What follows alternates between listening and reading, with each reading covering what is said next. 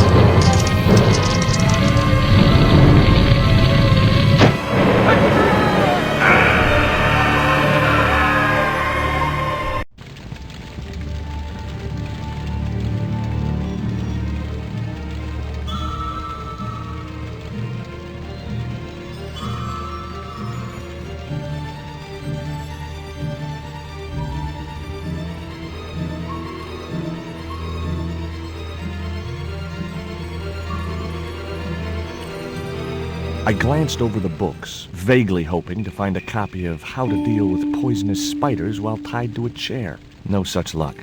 But I noticed one corner of the bookcase was supported by a loose block of wood.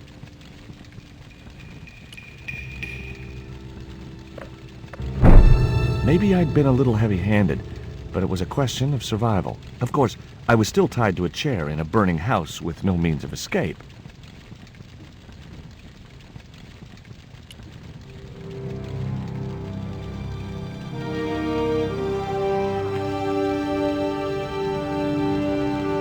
One mighty bound, our hero was free.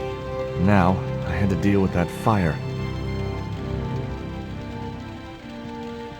The rope was shredded and no possible use to me.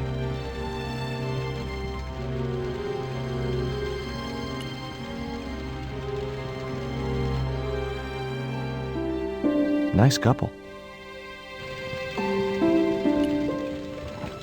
Inside, I found a bottle of tequila. Normally, I didn't drink strong spirits, but today was far from normal. Ew. Disgusting. Not only did the tequila burn like hell, I just managed to stop myself from swallowing the worm.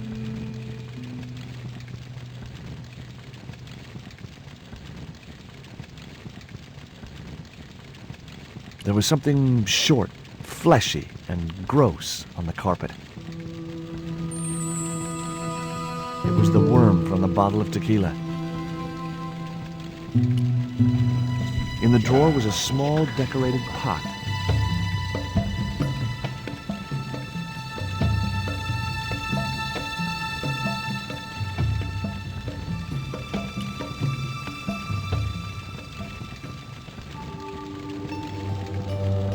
That dart was sharper than a mosquito's business end, but this didn't deter me from getting it anyway.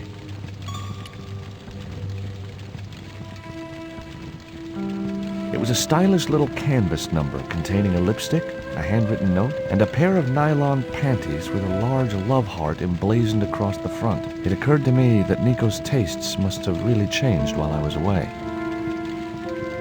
Well, they could be useful.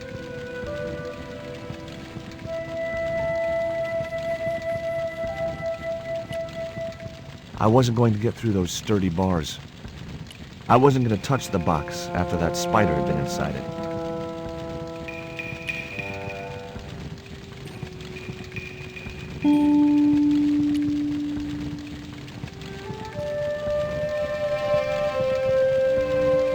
There was no pressure in the siphon. I guess it was out of gas.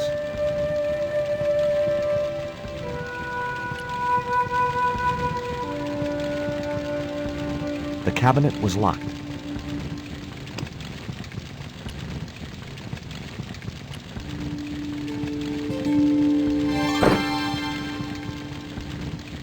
As I released the lock, something blew the doors open.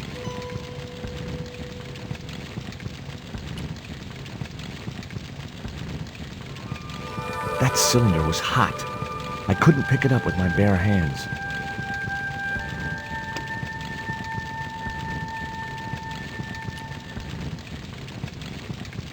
The panties I'd found in Nico's bag were just what I needed to wrap around the hot cylinder.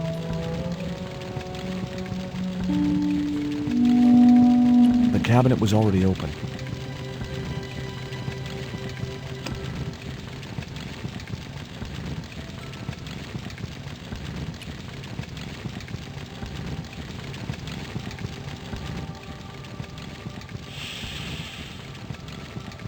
The cylinder gave out a faint hiss as the valve opened.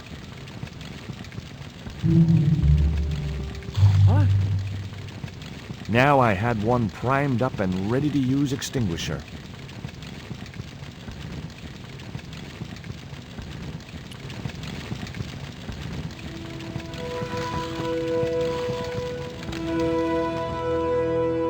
With a well-aimed squirt of his soda fountain, our unshakable hero saved the day. Now it was time to start looking for Nico.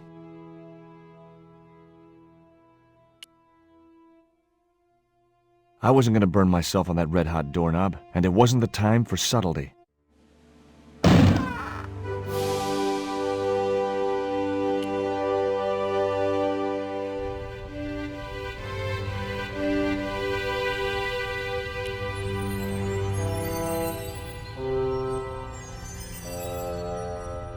I'd found a piece of newspaper folded in two. It referred to a forthcoming eclipse of the sun. Unfortunately, it wouldn't be visible from Europe. The best place to view the eclipse would be Mexico. The phone was no use to me. Apart from Nico, there was no one in Paris I wanted to call.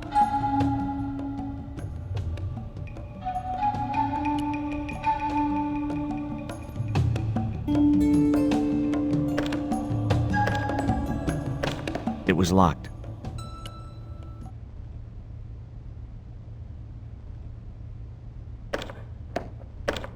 The door was locked. I didn't fancy my chances of kicking this door down.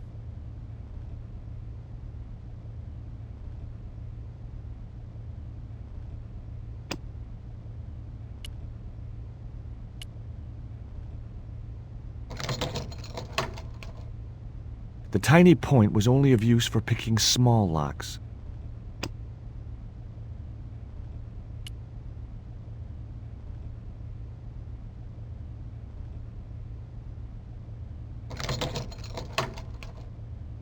The tiny point was only of use for picking small locks.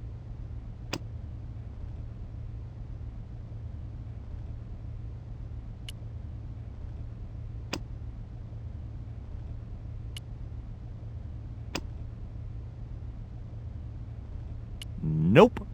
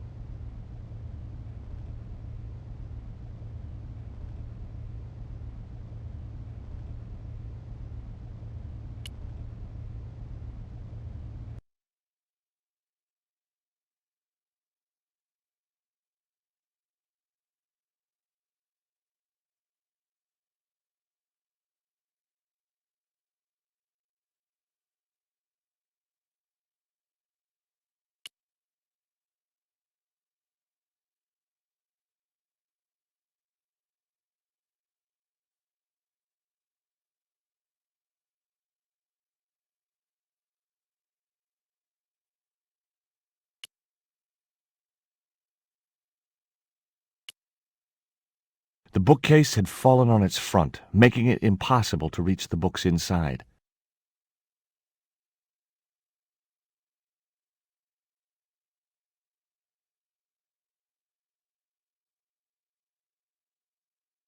The projecting bracket had served its purpose. There was nothing else I could do with it.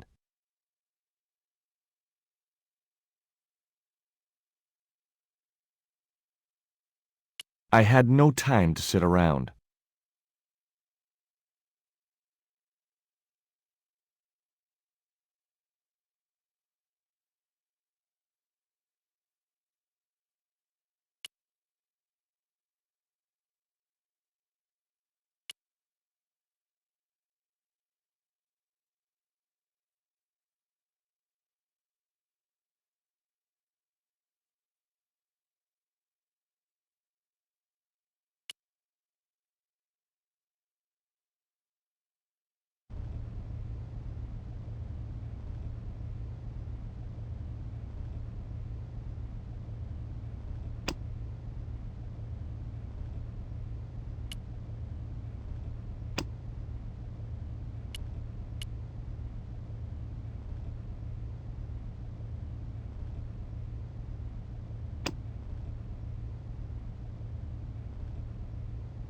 I guess I had no business reading the note, but I figured it might give me a clue to what Nico was involved in. It was from André Labanau, the history student Nico had known at college. The letter was sentimental mush, and revealed that the exotic lingerie, as he called it, was a gift from him. It gave his telephone number. Labanau figured himself as a rival for Nico's affections, but I couldn't believe that that creep was in the running. Much as I disliked him, Labanau might be my only hope of finding Nico.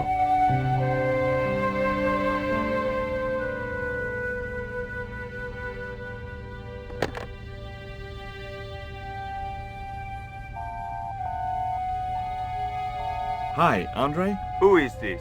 It's George Stobart, Nico's boyfriend. Don't you mean ex-boyfriend? Look, I didn't call you just to pick a fight. I need to talk to you about Nico. Can't you accept she's just not interested in you? Listen, Andre, we need to talk. Nico's life depends on it. Okay. You remember the cafe at Montfaucon? Sure. Andre? You'd better show, you creep. I felt an irrational urge to wipe my ear.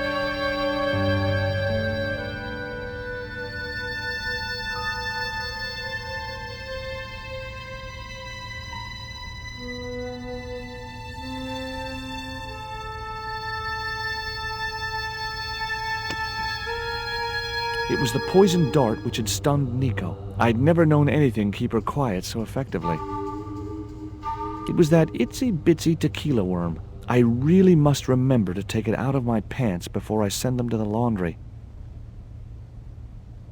It was Nico's lipstick. It wasn't my color, and it reminded me of clowns. The pot contained a key.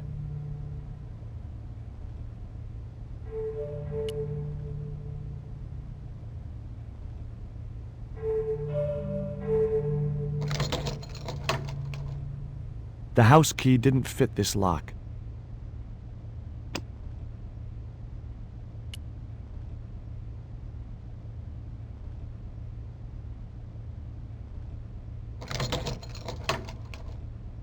I unlocked the door. I wasn't looking forward to meeting Labanau again, but he was my only link with Nico.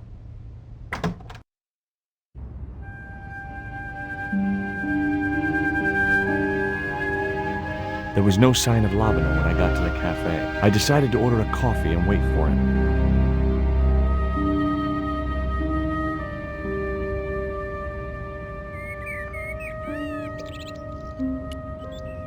Pardon me, but don't I know you? Huh? You were here the day I found the catacombs. I was? Ah, yes. I remember you. Yeah. Are you still in the police force? No, not anymore. I'm a man of leisure. And what brings you back to Paris? My girlfriend. What it is to be young and in love. Will you share a bottle of wine with me? Hey, listen, I'd love to, but I need to keep a clear head. So my company isn't good enough for you. Why did you leave the police? I was forced to retire. The golden handshake. Only in my case, it was more copper than gold. How come? I was made a scapegoat to cover up the department's inefficiencies. Have you ever heard of a Professor Oubier? No, monsieur. I don't recall the name. Well, apparently he's an expert on Mayan art and history. A little out of my field of experience, monsieur. If he'd been a serial killer or a sodomite, I might have been able to help.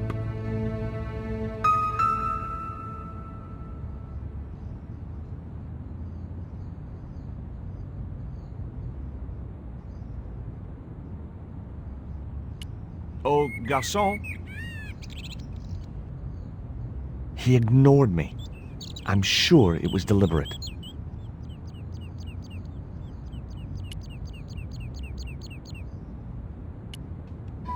What do you make of this dart? I remember a case where the victim was killed with just such a device. The poison acted in seconds, causing his body to swell up like an inflatable life raft.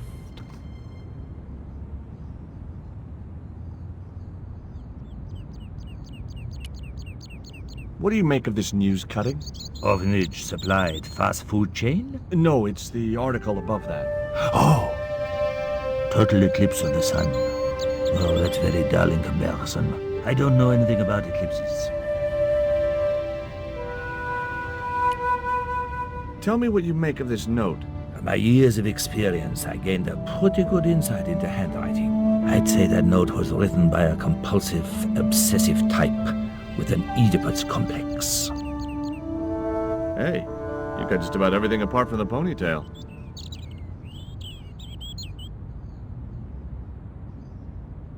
I couldn't snatch the man's flask while he was looking.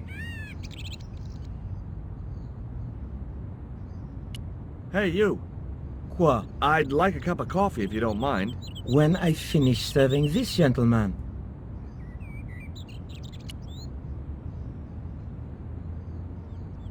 What's that you're drinking? It's wine.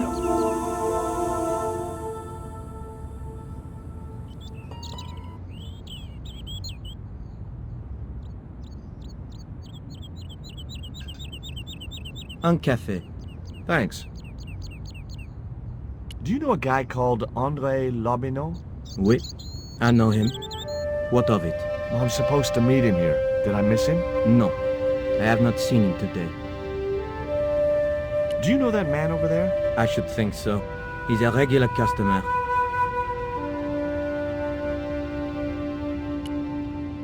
Look at this. A poison dart. Ah oui, sure. It's the real thing. Knocked my girlfriend out cold in a matter of seconds. Romantic. Sounds like a real close relationship you have going. What does that guy keep pouring out of his flask? Absinthe. Absinthe? I thought that was highly dangerous and outlawed in France. It is. Don't look at me, I didn't sell it to him. Have you heard of Professor Oubier? Oui. He married that actress, the little Dachshund. They used to come here. The nutty professor and the movie star. If Oubier's wife was a movie star, how come I never heard of her? She was big in France. The world doesn't stop at Hollywood. Her stage name was Carol Climax. She died in suspicious circumstances. How did Oubier's wife die? I heard he shot her. And got away with it? He had a good lawyer and they wrote a tight alibi. Why would an eminent public figure like Oubier risk everything for murder? He wouldn't be the first, would he? Besides, people like him always get off. That's all. Thank you.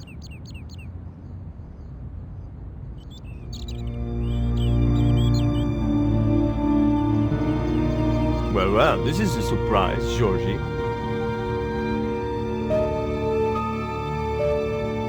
I wouldn't normally call you. But Nico's in trouble, Andre. Deep trouble. You have to help me find her. What? What have you dragged her into this time? It was you that recommended Professor Ubier as an expert on Mayan art. Now his butler's kidnapped her, and he tried to kill me. Every time she gets involved with you, there is trouble. Walking out on her was the best thing you could do. My father was dying, damn it. I had no choice. Well, she soon recovered once she went back to her old friends. Drop it, Andre. Right now, Nico's in danger, and we have to work together. So, how can I help? Nico needed to speak to Ubier about a stone. Oh, you mean this stone?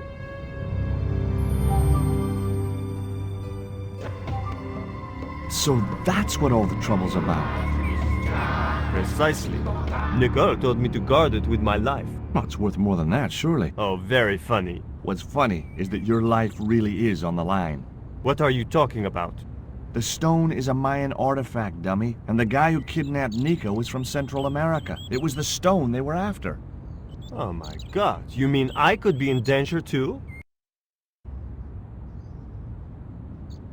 What do you suppose the carving on the stone means? I don't know. I haven't shown it to anyone. Why don't you just give it to me? I don't want your death on my conscience, George.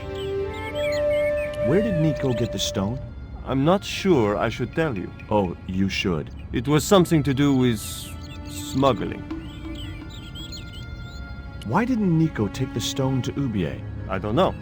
Perhaps she suspected something like this would happen. If she's been hurt, Andre, I'll break every bone in your body. No, that's typical of you.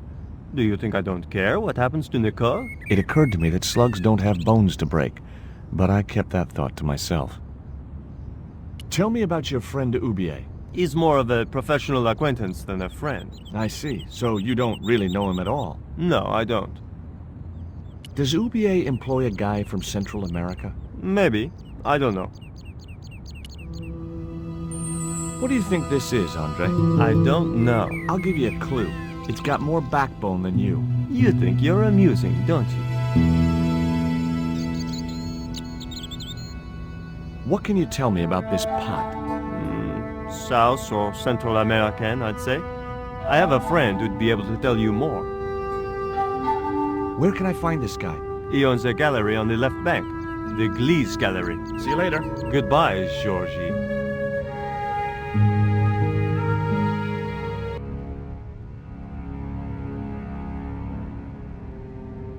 I've had enough of your games, Kala. Tell me what you've done with my stone. I thought your business was simply smuggling cocaine, Karzak. Why are you so interested in that stone? Either you tell me what I want to know, or Pablo here will make you talk. Okay. Well, I figured someone at the university would be able to help. So I had a word with one of my girlfriends, and she told me her boyfriend was a lecturer. I sent the stone to the Department of Ethnology. You know, I figured it was South American, so... You're not buying this, are you? That's enough! I don't have time to listen to your mindless prattle. We'll leave you to think it over. Come the morning, you'll be ready to talk.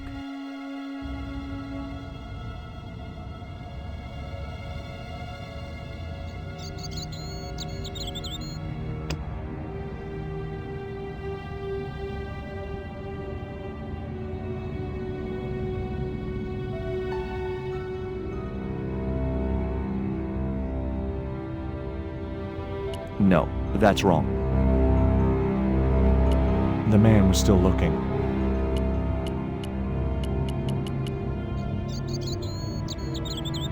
The man was still looking.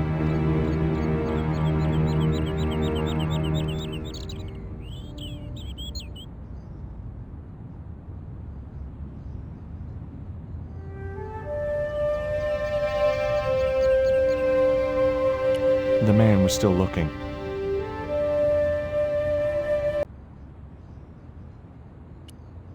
Excuse me. Leave me alone.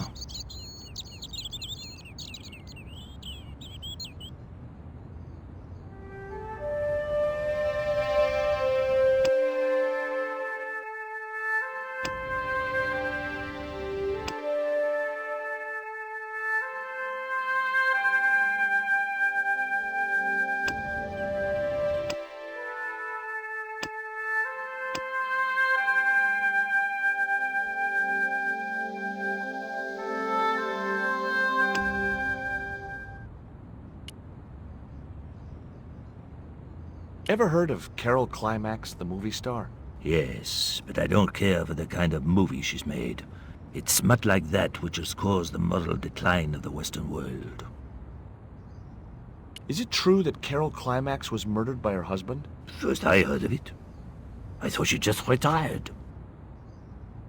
I'm trying to find my girlfriend. She's been kidnapped. Kidnapped? Yeah, it was our first day back together after many months. That's too bad. My God, that's depressing.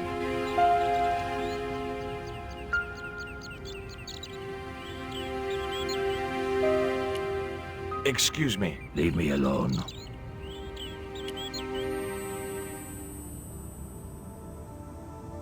I grabbed the flask and was struck by a powerful smell of absinthe, a highly potent and illegal alcoholic drink.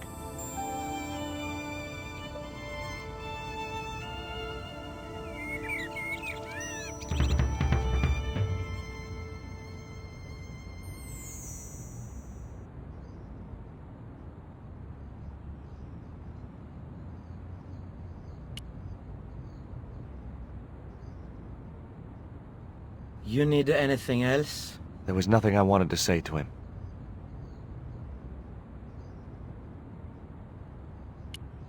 Excuse me. What? I'd been looking forward to seeing my girl, but she wanted to rush off to see some professor. I see. And you think she's having an affair with this professor? Look, forget it. It doesn't matter. Do you miss being a gendarme? Yes, of course I do. When I wore that uniform, I commanded respect. Not anymore.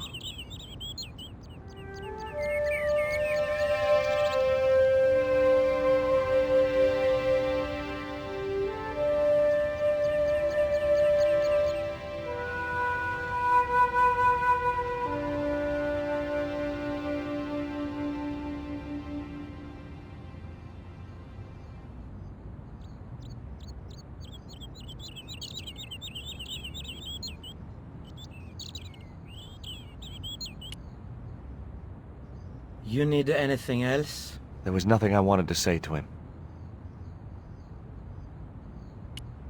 Excuse me. What? Didn't you try to appeal against your dismissal? There was no point. It was my word against that of the chief inspector. And he was a close friend of the director of the museum I was supposed to be patrolling.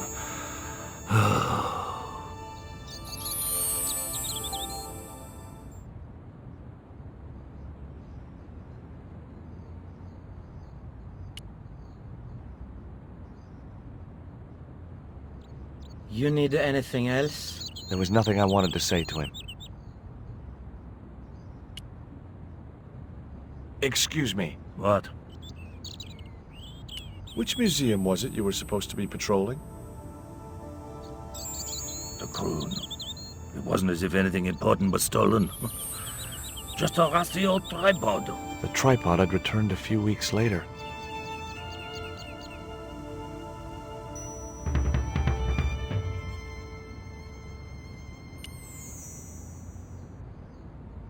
Excuse me. What? I had nothing else I wanted to ask the gendarme.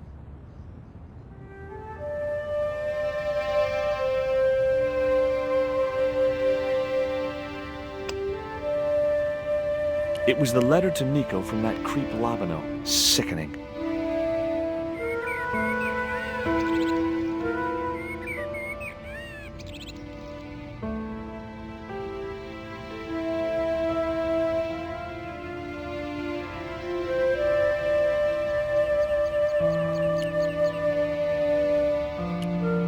Excuse me. What? You wouldn't have wanted that.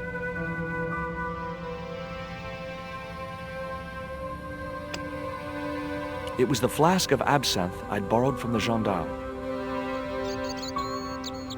That was no good. I'd better think this through. I don't think so. No, I had to think of something else. No, I had to think of something else.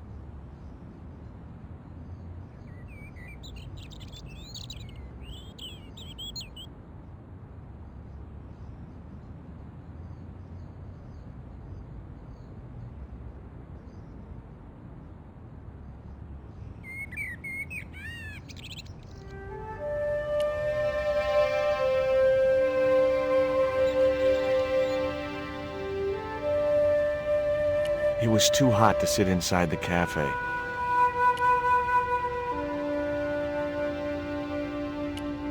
Excuse me. What? I had nothing else I wanted to ask the gendarme.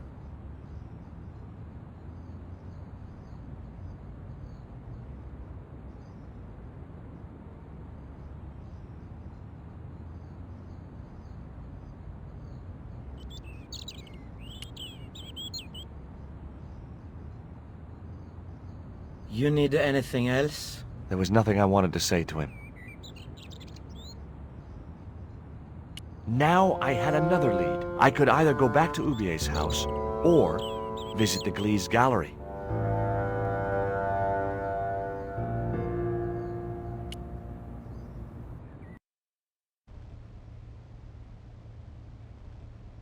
I had a choice of destinations, the cafe at Montfaucon or the art gallery.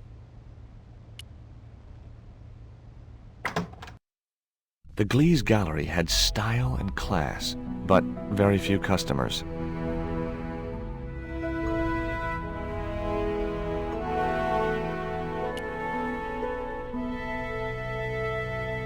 The pots were protected by a glass case.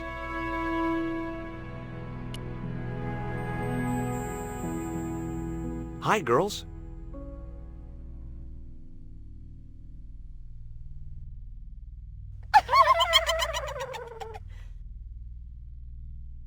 What's the joke? あなたはキレテですね。 Okay, fine.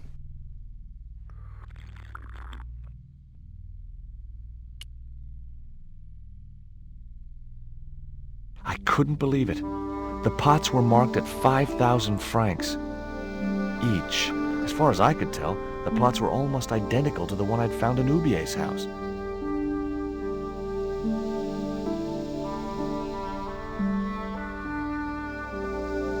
The wasteland. Too minimalistic for too much money.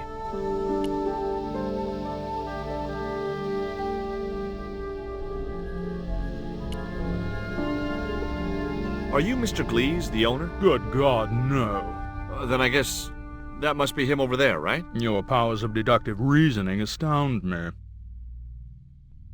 Have you heard of Professor Ubier? Yes, of course. I was at his house earlier. If you're going to drop names, you could at least name one worth dropping. I thought Ubier was a well-respected man. Why, his last book was nothing but pseudo-intellectual claptrap. The demented ramblings of a drug-dependent has-been. What's that you're drinking? I'm not sure, but I have a suspicion it might be urine. Glees can't expect a favorable criticism of his gallery when he serves this muck. Would you give me your opinion on this pot, sir?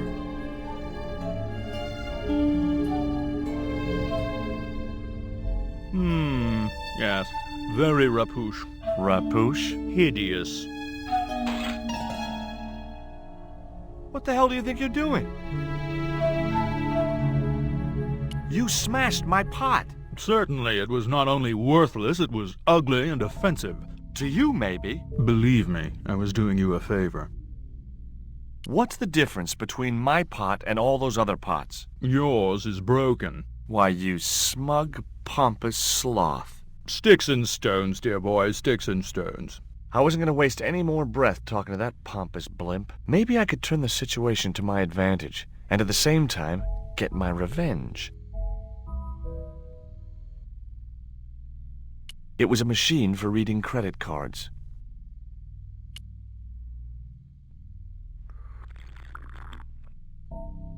I'd like to ask you a few questions, if you don't mind. Certainly, sir. I'd be most happy to oblige. You're English? These days one prefers to think of oneself as European. Sure. Whatever you say. And how precisely may one assist you, sir? What I really wanted to ask you about was a black stone. A black stone? Yeah, it's a Mayan artifact, about as big as my hand. No, sir, one doesn't get much call for black stones. If it's Mayan artifacts you're interested in, I have some rather exquisite pots. So did I, until that slob smashed it. Have you heard of Professor Ubier? Of course. His name is synonymous with Mayan art. A number of these artifacts were supplied by Ubier himself. Do you believe the story that Ubier murdered his wife? If it was true, who can blame him? She was an opportunist tramp. Well, that's what I heard. Have you seen any of Ubier's wife's films? Only one. Believe me, I was appalled, shocked, disgusted, and repulsed. Well, you sure got your money's worth. Last time I went to the movies, I wasn't even titillated. I suppose you have an import license for these relics? Of course. But that's not my problem, sir. The professor arranges all the shipping. We simply collect the items from the docks. Could you tell me which docks Professor Ubier uses to import the artifacts? Good God, no. I can't possibly reveal my commercial secrets. Do you get many Central American Indians in here? No, sir. This is Paris. Central America is several thousand kilometers southwest of here. Straight across the Atlantic Ocean and turn left. You can't miss it. Well, as it happens, I saw some Central American Indians this very morning. Tourists, sir. Paris is full of them at this time of year. I have some questions I'd like to ask about those pots. The Mexican collection? Certainly, sir. Where did you get them from? Mexico, of course. I think sir will find the price extremely reasonable. Hey, I'm not interested in buying them. Oh, I see. Well, in that case, you'll excuse me.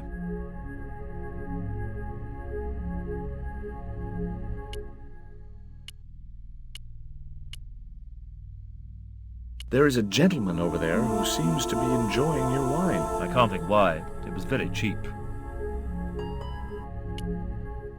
I found this news story referring to a total eclipse of the sun. Really, sir?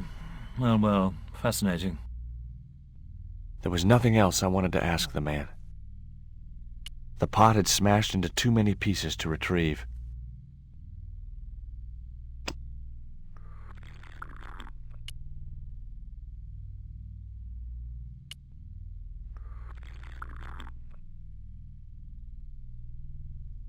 I didn't think he'd be interested.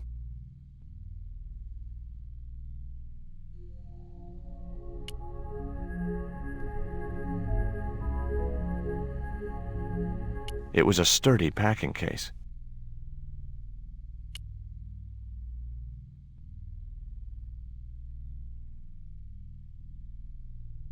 Excuse me, sir. Uh-huh. That area is private. Oh, so I'm not allowed back here? No, sir.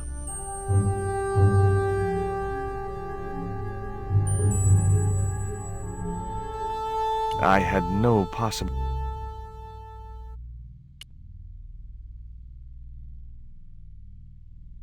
I'd had enough of talking to that slob.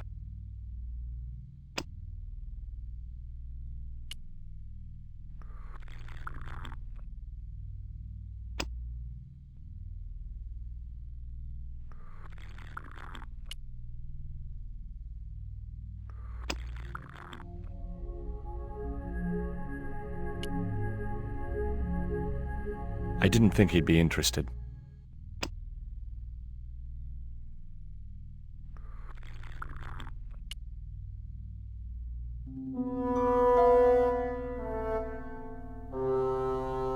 I splashed a little absinthe into the glass and hoped he wouldn't notice the change of color.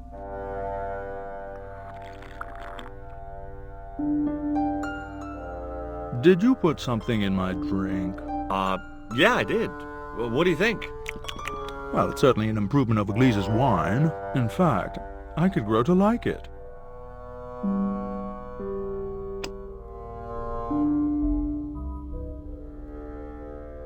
Allow me.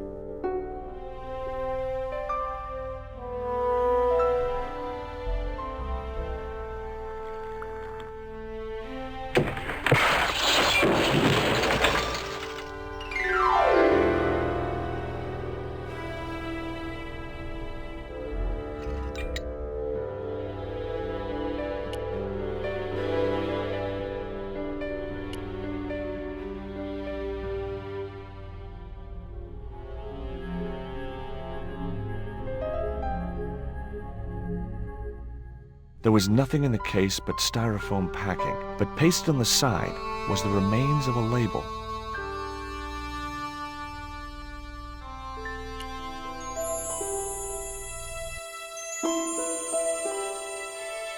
Underneath the logo of a flying bird were the words Condor Transglobal Mars. The rest of the label was missing.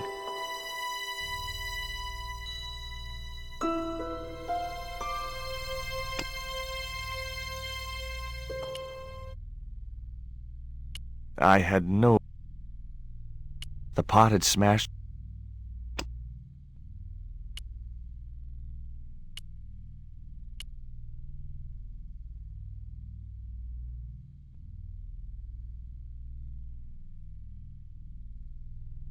Were those pots very valuable? The pots are insured, but not the shelving. You've no idea how much that cost me. I wasn't going to waste my breath on that drunkard.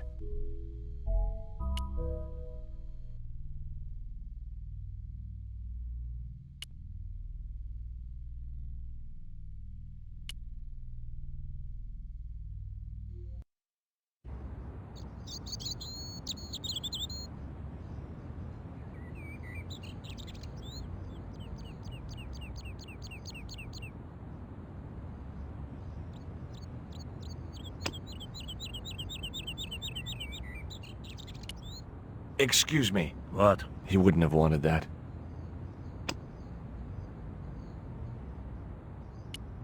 Excuse me. What? He wouldn't have wanted that.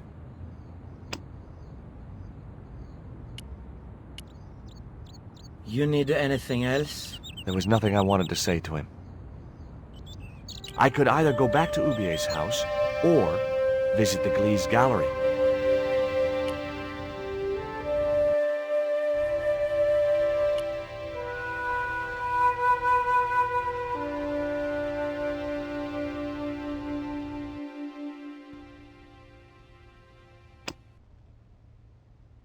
It was the label I'd found in the Glee's gallery.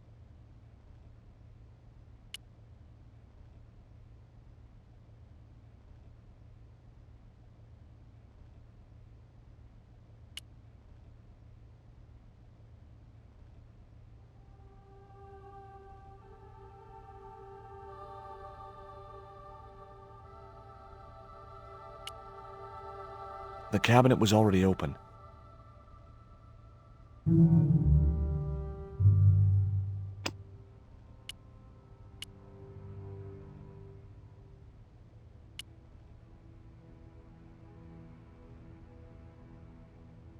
I'd drunk enough of...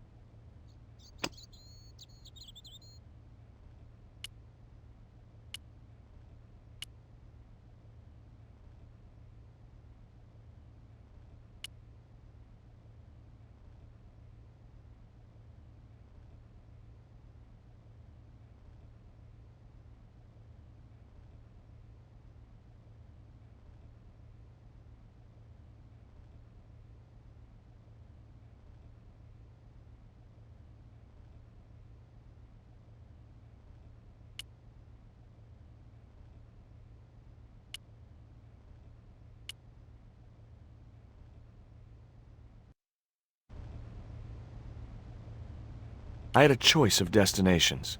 The cafe at Montfaucon or the art gallery.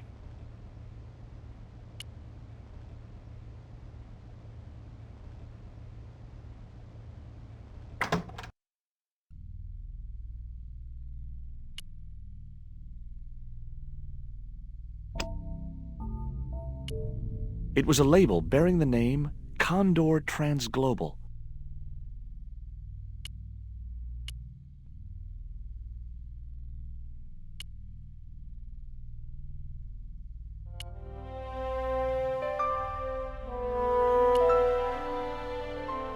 The packing case contained nothing but styrofoam chips.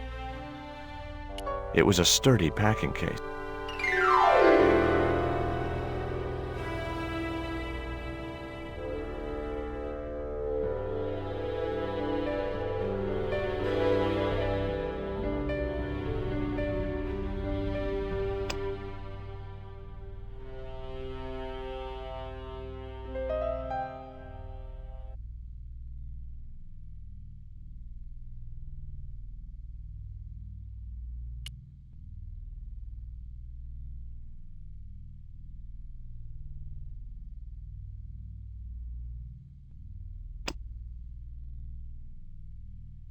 It was the newspaper clipping referring to the imminent eclipse. Wrapped inside it was another small piece of paper. It was a bank statement for Ubier's account from an automatic telling machine. The last 5 withdrawals were for large amounts, and all made in Marseille. It was beginning to make sense. Ubier had organized Nico's abduction. Ubier withdrew money from Marseille. Ubier was connected with Transglobal, who shipped their goods from a warehouse in Marseille. That's how the torn Transglobal label had once read. Marseille, not Mars. It wasn't much of a lead, but it was all I had. I set off immediately to catch the evening train.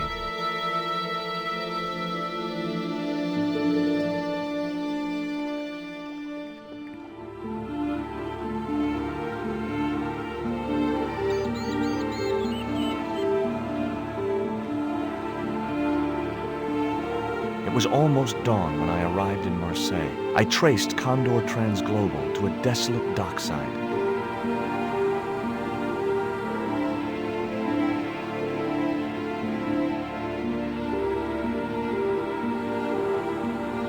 A chain-link fence barred the entrance to the docks. The fence stopped me from getting into the docks.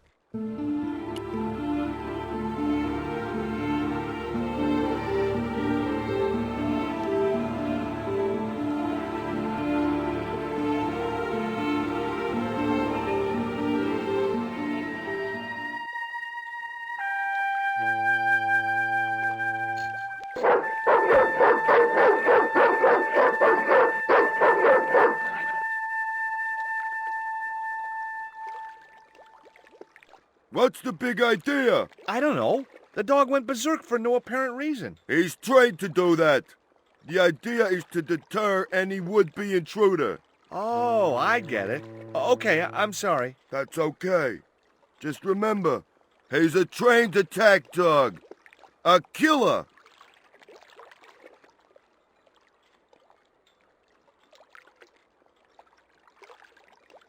The gates were fastened with a heavy-duty padlock. The chimney was a metal pipe with a conical hat on top to stop the rain getting in.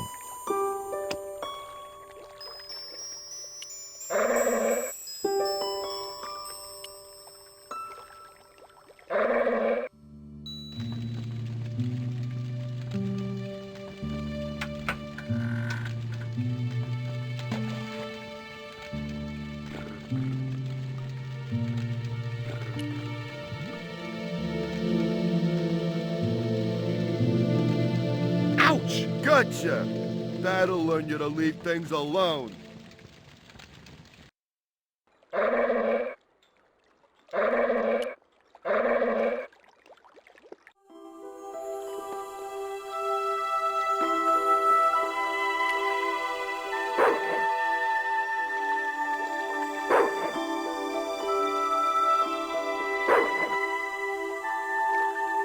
The bottle was just out of reach. Nothing was going to get me into that water if I could help it.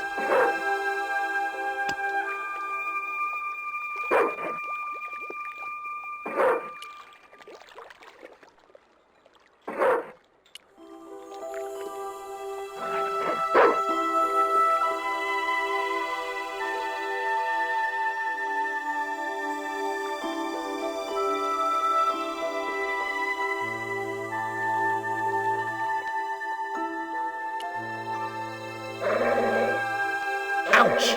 That's hot. The panties would not have been thick enough to shield this level of heat.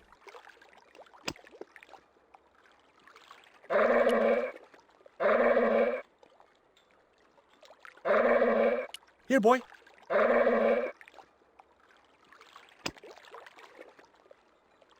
Without a way of firing the dart, I would never have been able to propel it fast enough to puncture the mutt's hide.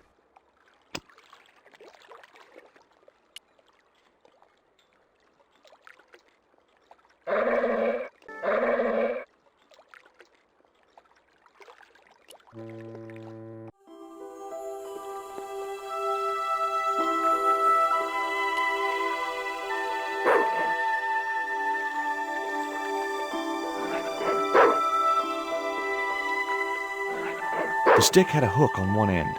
I figured it was a boat hook, for hooking boats.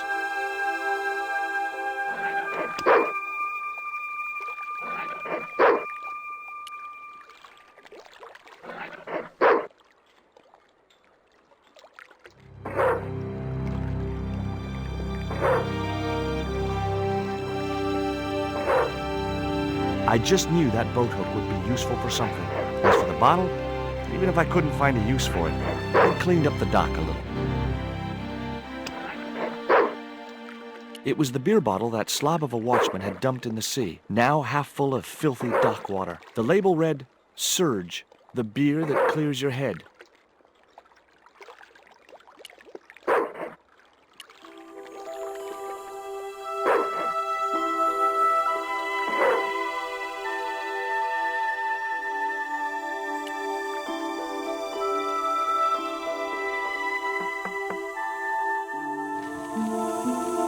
What time it is? No, I don't wear a watch. As my dad used to say, I'm not into time, man. Well, you're too early. What time is it anyhow? The big hand's on the floor. Why aren't you in bed? I can explain everything. Never mind, I ain't that interested. What time do you open the gates? 7. Do you mind if I hang out here till the dock's open? Please yourself, but you'll have a long wait. It's Sunday, and tomorrow is the start of the national holiday. Everything is closed for a month. Well, wouldn't you just know it? Does that dog belong to you? Nah, he comes with the job. I just feed him every now and then. More then than now, I'd say.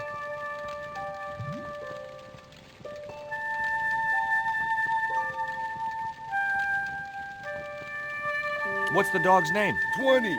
It's unusual for a dog. It's his registration number. Security dog number 20. Does number 20 have rabies? Nah, just a bad attitude. Like I said, he's a trained attack dog. They took him when he was a puppy and messed with his head to make him the way he is. Ever heard of Condor Transglobal? Sure. They have a warehouse here. Well, could I take a look? Not until after the holidays. Come back in a month. I have to make a delivery to Condor Transglobal. Where's your rig?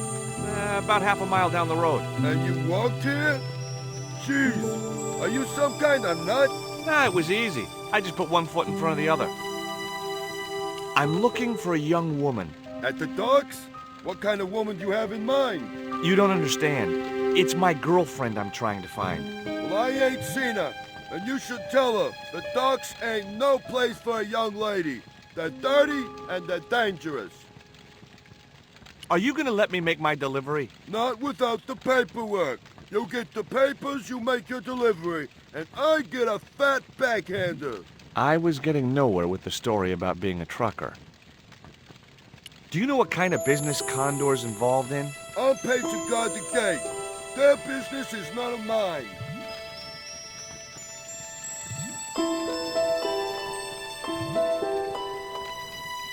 I'm certain my girlfriend was brought here when she was abducted. What? Your girl was kidnapped? Yeah. Struck down by an Indian with a poisoned dart. A poison dart, huh? I could tell he didn't believe me. I have these very exotic panties. Take them away, you pervert! Have you ever heard of Professor Oubier? Me? None of my friends are professors or anything like that. What's cooking? Beans. You know a man can live on nothing but beans. Not this one. Don't you ever get tired of eating beans? Sure I do. What do you take me for? And what's the alternative? Peas. I can't eat them too often, though. They play hell with my digestion. Have you ever considered changing your diet? What's wrong with beans and beer? You need me to tell you? You're pumping out enough methane here to fill a dirigible. You dropped your beer bottle. Not me, pal. Yes, you did. I saw you drop it right in the sea. Don't you know better than to dump your trash in the ocean? I don't see no fish complaining. This is the dart that the Indian shot at my girlfriend. Sheesh. That's pretty weird, but I don't see why you'd expect to find her here.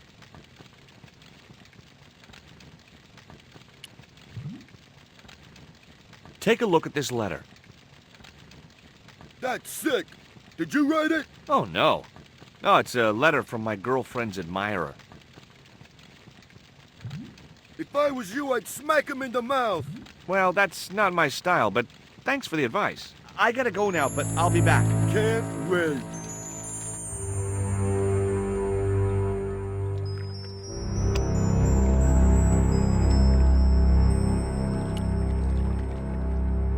The bottle was half filled with water. Maybe it would cool the cone down enough to touch it.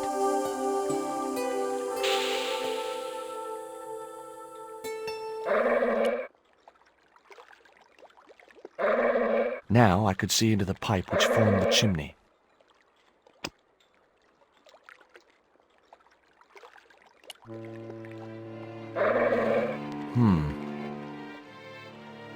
The bottle had blocked the chimney, and the hut was filling up with smoke.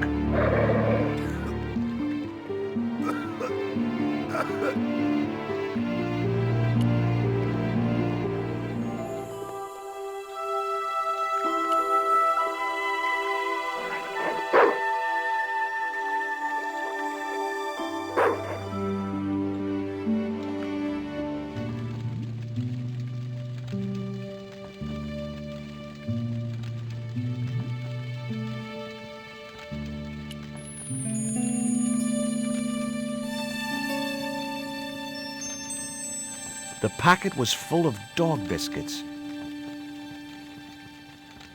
That mug was a health risk. I decided to leave it where it was.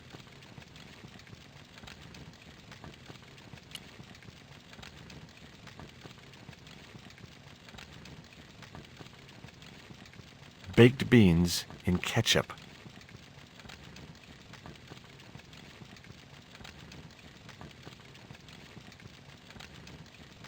Someone had once told me a piece of coal brought you luck.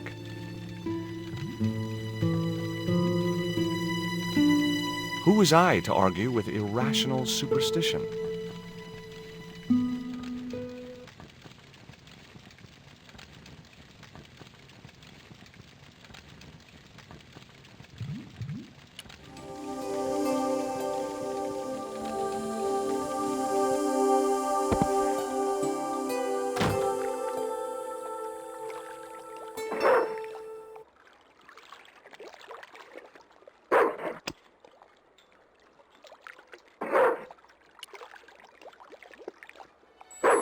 Hey, 20.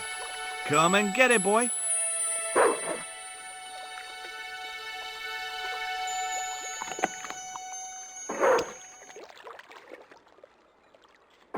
I felt a slight twinge of conscience as I prepared to give the dog a dunking. It soon passed.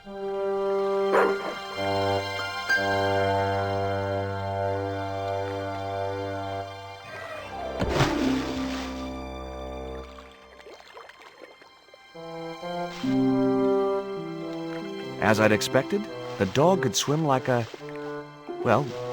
dog.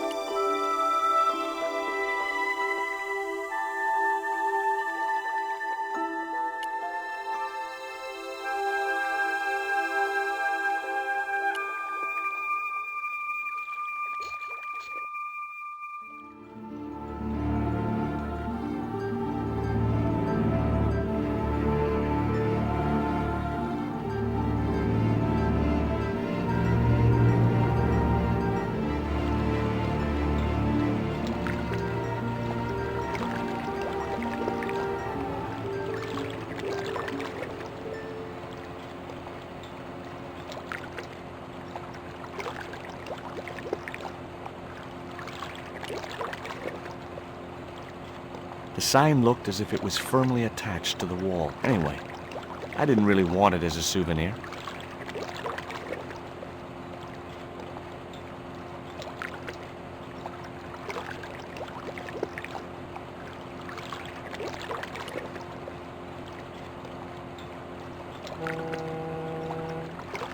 A sturdy chain and padlock hung around the door handles.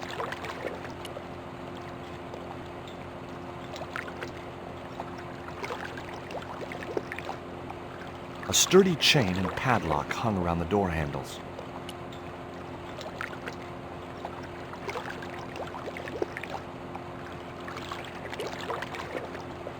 The grill opened from the inside.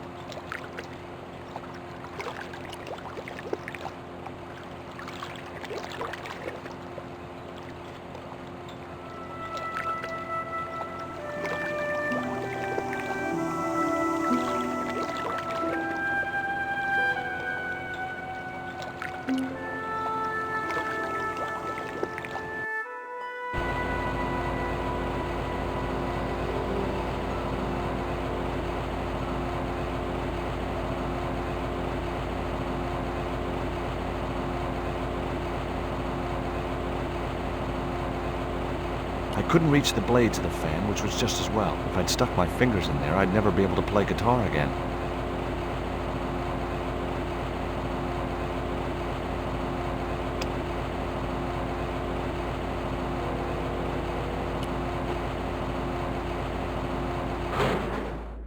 That did the trick. The fan clunked and shorted out as its blades were mashed by the boat hook.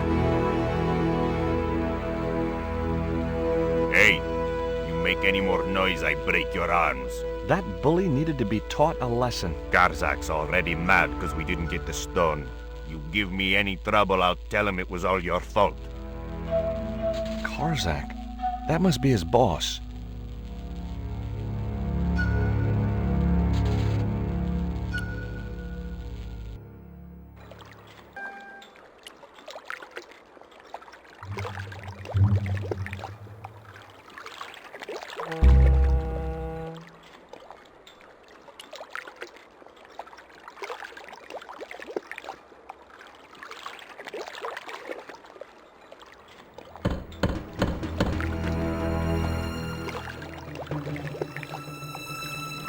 Who is it? Pizza delivery? I didn't order pizza. No? This is the Condor Transglobal Shipping Company, isn't it? I don't like pizza. Oh, come on. Everyone likes pizza. Maybe he was allergic to mozzarella.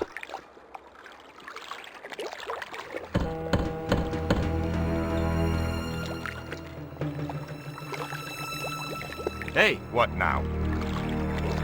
look. This pizza's been paid for. You might as well take it. I told you, I don't like pizza. Not even with extra olives? I hate them. Olives are the devil's butt nuggets.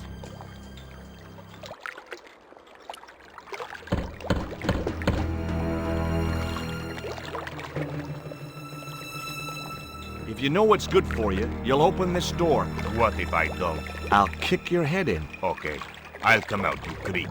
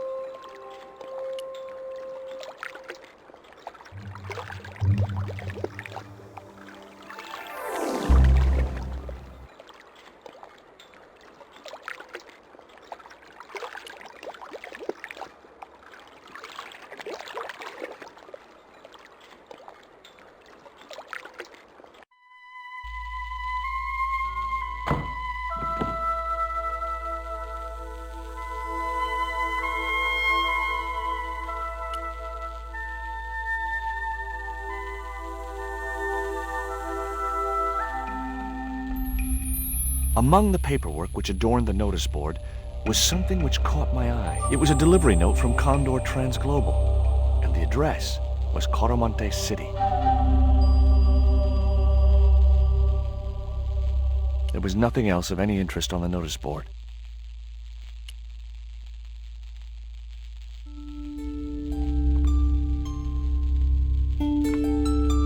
The only interesting thing I found was a small brass key.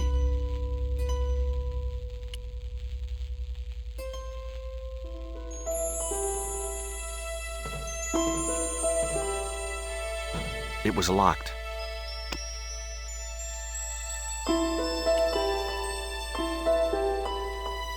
The little brass key didn't fit the lock.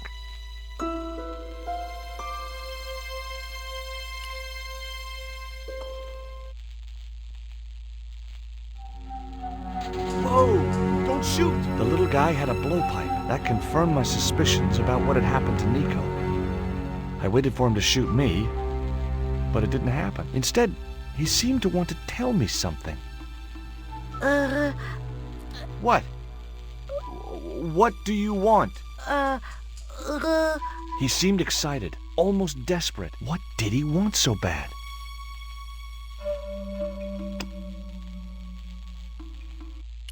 Hi. I'm not going to hurt you. Quaramonte! Is that where you're from? Coromante City? Quaramonte! Quaramonte! Okay. What does this key unlock? Huh?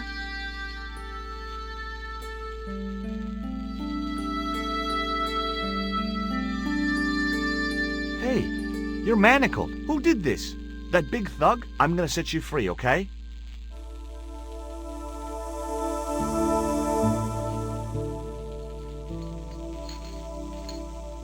Hey, come back here!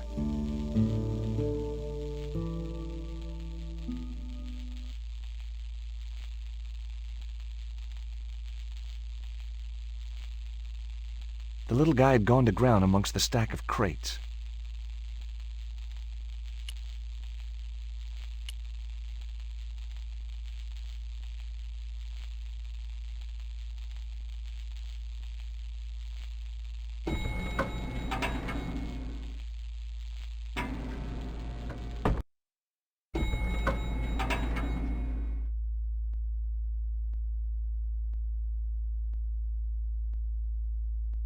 Just in time.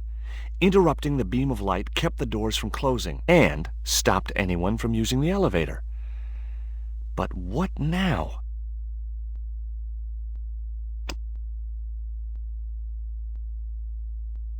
No.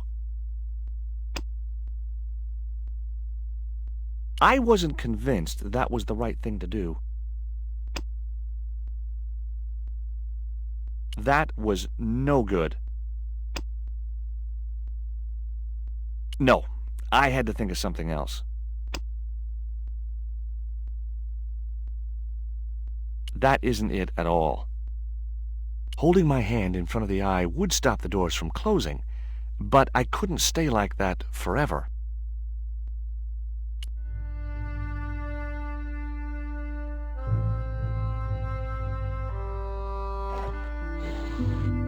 There. That would keep the doors from closing.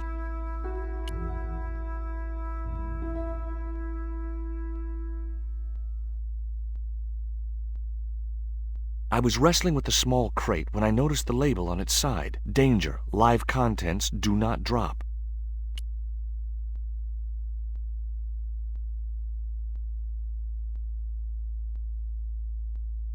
No chance. Whatever those crates contained, they were heavy. There wasn't enough room to move the handle.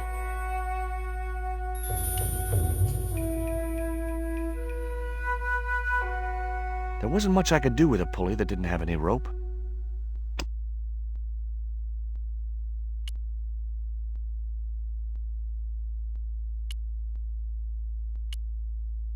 The statue looked way too heavy for me to move. A sturdy beam was jammed across the doors. These doors were not going to open.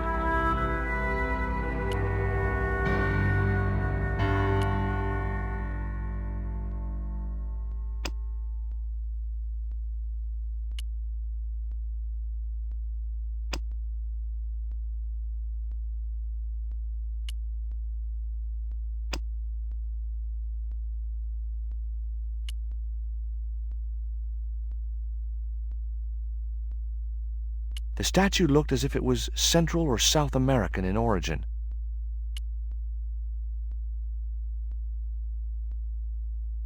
I didn't want to risk dropping the crate and releasing its live contents.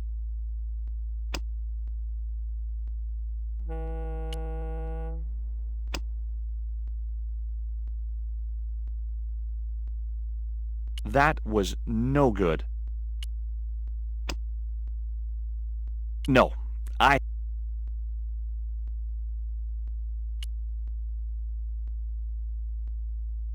It was a pulley attached to a long rail which ran the length of the building. It wasn't much use, though.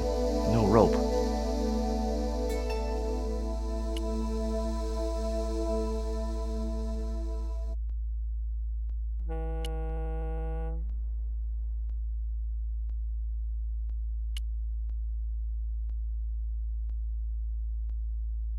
There was no way to open that window. The window was not designed to open.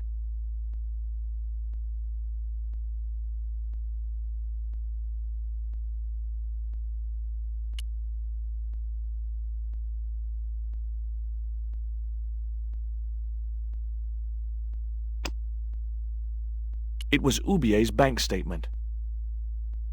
It was the letter to Nico from that creep Labano. Sickening. It was the box of biscuits I'd taken from the watchman's hut. Gourmet dog. The snack your dog would bake himself. Sure, as if I'd let a stupid dog loose in the kitchen. There was a cute picture of a boxer dog wearing oven mittens. It was my lucky piece of coal. It was the metal cone I'd taken from the chimney of the watchman's hut. It was the poisoned dart which had stunned Nico. It was a pair of red, lace-trimmed panties decorated with a large black satin heart.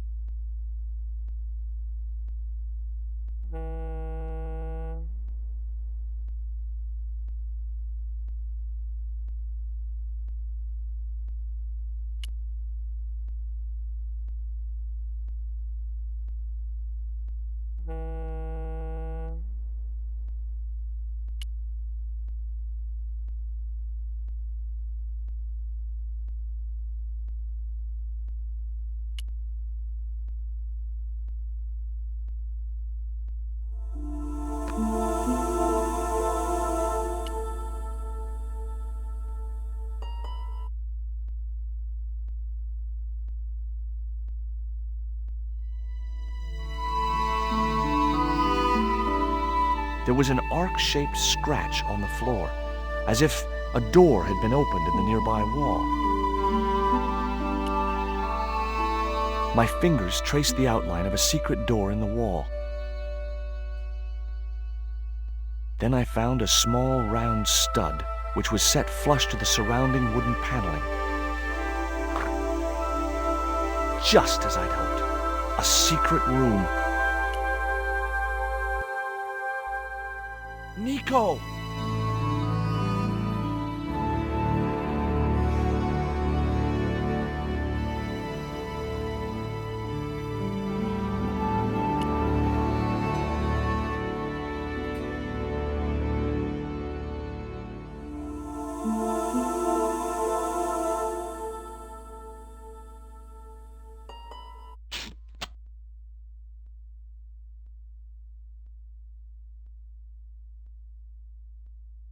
There, how are you feeling? Oh, thanks, Georges. How on earth did you find me? I knew Ubier had been in Marseille. But never mind about me. How about you tell me exactly what's going on, starting with that Mayan stone? I picked it up from one of Karzak's men in Paris. I was expecting a consignment of narcotics. Drugs? Yes. The proof I needed to expose Karzak's smuggling operation. I'd set it up to act as his courier, and once I had the proof, I planned to go straight to Inspector Mu. But instead of the dope I'd expected, they sent me that stone instead. And to find out more, I called Professor Oublier, who invited me to his mansion. At least, I thought it was Oublier. I don't get it. If Karzak's business is drugs, why is he so desperate to get his hands on that stone? Maybe it has some significance to the local people in Central America. It could be Karzak's means of getting them to work for him. Anyway, we've got to get out of here. Nico, wait!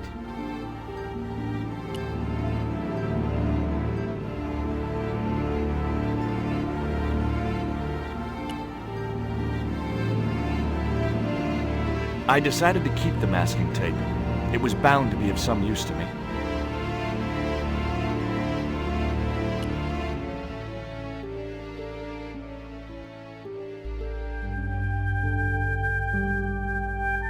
We can't use the elevator. If that thug Pablo's recovered, he'll be waiting for us. We've got to do something. Where does that door lead to? I'm not sure.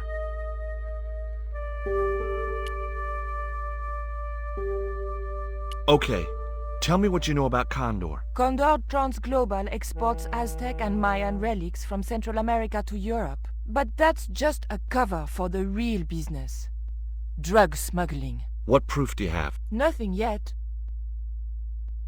Do you know where Condor is based? In Central America. A place called Quaramonte. I saw that name on a docket downstairs. Tell me about this Karzak guy. Well, I saw him for only a few minutes, but he frightens me. I got the impression that Pablo was nervous when he was around too. His eyes, they're like a wild animal's, like a tiger. That's what scared me most about him.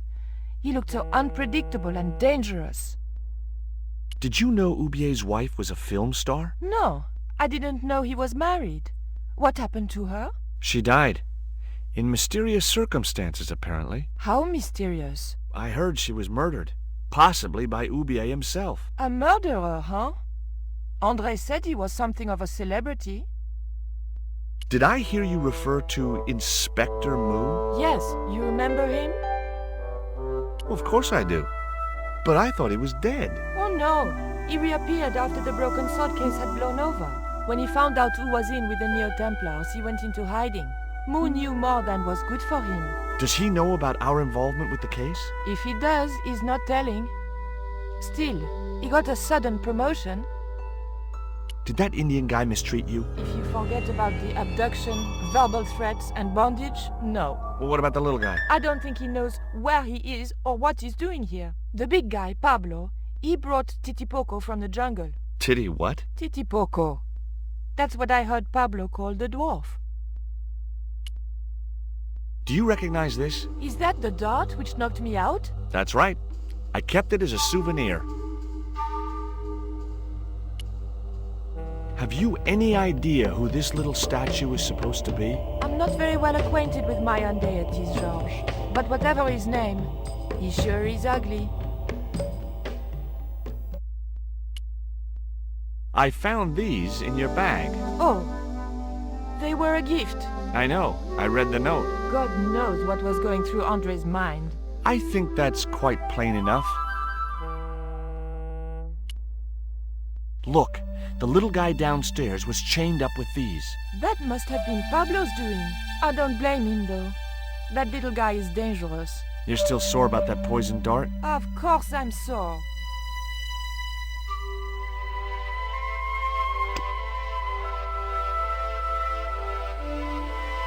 Wrong, wrong, wrong. It would be much easier to attach the rope to the statue first.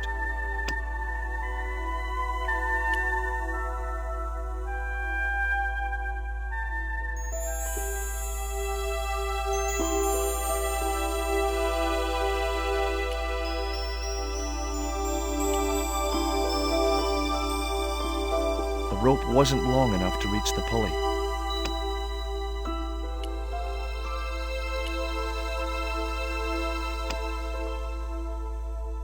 The short chain stopped the cuffs reaching from the statue to the winch.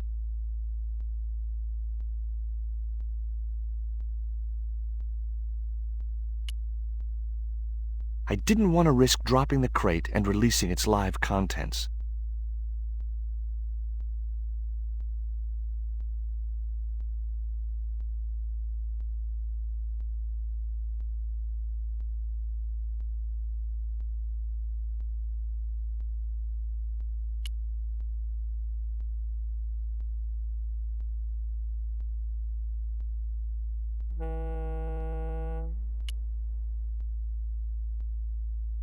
The rope wasn't long enough to reach the pulley.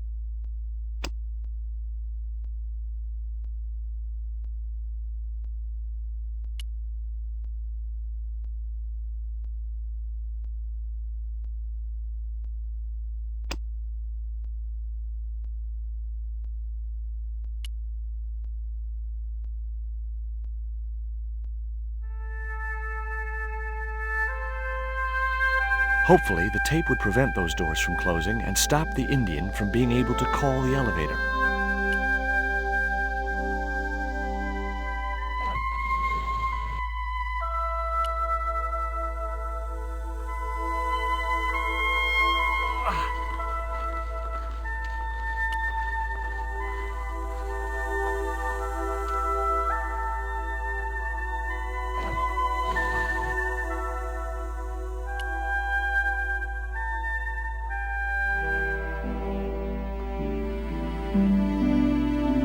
The pallet rose about 6 inches off the floor, and I said a silent prayer to whoever had discovered the power of hydraulics. What on earth are you doing?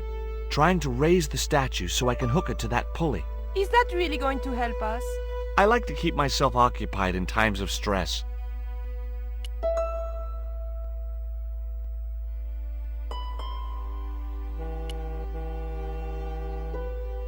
The statue looked way too heavy for me to move.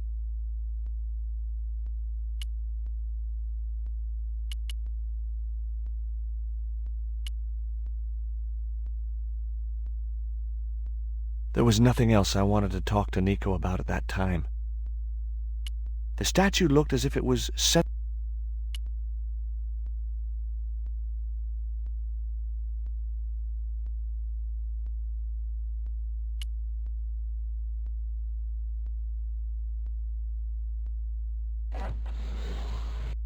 It was too heavy for me to move on my own.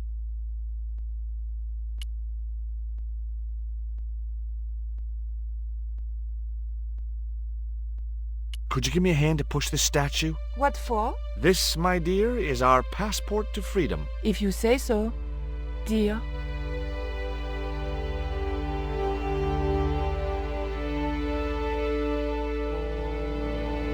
Okay, push!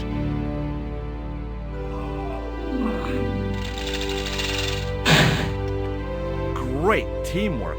Nice to be working with you again, Mr. Stobart.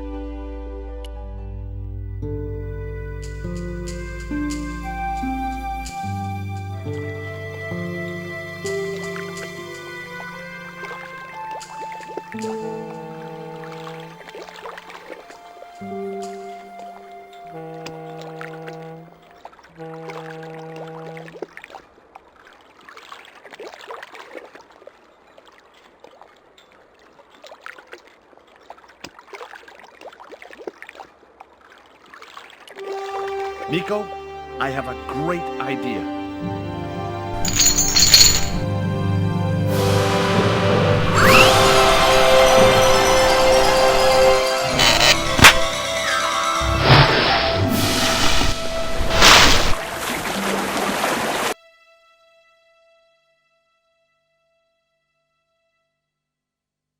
George, where have you been? Never mind that. Do you have the Mayan stone? Maybe I have, but, Don't argue, André. Give the stone to George. well, of course. If you say so, Nicole.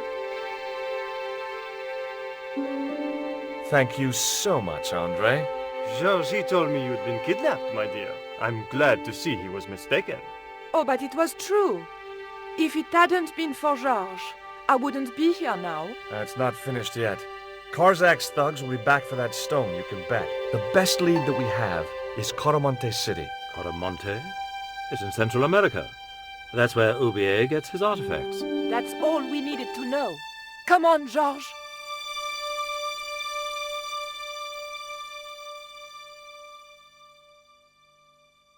Quaramonte, the traveler's rear entrance to Central America.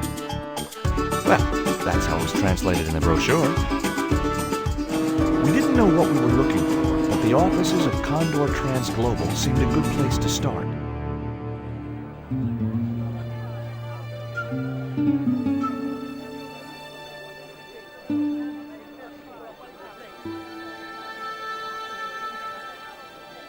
Hey, it's market day.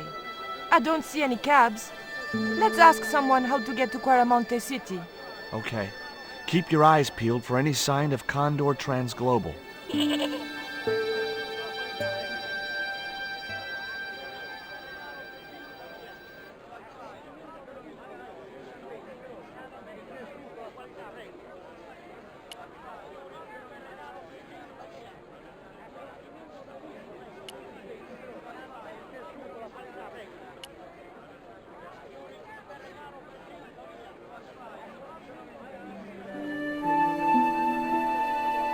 George Stobart, well, of all the... Mrs. Henderson! Boy, this is some coincidence, huh? When you've been married to a fruitcake like Dwayne as long as I have, you stop believing in coincidence. I'd met Pearl and Dwayne on the other side of the globe in Syria. He was an Army veteran who suspected he was working for the CIA, but wasn't sure. She was less obviously deranged. Is Dwayne here with you, Mrs. Henderson? Why, sure, I couldn't leave him home alone. Since Dwayne came back from the war, we couldn't bear to be apart. So, where is he now? We ain't speaking. Why aren't you speaking to Dwayne? Because he's an old spoil sport sourpuss. I want to visit one of those old pyramid places, but Dwayne says he has to stay in town. Right. And you don't want to go on your own? Well, there's no point in going to the pyramid if there's no one around to take my picture. Is Dwayne still working for the CIA? If he is, he doesn't know it. He's what they call a snoozer. Don't you mean a sleeper? No, this is different. He used to think he worked for them, but the psychotherapy cured him of that. What he doesn't realize is that now he really does work for them. At least that's the way I understood it. What brings you to Quaramonte, Pearl? What takes me just about anywheres. The market. You drove 2,000 miles to go shopping? Shopping is my role in the economy of the great design, George. What do you make of this stone, Pearl? Oh, that's pretty. What's that thing supposed to be, a rabbit? I believe it's a coyote. Well, it sure is cute. I was surprised she didn't ask me where she could buy one. What does this mean to you, Pearl? What cute little feathers. Why, if you had two of those, they'd sure make nice earrings. This isn't intended for frivolous personal adornment, Pearl. It's a dart, tipped with a fast-acting, muscle-numbing poison. Pardon me, I stand corrected, honey. Sometimes I got the feeling that communication with Pearl was like sending signals out into space. Maybe, if you waited long enough, you'd get an intelligent answer back. But it was a long shot. What do you make of this statue, Pearl? Hoo-wee, that's a spitting image of Dwayne's brother Sheridan. A little less body hair, maybe, but it's him all right.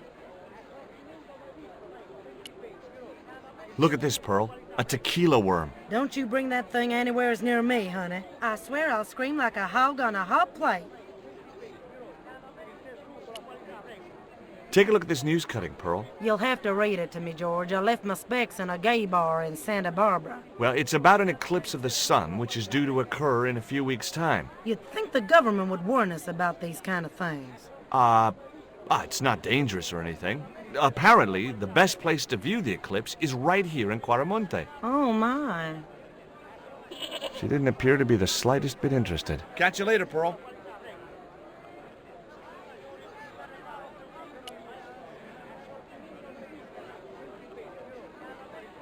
Hey, cheer up, guys. What's with the long faces? Our pipe player has been arrested and thrown in jail. Poor Miguel. He never broke the law in his life. Why was Miguel put in jail? For playing folk music. What? It's true, senor. He insisted on playing traditional Cuaramonte music, even though it's illegal. Why don't you try playing a tune to cheer yourselves up? No, we should be looking for real jobs. We could earn 10 times as much down the mines. My cousin Ramirez was earning 8 pesos an hour. Before he lost his legs in the accident. Tell me about the accident at the mine. There was an explosion at Teoculcan. 30 miners were buried alive. They got some of them out, though. 2 of them, including your cousin, and they left half of him behind. Would either of you guys care for a biscuit? A dog biscuit, senor? Are you trying to insult us? No, really. They're good. We'll take your word for it. Have you any idea what this is? No, senor. Me neither. Have you seen anything like... I, the hungry chief. Why are you carrying that thing around with you, senor? Don't you know who it is? No. Dude, tell me. He's Tezcatlipoca, god of death and blood. What do you make of this little worm? No good. It's dead. Sure it's dead. You think I'd carry it around in my pocket if it wasn't? Take a look at the design on this label. I have seen that before. Where? There was a ship flying a flag just like that. When did you see this ship? 3 months ago. It was here, at the docks. What was the ship with the condor flag carrying? I don't know, senor. We weren't allowed near the docks. That's right. Usually we meet the ships when they tie up. We play to the tourists. Well, when the condor ship came in, we were told to go away. Do you guys know anything about a total eclipse? What is it? It's like when the sun is hidden by the moon. He's crazy. My cousin Alfredo swears he saw it happen once. But that was after he stupidly consumed a cocktail of peyote and antibiotics.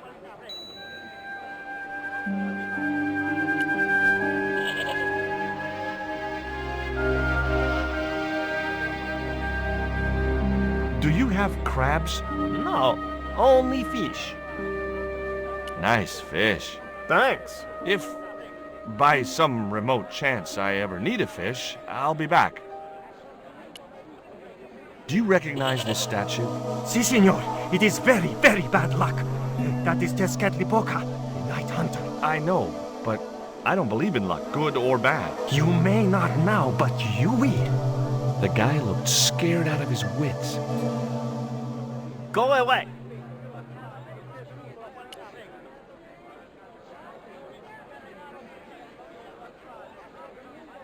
Those things are gourds, aren't they? See. Hey! Mind the footwear, lady.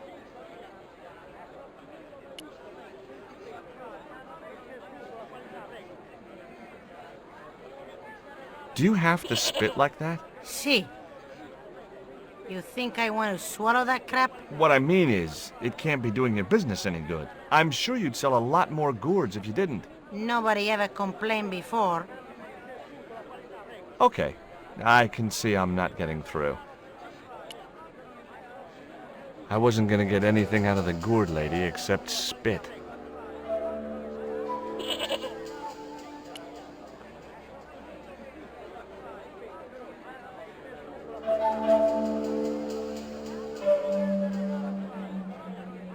Hi. You wanna buy something? No, not really. I got cabbages. Buy a cabbage, senor. I don't think so. I didn't come all this way to buy vegetables.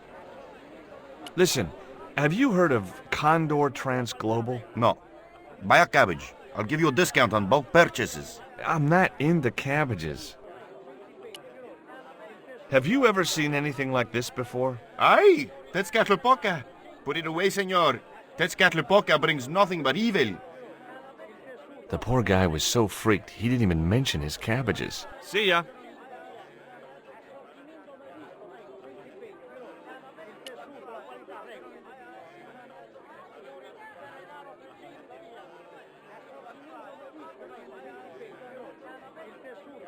Hi. Lovely bread. ¿Qué? Bread. Pain? Sí, pan. Maybe I'll come back later when I'm hungry. Do you recognize this statue? Por Dios, put it away. You will bring bad luck to Quaramonte. Okay, I'm sorry. Go away! You carry the curse of Tezcatlipoca. Okay, I know when I'm not wanted.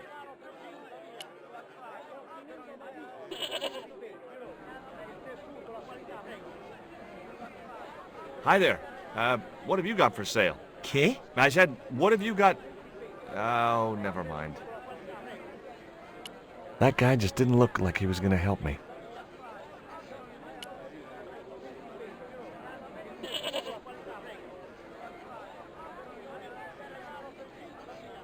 Inside the hut was a chair and a small table.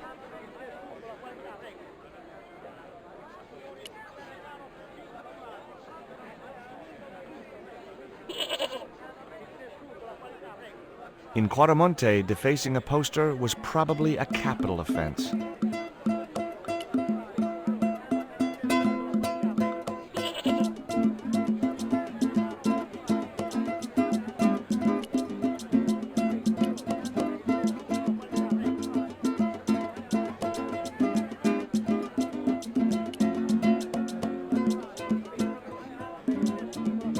I had no more to talk to her about.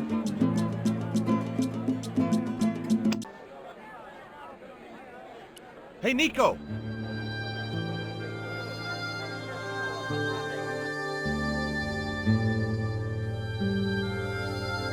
I have done just as I have been instructed, Professor. With the mine closed down, there'll be no one around to observe your excavations. Ah, I have visitors. Just remember what I told you, General. There's really no need to make a martyr out of that man.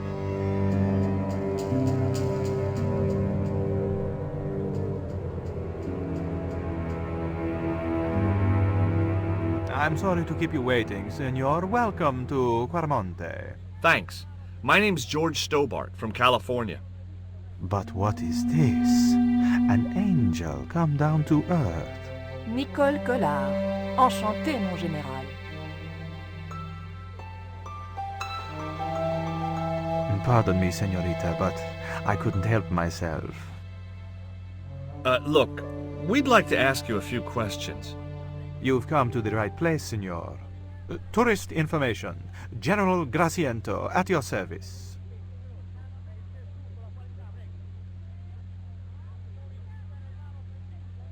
This is the tourist office?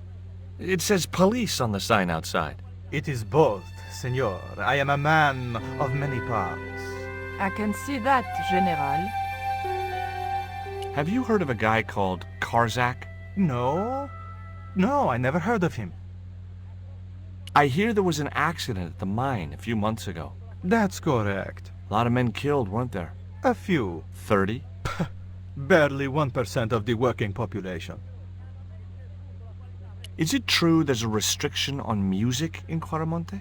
Yes, there is. An emergency measure introduced by Nuestra Senora.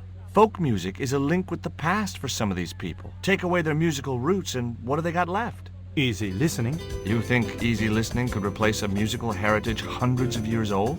Why not? It happened in your country. Are there any ruins around the city? Of course, senor. Quaramonte has everything. I have a friend who wants to visit an historical site. Ronaldo will only be too pleased to conduct a guided tour, when he's dealt with today's paperwork, of course. Who was the guy you were talking to when we arrived? Professor Ubier, a visitor, senor, like yourselves. Did you say Ubier? Si, senor. Professor Ubier, a French archaeologist. What's Ubier doing in Quaramonte? Researching our rich and glorious past, senor. The professor is planning an expedition to some Mayan ruins. He came to see me to get an excavation permit. Would you like a biscuit? Are you trying to bribe me? Well, every man has his price. Mine is more than a dog cookie, Senor Stobart. Have you ever seen anything like this before? That's a native carving, isn't it? Where did you get it? We picked it up in the market as a souvenir. What do you think of these panties, General? Oh boy, fabuloso! They're yours if you'll tell me all you know about Karzak. I told you, I never heard of the guy. Do I get the panties now? I told you all I know. You told me nothing. Take a look at this label. Si, senor. Condor Transglobal. Can you tell me where to find their offices? No, senor. I never heard of them, and neither did Ronaldo. Are you sure you never heard of Condor? Oh, yes. The company is registered here in Quaramonte City. You are mistaken, senorita. The musicians out in the square say that a ship flying the Condor flag was birthed here. They are simple peasants. They will go along with anything you say in the hopes of parting you from your money. Condor is run by Karzak, isn't it? Wrong again, senor. Karzak has nothing to do with anything called Condor. Whoever he is. Do you keep a record of companies registered in Quaramonte? Of course, senorita. Unfortunately, all the records were destroyed by a flash flood. Do you know anything about the forthcoming eclipse, General? Such things do not interest me, senor. I'll be back. I wasn't going to try investigating the passage while the General was sat there.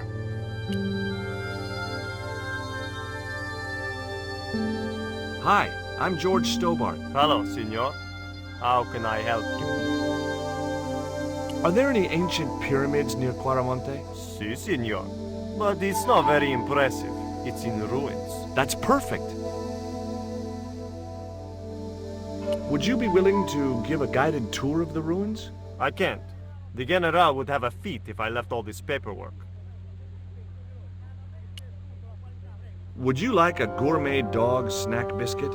I would love one, senor. But I would have a problem with my teeth. Toothache? No, senor. If the General catches me eating on duty, he'll knock them out. Do you recognize this statue? Tezcatlipoca. The night wind. Take it away, senor. That stone is cursed. You know anything about this eclipse? No, senor. El General keeps me in the dark about most things. So long.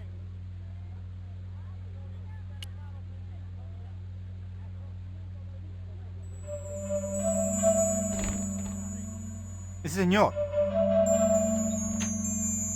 Leave the child alone.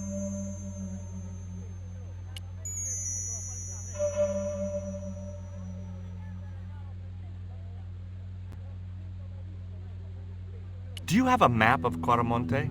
A map? I'm sorry, senor, but I don't. What about the one on the wall? Ah, that is an archaeological survey map, senor. Not suitable for tourists. I'll be back. The safe was undoubtedly locked.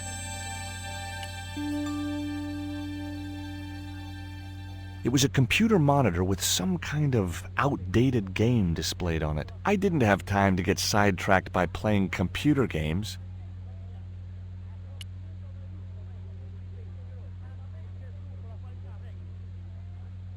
I decided to leave the television switched on.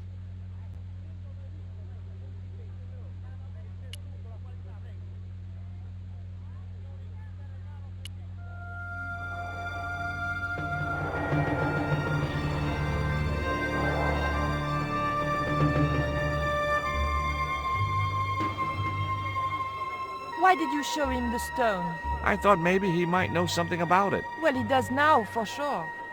He knows we have it. Did you notice that chart on the police station wall? Yes. It looked like a map to me, but I couldn't make out the details. Whatever it was, the General didn't want us to see it. You came on a little strong with the General. I was merely flattering his ego, Georges. Every man has his Achilles heel. Maybe, but that guy's weakness isn't in his foot. Labano tells me he's been seeing a lot of you. We meet sometimes for lunch, a drink. After you'd gone back to the States, I was pretty lonely, you know. Lonely? You must have been desperate. Couldn't you just visit the zoo or something? That man we saw talking to the general was Oubier. Didn't you recognize him? I never met him, remember? The guy I called in Paris claimed to be Oubier, but he sounded nothing like the man in the police station. Maybe the professor really is innocent. Nah, it's too much of a coincidence that he's here in Claramonte. Would you like a biscuit? Gourmet dog? Have you been eating those things, Georges? Sure, they're great.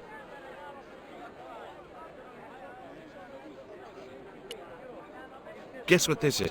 Go on, guess. It's wrought iron, probably from a chimney stack on an old stove. Well, I suppose it could be.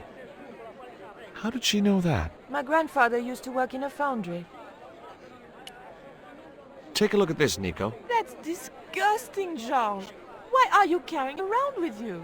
I don't know. I just can't seem to part with it.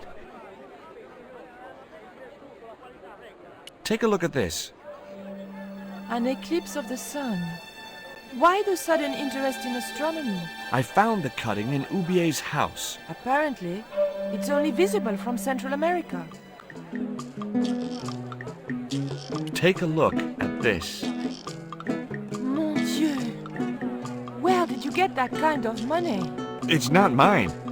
I found that statement at Oubier's house. Do you have any theories about this stone? I think that design represents a dog, a Mexican dog. So, this is the sacred Chihuahua stone? Sheesh.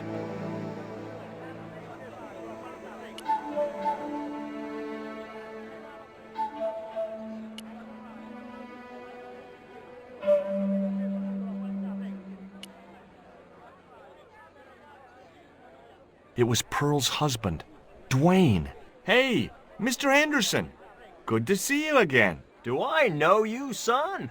George Stobart, remember? In Syria? I sold you a statue. I remember that. Pearl was mighty vexed when the paint came off. Look, I'm sorry. I'll give you back the $50. No, you suckered me fair and square. This here is Bertrand. Bertrand Oubier? So, we finally caught up with you. What the devil are you talking about? Don't give me that crap, Oubier. Now hold fire, George. Suppose you tell us what the hell's going on. This man lured Nico to his house in Paris in order to abduct her. Nonsense. I've been in Claramonte for the last 7 months. And I can vouch for that. George, I think you owe Bertrand an apology. Okay, Oubier, I'm sorry. Are you still working for... you know who? Who's that, George? You know I'm retired. Oh, nothing. Forget it. I confused you with somebody else. Oh, I do that all the time. Do you think the general was involved with Condor? Hell no. And if he's a general, I'm a Buddhist. No, that fella's just a mouthpiece for the real power in Claramonte. So the general is nothing but a puppet? He's like Pinocchio before he met the Blue Rinse Fairy. Strictly strings and wood. Who's pulling the strings? His mother. Better known as La Presidenta, the dictator.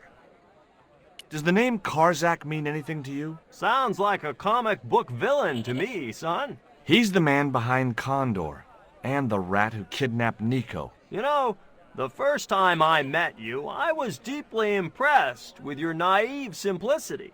I said to Pearl, if we ever had kids, I would have wanted a boy like George. But I underestimated you, son.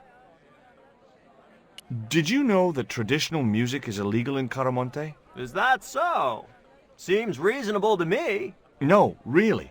The leader of the band in the square has been in prison just because of the music he played. I don't know who you've been talking to, but that fella, Miguel, he's an agitator. What's the real reason the musician was in prison? Handed out subversive literature at the mines. That so-called general was waiting for Miguel when he got back into town. Marched him off to jail at gunpoint on a charge of inciting a riot. I spoke to Pearl earlier. Yeah? Did she mention that we had a kind of falling out? Yes, she did. She'll get over it. Did you drive all the way down here? Hell no. Pearl did the driving while I followed the maps. The way she handled the wheel, you'd think she'd been trucking half her life. What's in the truck, Dwayne? Oh, just camping equipment. Sleeping bags and tents. Me and Pearl always hankered after a taste of the great outdoors. Aren't you worried about camping out in a tropical jungle? We had a trial run in West Virginia. This'll be a breeze in comparison. Would you like a biscuit, Dwayne? Oh no, those gourmet dog snacks bring me out in a rash. You've tried them? They were on special offer. Pearl bought a whole crate. When I asked her if she was thinking of keeping a dog too, she just laughed. Would you like to borrow my lucky piece of coal, Dwayne? What's so lucky about it? Well, we made it to Quaramonte in one piece. When you've been here a few days, you won't look on that as luck. Do you know anything about a shipping company called Condor Transglobal? I never heard of it, son. What do you think of these panties, Dwayne? Lord, hot stuff, George. You buy those for your girl? No, a guy we knew in Paris bought them for her. Oh, you're a threesome then. Why are you looking at me like that, George? Forget it.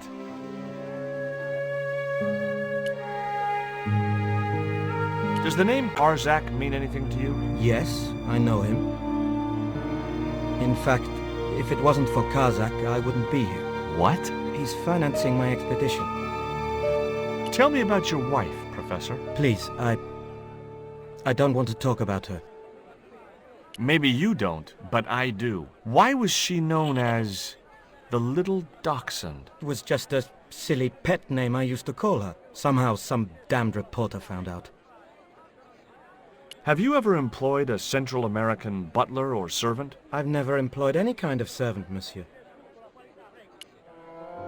Would you like a biscuit? No, thank you. You should, they're good. I can't get enough of these things. Can you tell me anything about this stone? Where did you get that? That's my business. How much do you want for it? It's not for sale. Can you identify this statue, Professor? Oh, yes. Tezcatlipoca, the Lord of Darkness. A Central American god, right? A supreme deity. Tezcatlipoca means, literally, smoking mirror. There. You see the mirror shield in his left hand? The Mayans believed he could look into the mirror and see into the hearts of men. He was the wind which came howling in the night in search of victims, and victims they gave him by the thousand. Human sacrifices? Men, women, children, animals, anything that bled. The steps of his temple ran red with the blood of sacrifices. The Mayans have a legend that says he'll return one day.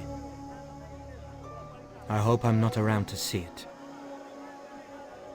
Do you see this label? Yes. It refers to a company named Condor. What of it? I traced that company here to Quaramonte. Do you know where I can find the offices of Condor Transglobal? The company no longer exists. They went bankrupt recently. I have proof that you are directly involved with Condor. I used them as shippers to transport artifacts to a gallery in Paris. Beyond that, I have no connection with the company, which, as I said, no longer exists. Do you know anything about this eclipse, Professor? Of course. It's not the reason I'm here in Quaramonte, but I'm looking forward to seeing it all the same. What's your interest in the eclipse, Professor? Oh, it's purely a layman's curiosity. History is my subject, not astronomy. But I've been fascinated by the movements of the heavenly bodies since I was a child. I wouldn't miss a total eclipse for the world. Does the eclipse have some special significance for you? For me? No. For the ancient Mayans, it marked the end of the Fifth Age. Perhaps we should be celebrating. Ah, no. The end of each age heralds destruction on a global scale. The fifth is the final age, ending in the total destruction of the Earth. Take a look at this, Professor. What have you got to say about that? Where did you get this? Never mind that. How do you explain these withdrawals? I left my financial affairs in the hands of my secretary. Including the withdrawal of funds in cash from your personal account? I trust Gwyneth implicitly. And why Marseille? Why the very place my girlfriend was taken? That's obvious, Stobart. We are both the victims of the same devious plot. What plot? I have no idea.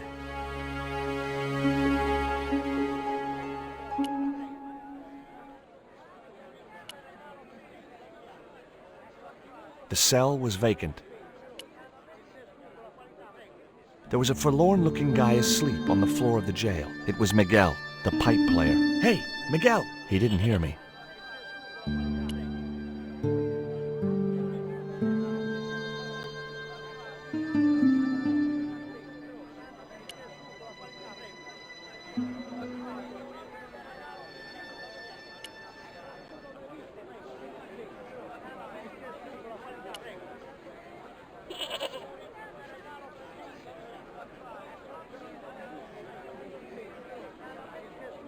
Hey, Nico!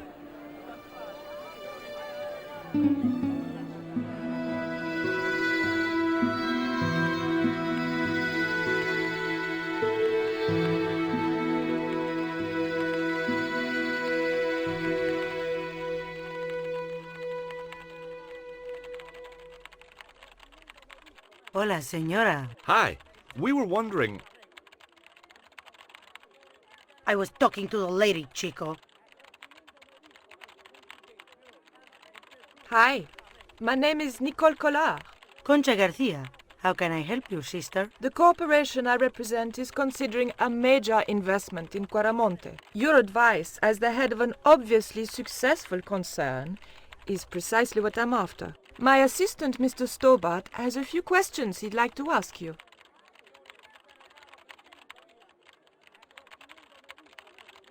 Have you heard of a man named Karzak? No? Who is he? He's the reason we came to Quaramonte. We think he's running a drug ring. Well, I hope you find him, but I've never heard the name before. Can you tell me about the accident at the mine? Accident? It was sabotage. Somebody wanted my mine closed down for good. Do you have any evidence that the mine was sabotaged? Not yet, but I'll get to the bottom of it. There'd been trouble at that mine for several months. The workforce was getting smaller every day. Someone had started a rumor among the men that the mine was cursed. Now the entire operation has been closed down. Where's the site of the mine? Several days upriver at a remote area known as Teoculcan. Do you know Professor Ubier? Yes. I understand he is about to embark on an archaeological expedition. He hired some equipment from me earlier today. I overheard him talking to the general. I think they're working together. What? If I'd known that, I wouldn't have hired out the equipment. Now, why would the general be interested in an archaeologist? Would you like a dog biscuit? Would you like a smack in the mouth, Chico? Does this stone mean anything to you? I think it is a spirit stone carved by a Mayan priest, no? I don't know which of their many gods it represents. Can you tell me anything about this statue? It is Tezcatlipoca, the god of death and pestilence. That fetish would be considered by many to be a bad omen. Do you recognize the icon on this label? Condor Transglobal. Did the company operate here in Quaramonte? Yes, they ran an old container ship, the Mayan Princess. Do you know who owned Condor Transglobal? I've no idea.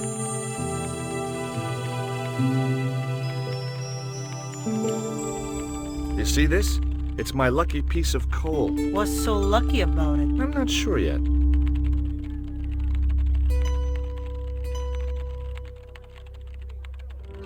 Nice buns.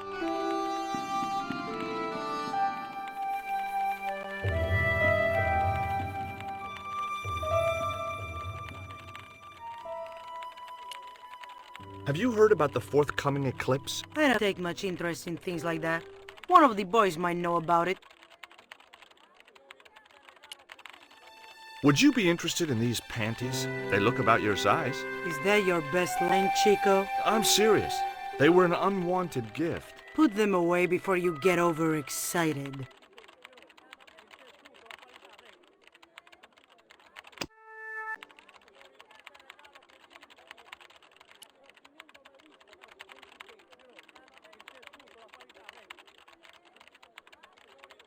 Hi. Good afternoon, and welcome to Consolidated Mining. If you are planning to stay in Cuaramonte City, may I recommend the Consolidated Mining Experience, an interactive hands-on tour of one of our deepest mines, with talking tour guides available in 3 different languages. A tour of a mine. Well, this is a mining company. What else did you expect? Do you know anything about the eclipse that's due soon? Me? No, senor. Do you know where I could find Senor Karzak? No, senor. How come you're not wearing any pants? I feel more alert without them. A kind of perky. And your boss doesn't mind? She suggested it.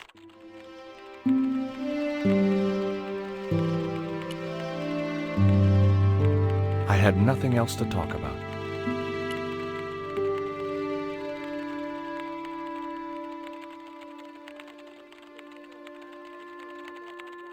Are you looking forward to the eclipse of the sun? Not especially. Are you? I don't know. I've never seen one. All I know about eclipses is that you shouldn't try to view them with the naked eye. Please, go away and let me get on with my work. Ever heard of a guy called Karzak? Can't you see I'm busy? If I don't finish this stock report, the boss will be mad as hell.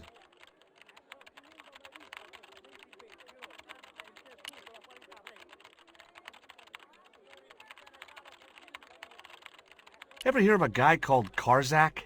No, sir.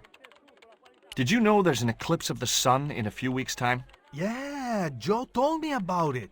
He's having a party and we're all invited. Me and the boys are dressing up as evil monks. Yeah? Cool.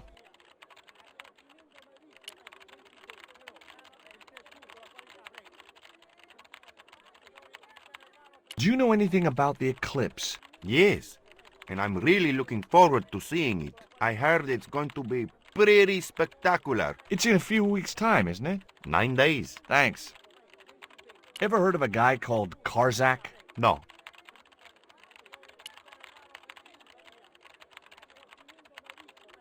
There was nothing else I wanted to talk to Nico about at that time.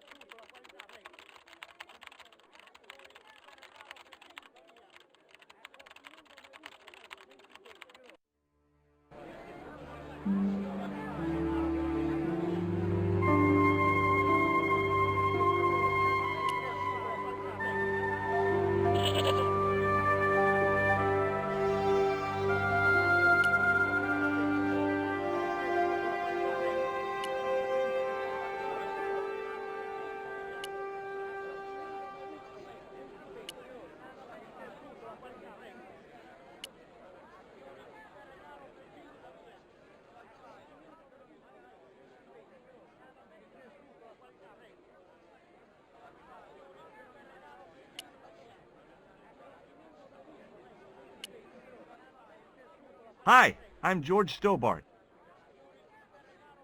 What can you tell me about the mining company? The general closed down one of their mines after the explosion. Lots of folks lost their lives. I was lucky.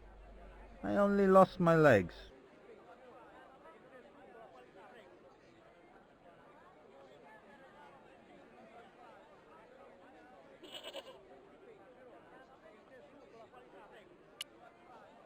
Do you recognize the design on this label? Why, sure. That's the Condor Transglobal Shipping Company logo. Do they have an office in Cuaramonte? No, but they ship out from here. That's what I thought. Did you see the ship with the Condor flag? No. But the dock is just the other side of the square. Might as well be the other side of the moon. Can you tell me anything about this stone? That's obsidian. It's a volcanic rock which has cooled so fast that... Yeah. Look, I'm not interested in geology. You're not? I suppose you want to know about the carved picture on it. That's right. Then the guy you should talk to is the professor. He was here a while ago. What do you think of these panties? Awesome. You wear them? No. Someone sent them to my girlfriend. Thoughtful. Do you know what this statue represents? Should do. I used to carve things like that to sell to tourists. But it scared people around here, so I stopped. Have you heard about the eclipse of the sun? Sure, I'm having a party to celebrate it. Drop by. Really? Sure. Plenty of food, plenty of wine, and everyone's invited, except the general. Why don't you want the general at your party? Because if he comes, he'll bring those damned music albums from the 70s.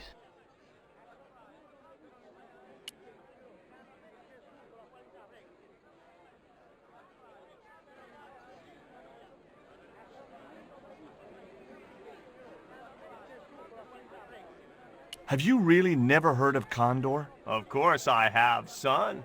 Matter of fact, it was old Dwayne's investigations scared him off. Did you find any evidence of Condor's drug smuggling operations? Drugs? Hell no! Condor was a cover for the illegal export of Mayan artifacts. So who was behind Condor Transglobal? It was registered in the name of Edan. Did you get the guy? I don't think he ever existed. Edan backwards spells Nady, Spanish for nobody. Maybe I'm wrong, but you seemed kind of evasive when I asked you about what you had in that truck before. Damn right I was being evasive. I couldn't talk in front of the foreign nationals, see? George, I'm on a top-secret classified mission for Uncle Sam. This truck is a rolling bomb. 400 pounds of nitrate fertilizer with a plastique initiator. They'll hear the bang in China. Gee, I'm really looking forward to this. Is Miguel the reason you're here? Pretty smart, George. I was supposed to make contact with him. By the time I found him, though, he was in jail. I've been trying to figure out a way to get him out since then. Sounds good to me. Count me in. Good man, George. All I need is a detonator. How come you brought a truckload of explosives but no detonator? Call me old-fashioned, but I say packing trunks is woman's work. I left the packing to Pearl, and I can't find a darn thing. Just hope she remembered to bring my denture polish. I'd sure hate to arrive back in the States with tar on my teeth.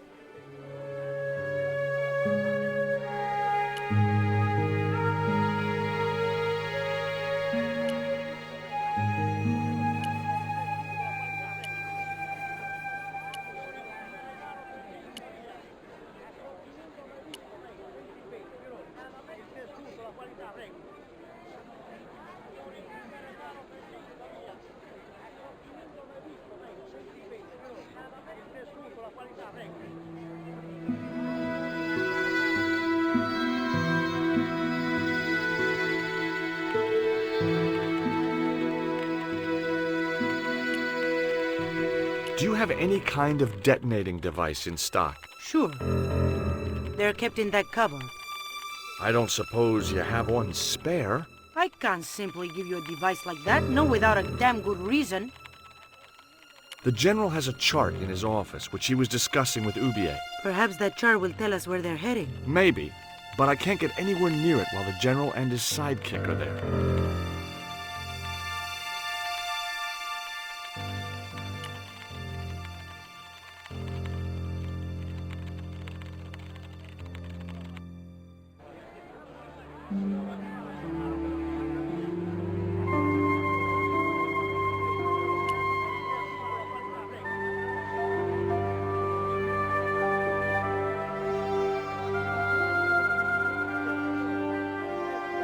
Could you distract the General while I took a look at that chart? You're kidding. Did you see the way he was leering at me? Yeah. You'd make a great snake charmer. Come on, 5 minutes is all I need. Well, maybe. But it's your harebrained scheme. You do the talking.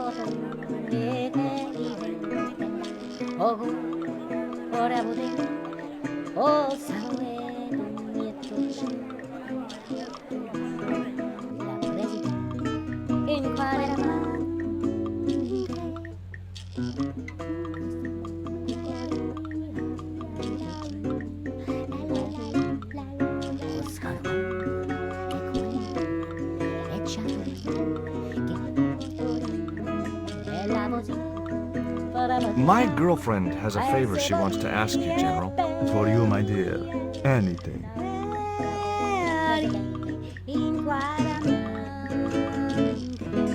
I've changed my mind. Oh, no, you haven't. She's embarrassed about asking you for an interview, General. An interview with me?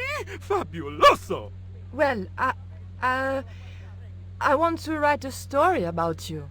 You hear that, Ronaldo? An exclusive glossy spread about your beloved General. Si, Signor General. Look after things here. I'm going back to my apartment and I don't want to be disturbed. I'll get you for this, George Stobart. Don't worry. If you're gone for more than a couple of hours, I'll come and get you. A couple of hours?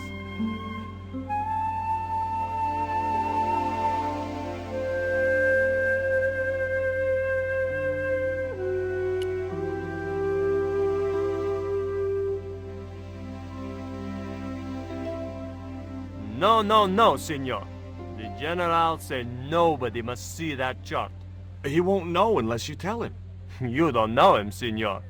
He will worm it out of me as easily as he de-waxes his ear. Okay. I'd have to get rid of him.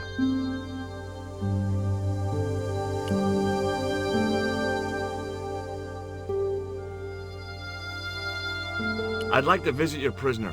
Condemned prisoners aren't allowed visitors. Condemned? To death. He is to be executed. Knowing my luck, I will probably have to shoot him myself. Amnesty International is going to hear about this. I thought Miguel was arrested for playing the wrong kind of music. Si, Signor, he was. And that carries the death penalty? No. You think we're crazy? While being questioned, he confessed to being an anti-government agent. Would you take my friend to the ruins now the General's gone? I'd be honored, Signor. Thanks. I'll go get her.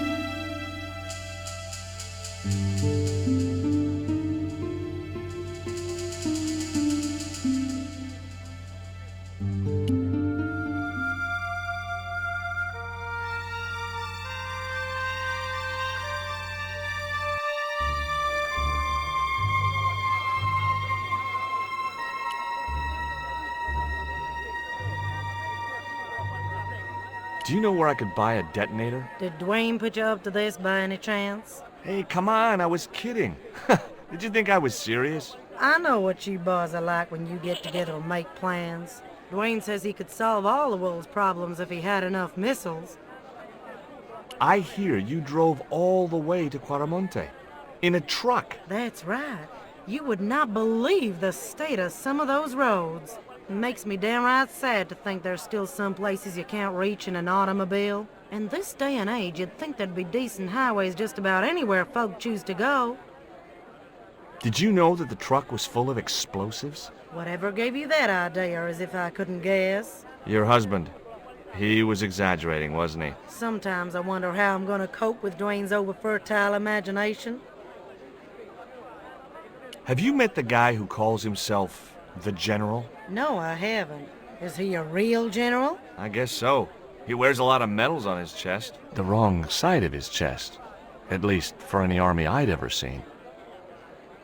I've made the arrangements for your visit to the temple, Pearl. Oh, that's just great, George. Why don't you come too, honey? I'd love to, but right now I have to save the world.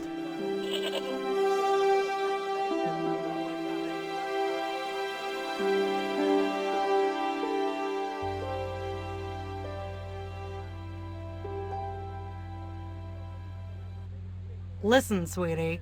I'm looking for an official guide to take me to the old pyramid. For a lovely lady, I would go to the ends of the earth. For you, I will go as far as the pyramid and back. But what about your husband? What he doesn't know won't hurt him. Let's go, Beanpole.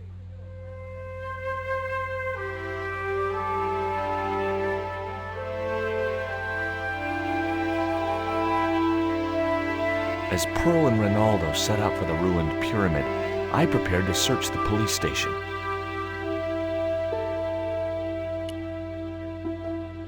I decided to leave the television switched on. The television was showing what appeared to be a low-budget soap. A tall man with long blonde hair was shouting at a woman who was naked apart from a towel. I didn't have time to get sidetracked by playing computer games. I had no need for junk mail, especially someone else's. The safe was undoubtedly locked.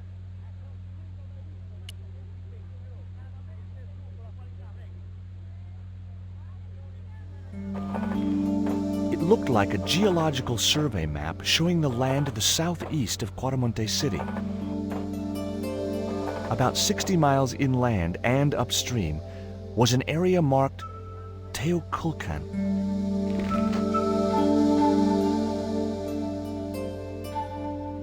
The filing cabinet was probably locked.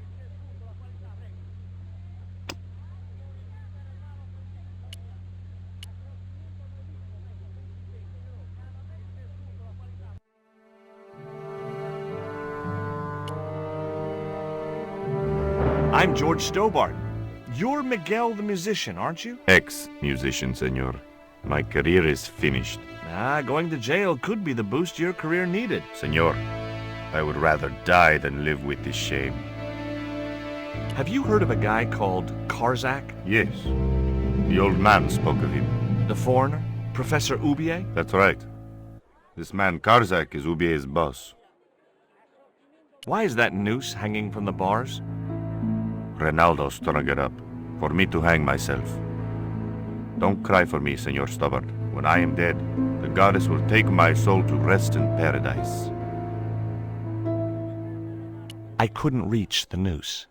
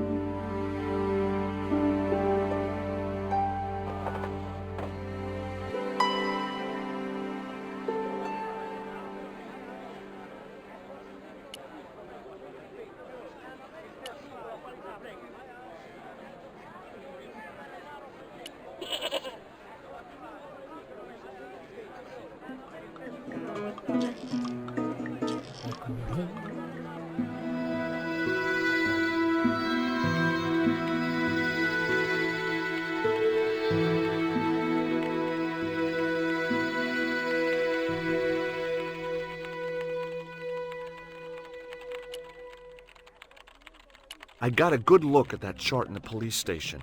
It's a map of Quaramonte. Does it tell us where Ubier is heading? Yeah, a place called Teoculcan. That's the site of the mine. I wonder why they're being so secretive about Ubier's plans. One thing's for sure. If the general's involved, they're up to no good. I'd like to talk to that musician Miguel. Take the detonator and get him out of that jail.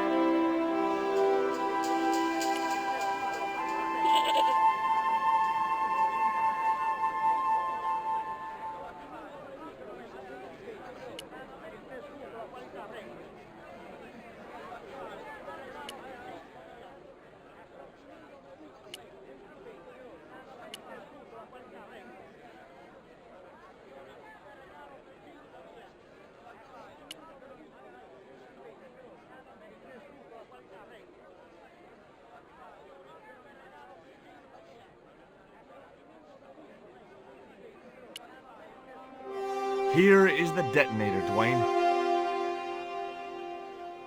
Keep your voice down, George. You want everyone to know. You'd best go and warn Miguel that the U.S. cavalry's on the way. Okay.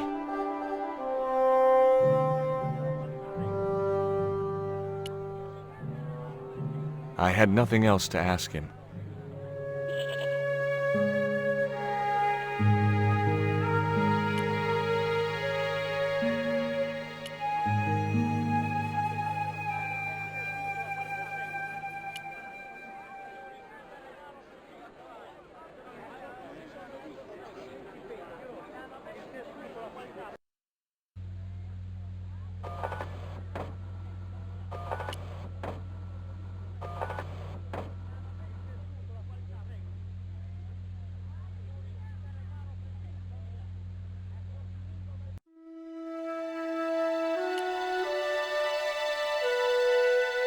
Hey, Miguel.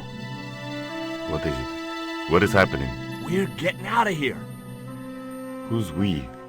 They've sent the Delta Force? Nope. The Impossible Missions Force? Don't make me sick. Much better. Who then? A retired greetings card salesman from Ohio. I'm doomed.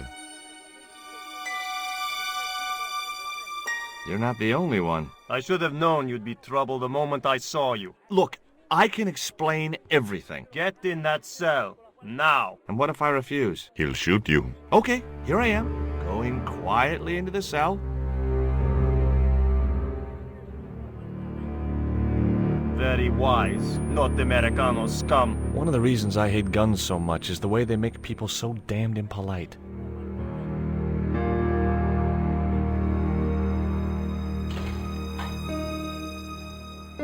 I hope you're enjoying your vacation, Senor Stobart.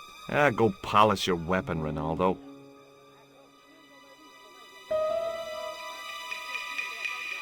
This was part of your plan, right? Well, in a manner of speaking, no. I was all out of ideas. It was up to Nico now. So, here we are. You've changed. I thought I would slip into something more comfortable. The stench of cheap cologne rolled over me like tear gas. So, what do you want to know about me? Ask and I will answer. I will deny you nothing.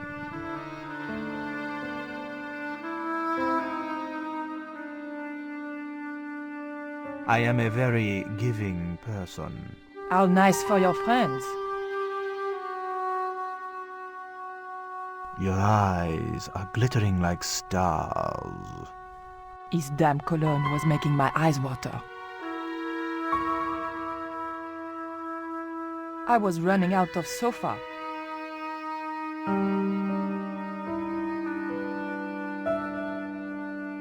As spirited as you are beautiful, I admire that. As long as he admired it from afar.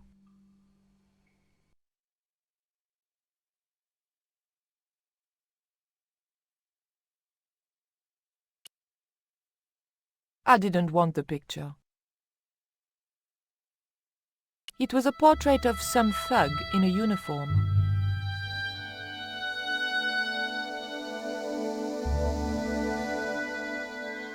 Cutting-edge technology, in 1978 at any rate. I didn't want to watch a lot of tawdry soap operas. A stuffed swordfish. On close inspection, I noticed that the swordfish was peppered with machine gun bullet holes. The general was a real sportsman, and no mistake. A tiger skin lay on the floor. The tiger was beyond help.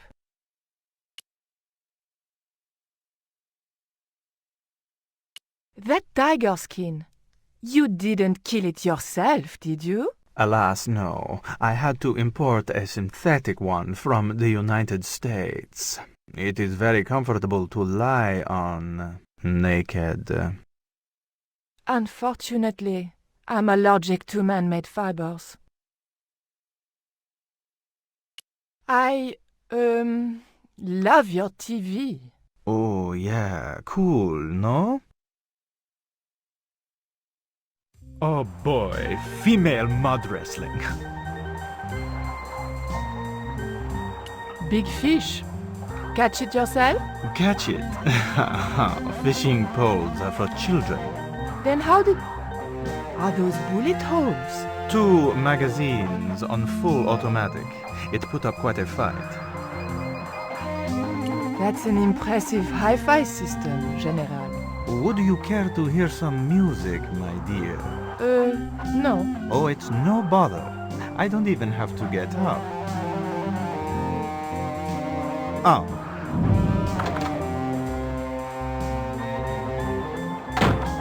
Mom! What is going on here? Nothing, Mom. I was... I'm in uniform. And when I'm in uniform, it's... Madame la Presidente, sorry, Madame la Presidente. Now, what is going on here? Nothing, Madame la Presidente. I was just showing my friend Nico some of the cool stuff I've got. Hi. Good afternoon, señorita. And just what are your intentions toward my son? Intentions? We were just talking. How nice. She has good bone structure, Raoul. Has she any brains? She's a reporter. Is she? And what sort of questions has she been asking? I'm a freelance photojournalist. I do lifestyle features. For what sort of magazines? It looked safest to play dumb, with good bone structure. Haya, lifestyle of the super rich and vainglorious, Envy magazine, Excellent! Raoul, you've chosen well for a change. It was pretty obvious who pulled the strings around here. I hope George was making good use of the time I was buying him. And then it goes... Pa pa pa pa pa pa pa pa pa pa. And when you were in this band of yours, you used to play that song for 2 hours? Yeah, we were really famous at our college. Still, ours wasn't as good as the original version. I have never heard that song before, yet I have no doubt that this must be true. Hey! Psst! Hey, George! Dwayne Henderson. Boy, am I ever glad to see you. Get to the American consul and tell him I've been imprisoned without charge. Get real, George. He was the previous occupant of that cell you're in. We're gonna have to use good old American know-how to get you out of there. Uh-oh. That, and this truck full of explosives I've got here. Dwayne, listen to me. You'll kill all of us. You're such a naysayer, George. It'll go like clockwork. Negative to negative, it's positive to you gotta get the bare copper wire here. Let me just, damn. All right, I'll just hook that up. All right, there we go. Okay, just a minute. I've got to get to a safe distance. Quick, Miguel, hit the mattress. You have strange customs up north. There we go. Too late. Are we dead yet? Horse shit. What happened to the explosives? There ain't no explosives. My dumbass supplier must have given me organic fertilizer instead of chemical. All I got here is 400 pounds of lightly fried horse apples. That's a lovely image, Dwayne. Never mind, I'll think of something.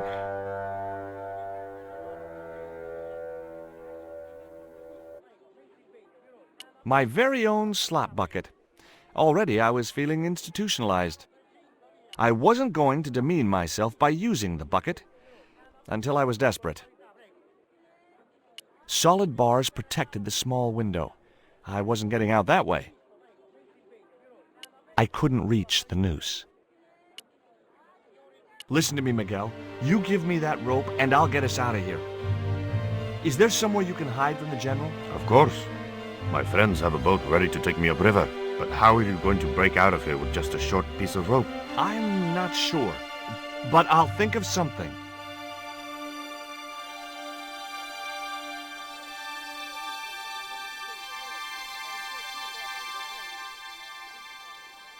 If your plan doesn't work, will you let me hang myself in peace?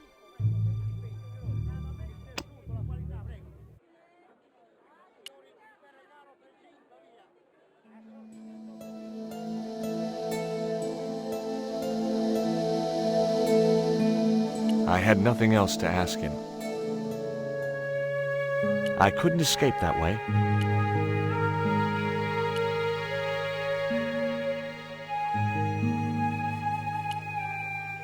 I couldn't escape that way.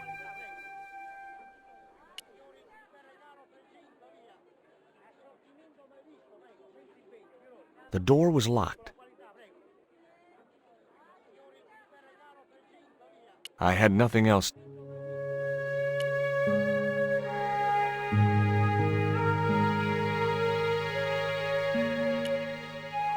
I couldn't escape that.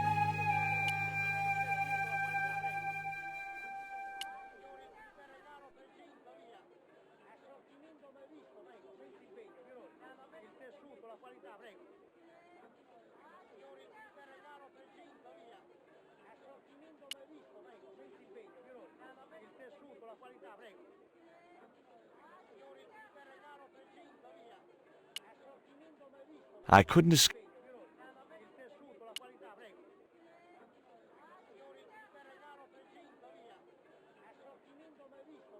Hey, Dwayne, I want you to tie this rope to your truck and then drive forward. I'd had no idea whether this was really going to work, but I'd seen it in a black and white Western. Of course, Hopalong was using a horse and Dwayne had a 4-ton truck, but hey, the principle's sound. Anything you say, George. Please forgive my mother. She can be a little difficult.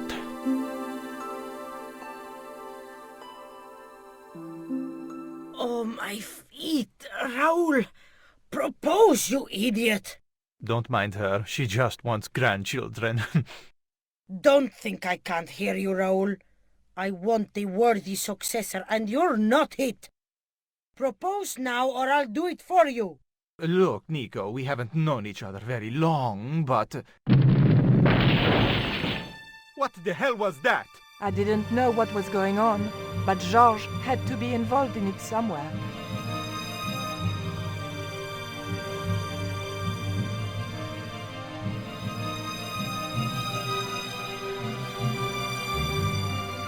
I ain't gonna say a thing, 'cause that sweet sound of falling masonry says it all. Quick, senor, the river. Huh? Wait, what about Nico? Georges, what have you done? You only had to sneak a look at a chart, and it's turned into World War III. No time to explain. Come on.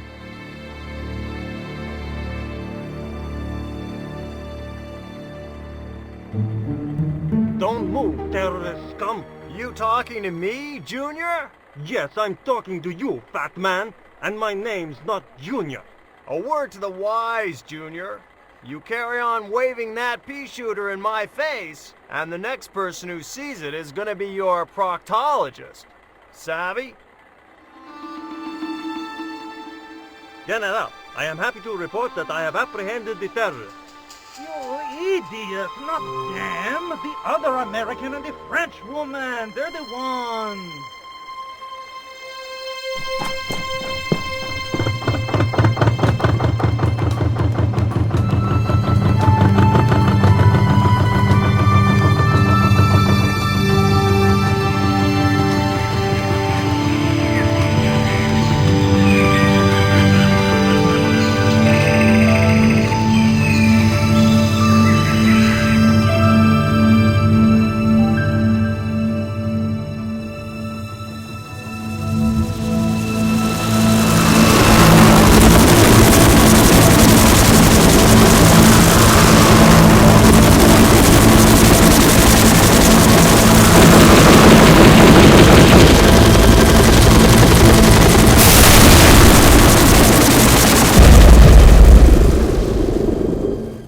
When I recovered consciousness, I was alone, washed up on the riverbank. My head was aching fiercely, and my mouth tasted like a swamp. But I followed the sound and discovered a treehouse in a nearby clearing.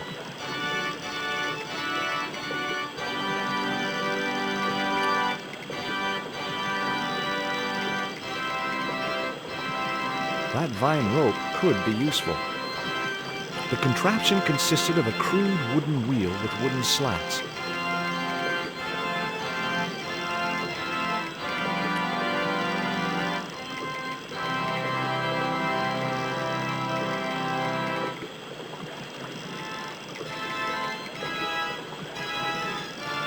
A wooden box was connected to the nearby water wheel. It seemed to be working just fine. It was a pile of damp leaves. It was a pile of damp leaves.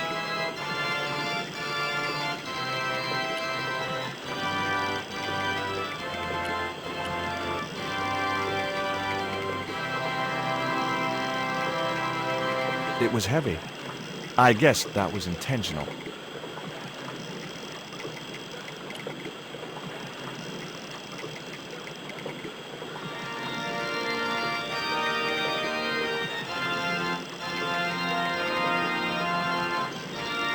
The leverage from the cross allowed me to turn one of the stones, but the other one remained stationary.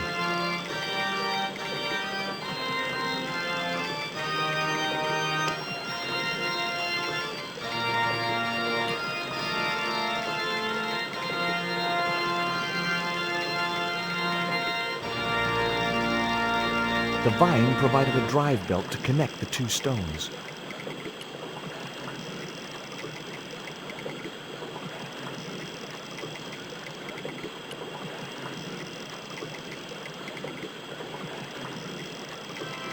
Now I had the contraption working.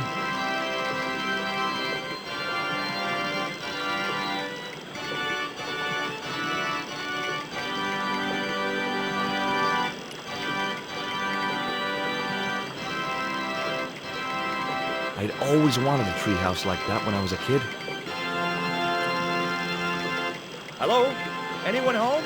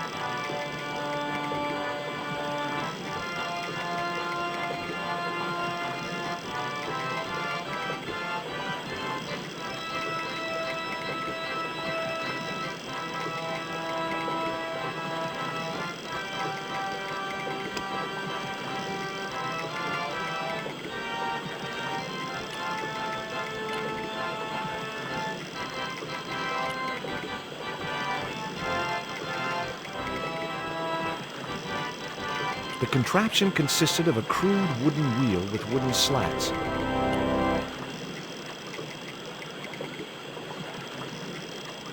The machine was broken.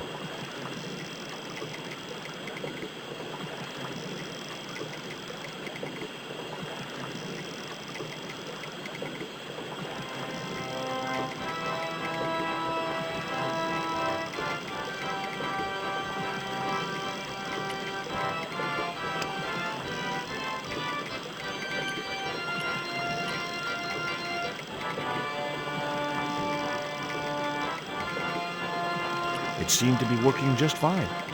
The machine seemed to be pumping air up to the treehouse.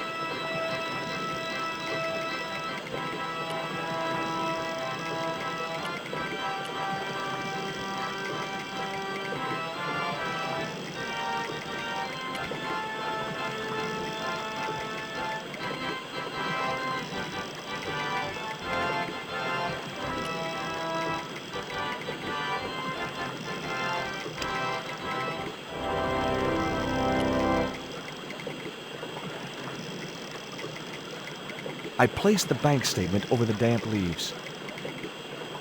It was a pile of damp leaves.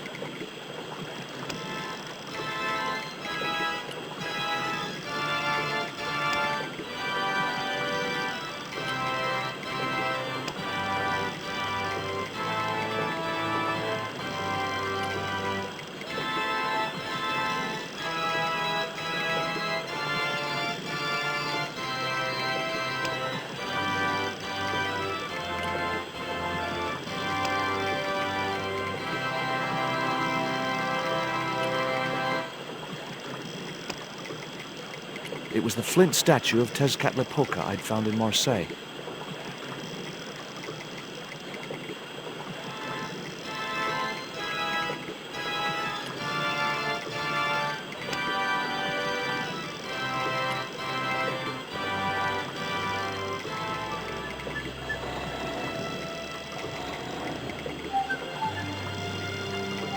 As I held the fetish to the iron rim of the wheel, a shower of sparks cascaded onto the leaves.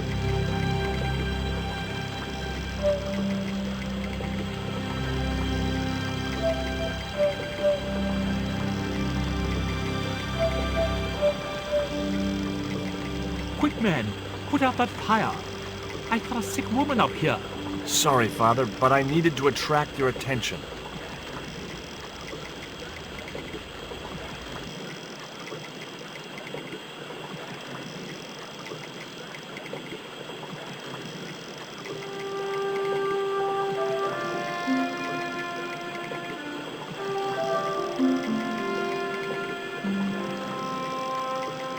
Who are you? And what do you want? My name is Stobart, George Stobart. I'm Father Hubert. I don't suppose you speak French. Huh? Why do you want to know that? I found a young woman with a fever by the river this morning. The poor girl is close to death, and there's nothing I can do for her but pray. I don't understand her, but I think she's speaking French. Hang on. That must be Nico. Where do you think you're going? I've got to see Nico. Please, my son. I know it's hard for you, but she really mustn't be disturbed. The girl needs rest. What are you doing out here in the jungle? God's work.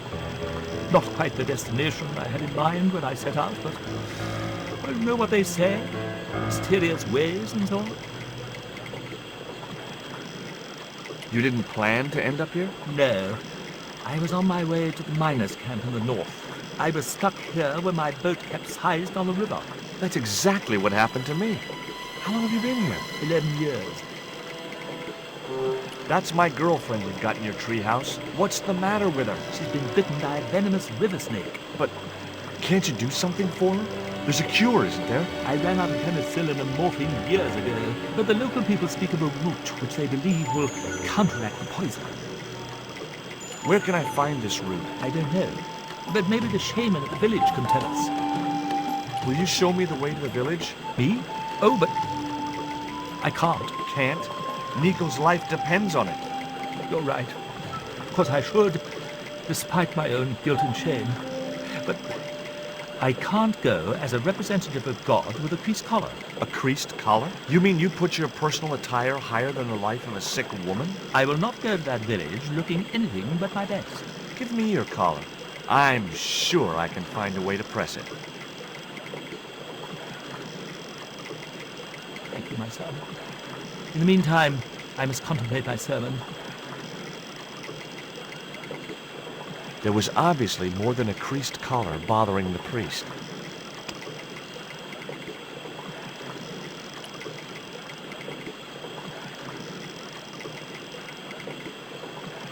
So there I was, hundreds of miles from civilization, doing the housework for a priest.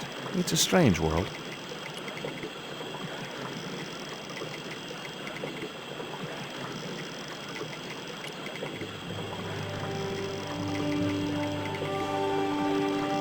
The press worked surprisingly well on the collar.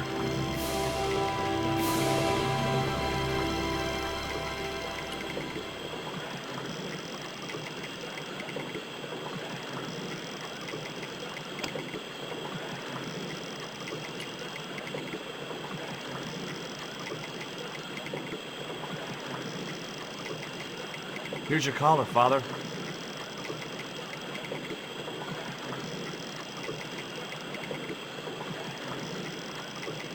Thank you, George. You'll probably think it a little odd of me to make such a fuss. Oh, no. If I'd been living in the jungle for 11 years, I'd be completely screwy, too. Screwy? Yes, perhaps I am. Ever since my last visit to that village.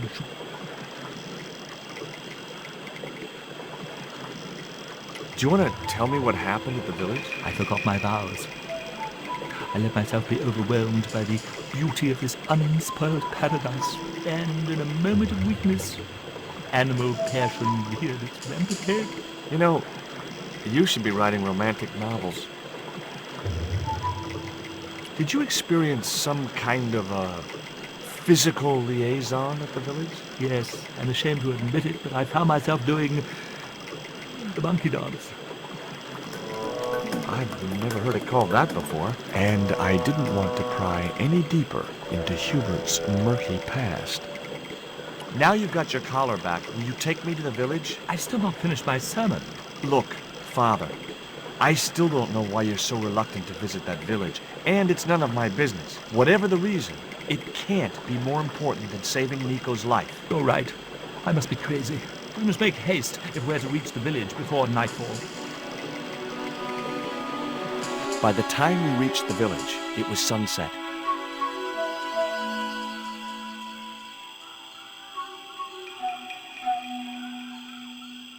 Hello, boys.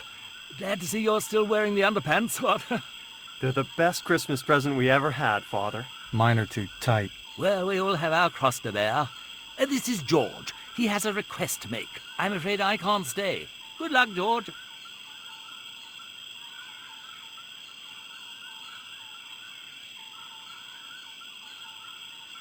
That's a relief. I never feel comfortable with him about. Me neither. These damn pants keep riding right up my butt. So, what do you want?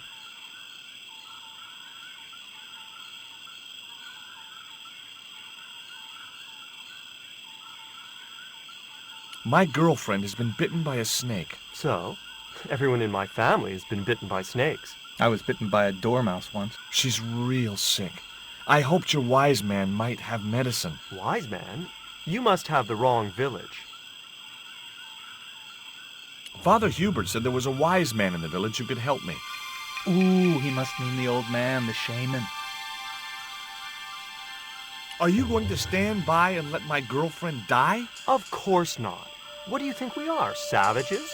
We'll start the preparations for a cremation feast. I'd like to see the shaman, please. You can't just go walking in there and demand to speak to the shaman. Why not? You have to observe the protocol. The shaman demands tribute. Tribute? You mean like a gift? That's right. The eternal question. What do you give a man who has everything?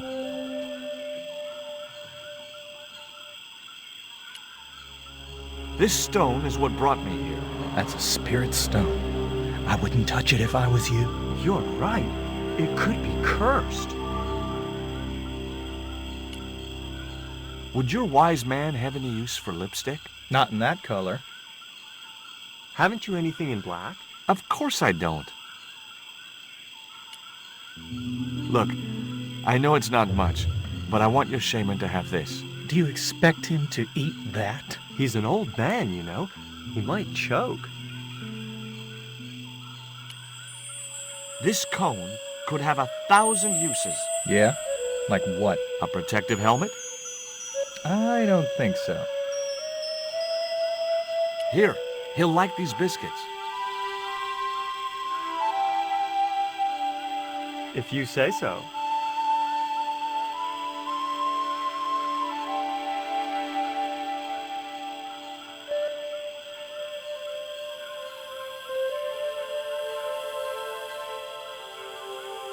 He liked the biscuits, especially the black ones. He wants to know if you've any more.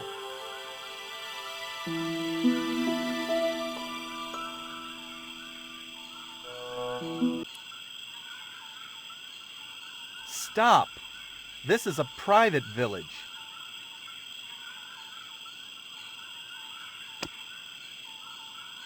The box was completely empty.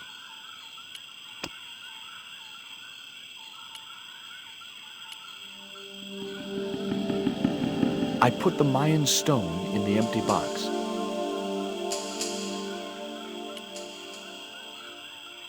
Here, I found some more of those biscuits for the shaman. I'll give them to him.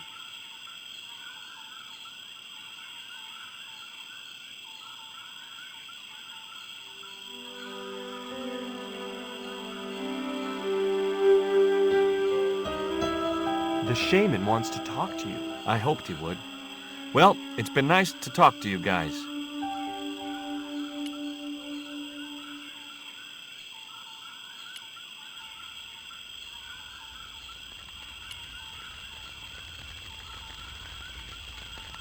That woman certainly wasn't the reason I'd come to the village.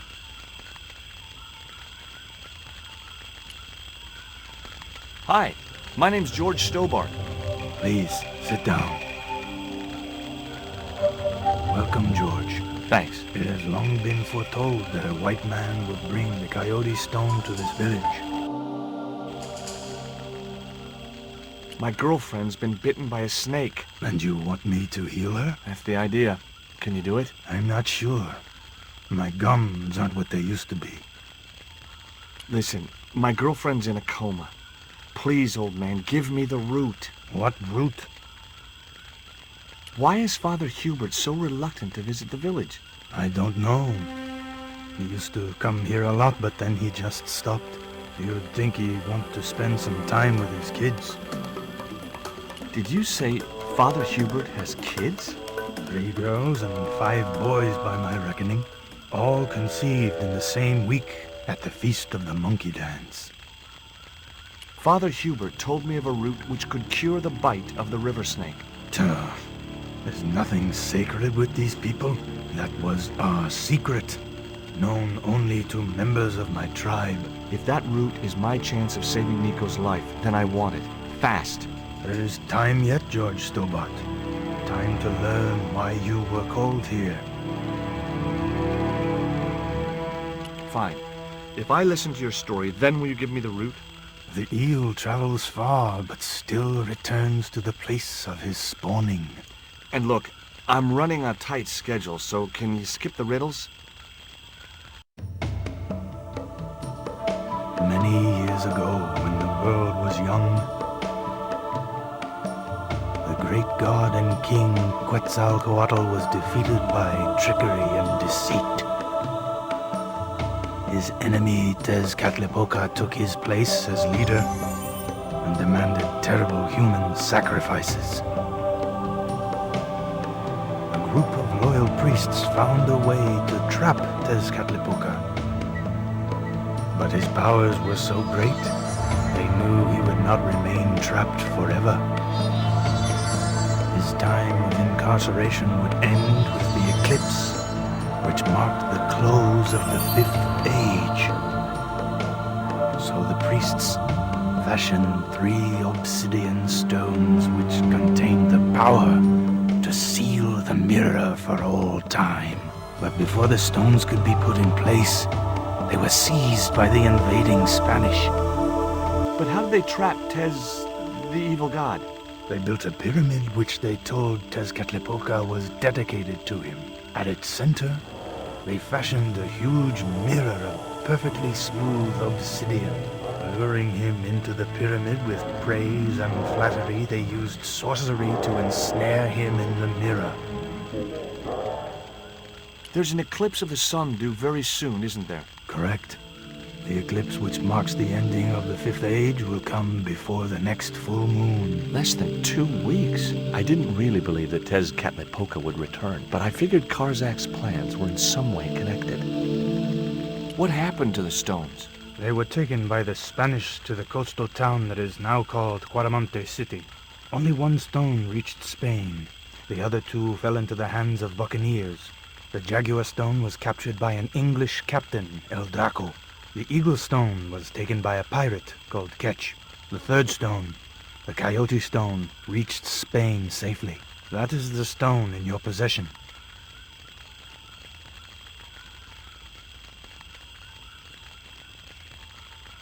Tell me more about the Jaguar stone. Many centuries ago, the port of Quaramonte was entered by a ship flying Spanish colors. The captain, the man known as El Draco, sent soldiers ashore. Only when the soldiers arrested the mayor did the people realize that they were English privateers. The mayor was held hostage while the soldiers looted and plundered the city. Amongst the treasures they stole was the Jaguar stone. Where is the Jaguar stone now? I suppose El Draco took it back to his homeland, across the Great Sea. To England? Tell me more about the Eagle Stone. The stone was loaded onto a galleon with many valuable artifacts plundered by the Spanish, but shortly after leaving harbor, a terrible squall blew up and damaged the ship. The ship was intercepted by a bloodthirsty pirate, Captain Ketch. Ketch made short work of overpowering the crew, stealing the treasure, and sinking the Spanish ship.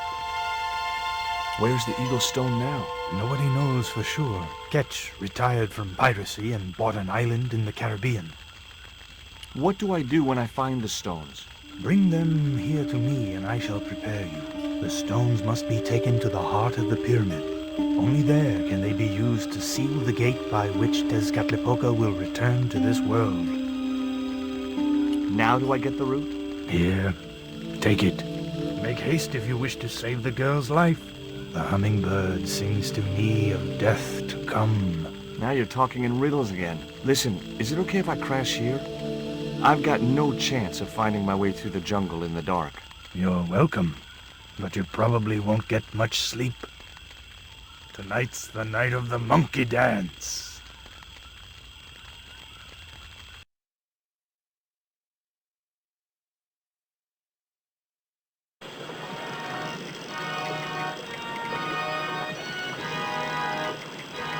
I left the village at dawn and stumbled back through the jungle in a post-party daze. It was just like sneaking back to my parents' house when I was younger. Except Oakland didn't have monkeys or parrots.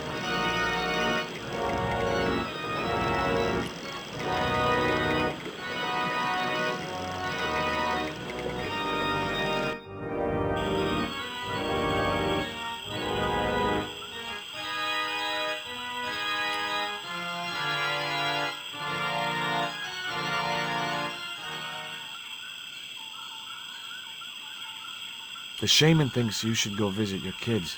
So, he told you?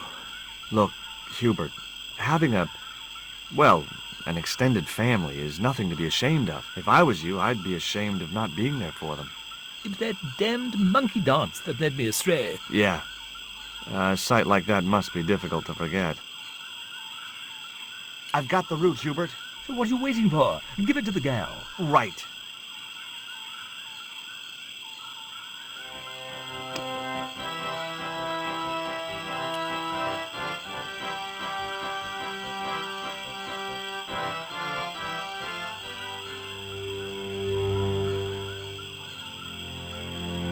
Nico, I brought you this root. Oh. No way was she going to be able to chew the root. I needed to give her the antidote in a more digestible form.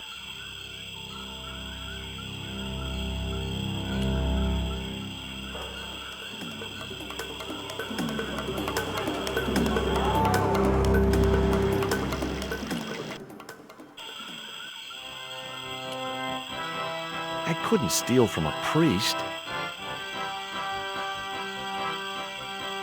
It was a water jug. I wondered what Hubert had used to make his candles. It was Father Hubert's personal altar.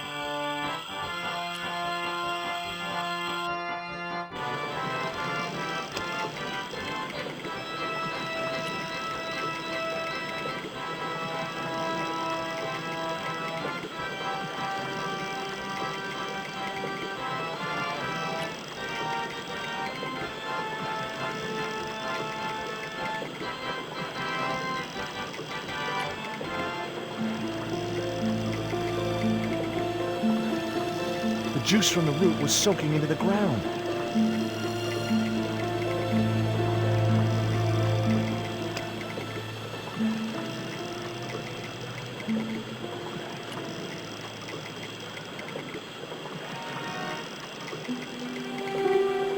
The cone was ideal as a makeshift container.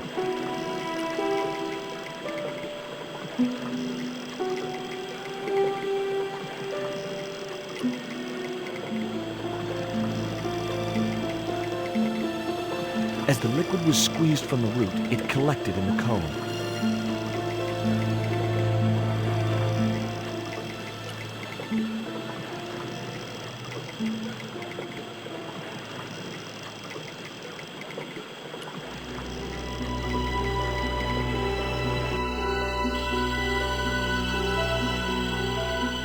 Hubert, the antidote. Well, what are you waiting for? Give it to the girl, quickly.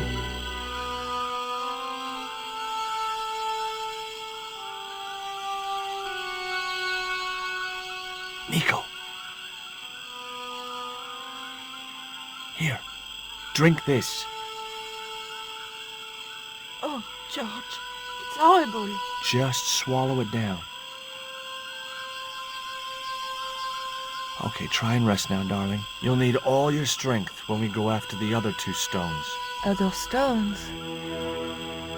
What other stones? What have you gotten me into now, George Stobart? The patient is sounding more like her old self already.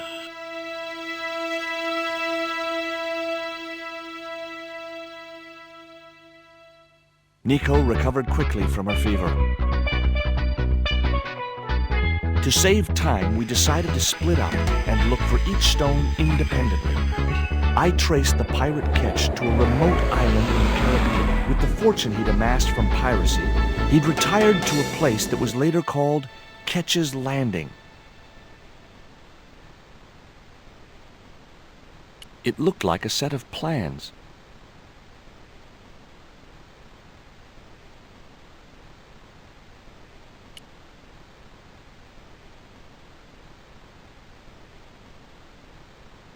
I just had to sneak a look at those plans. Hey, get out of there. You know, wherever I go, I hear those words. Paris, Syria, Ireland, or Spain. Makes no difference. What do you think you're doing? I was trying to show some interest in your project.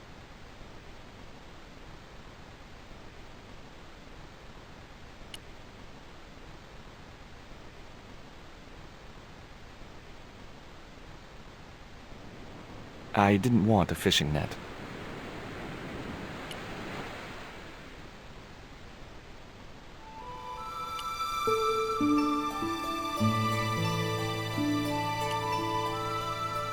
Hi, is this Ketch's Landing? Yeah, man. You wanna buy some fish? Nah, I don't like fish. What's your name? Rio. It means river. What about you? George. It means, well, it's just a name.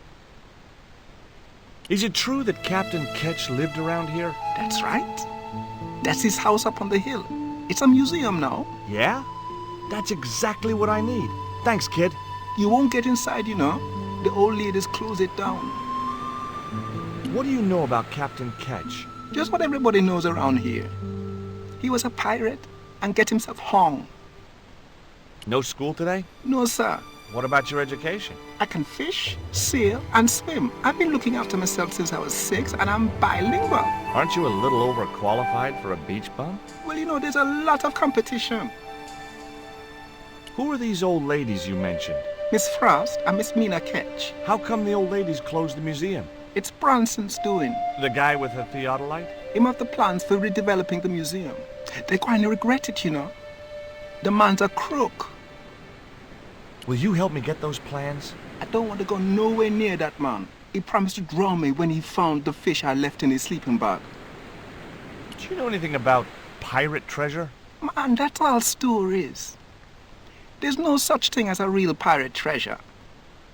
Do you know anything about a forthcoming eclipse? No, but that explains why the weather's about to get real bad. Rio, it's a beautiful day. There's no more than a whisker of cloud in the sky. Trust me, man, it's going to get real bad. It was a seaworthy little craft, in bad need of a coat of paint, but spotlessly clean and maintained. I didn't know the first thing about sailing a dinghy.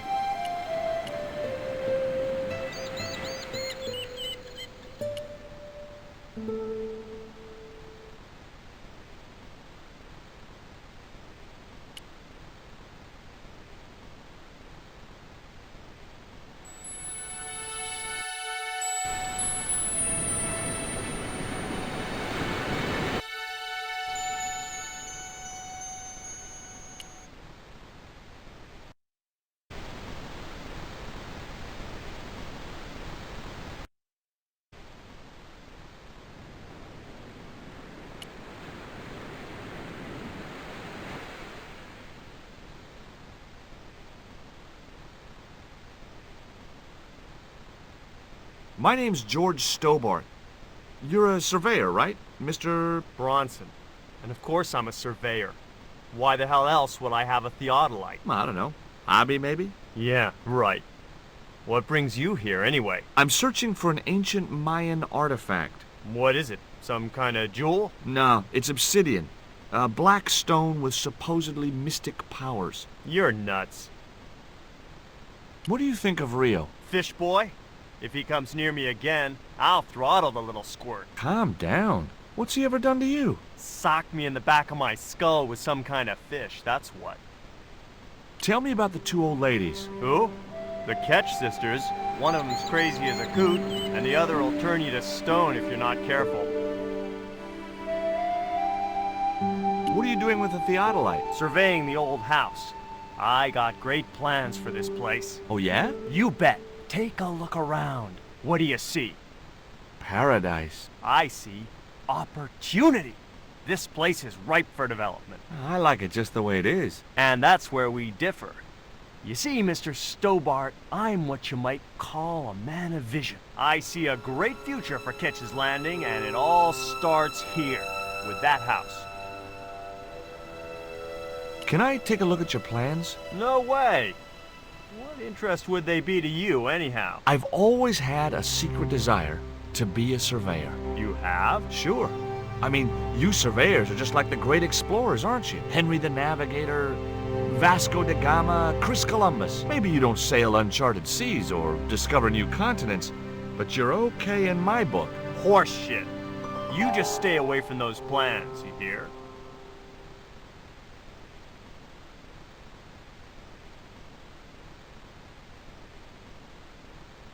How do you survey a house like that? I've put a target reflector on the end of one of the flagpoles up there on the house. I sight on it from various locations through the theodolite, record the angles along the baseline, and triangulate them to give me the exact position of the target.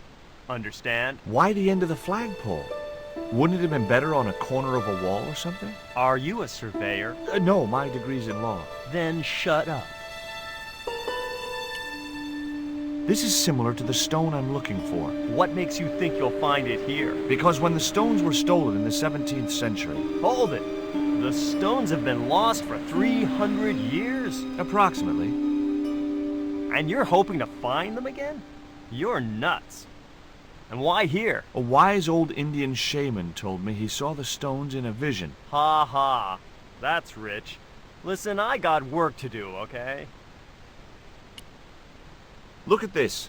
An article about a total eclipse of the sun. Oh, yeah?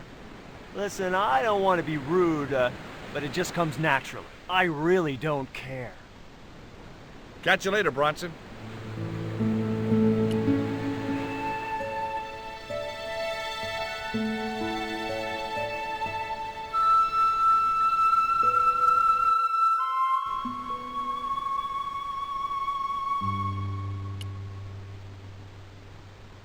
I couldn't reach it. I couldn't reach the flagpole, and a bush stopped me from moving the ladder across. Hi, Puss. Want to play? Hey, cat. Watch where you're putting those claws. I wasn't going to risk further laceration by the cat's claws.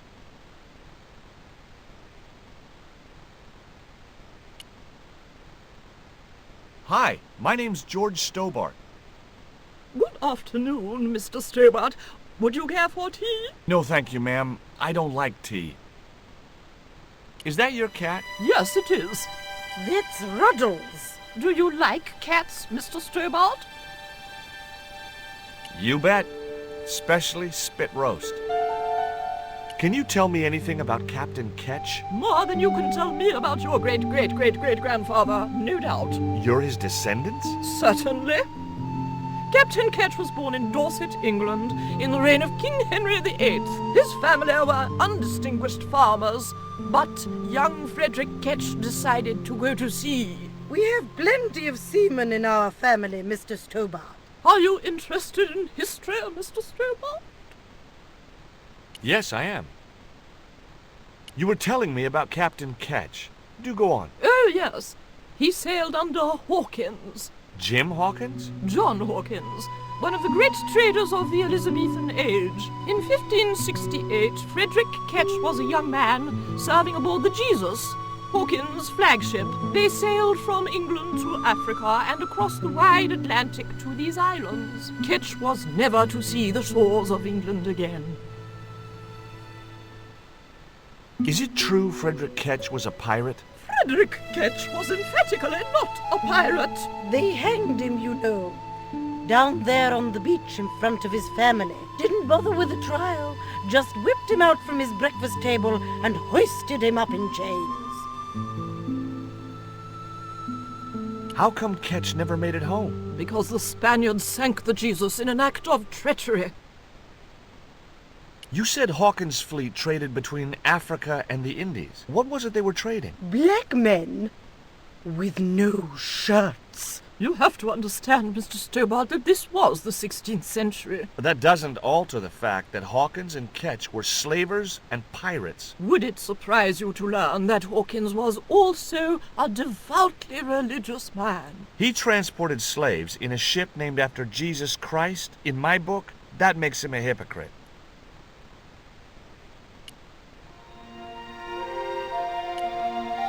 What happened to Ketch? Was he killed? Oh, no. He got away and returned to this island, to this very house. The Frederick Ketch Memorial Museum. Well, if he wasn't a pirate, what did they hang him for? Envy.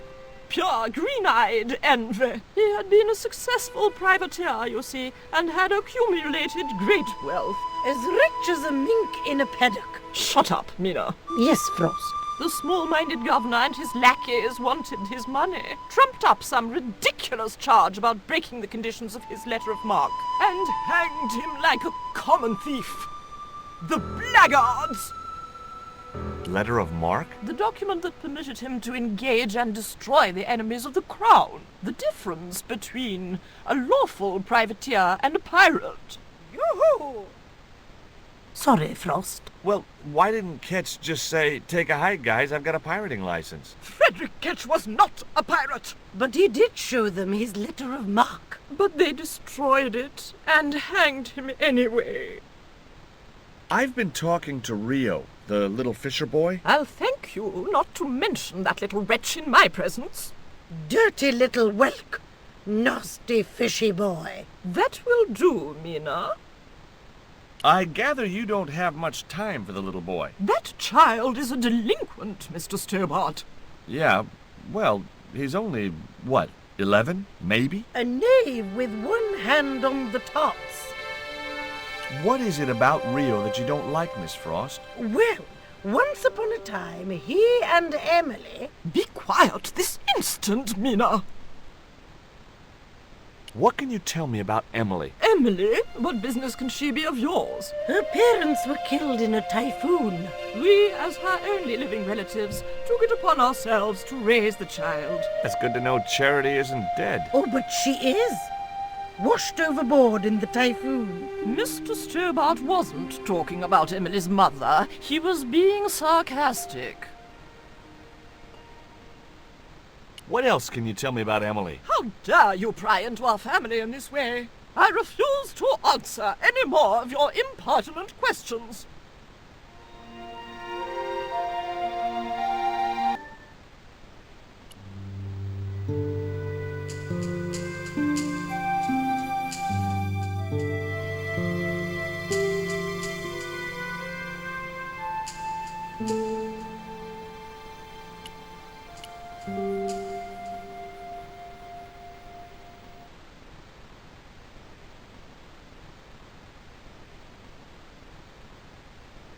I had no more to talk to him about.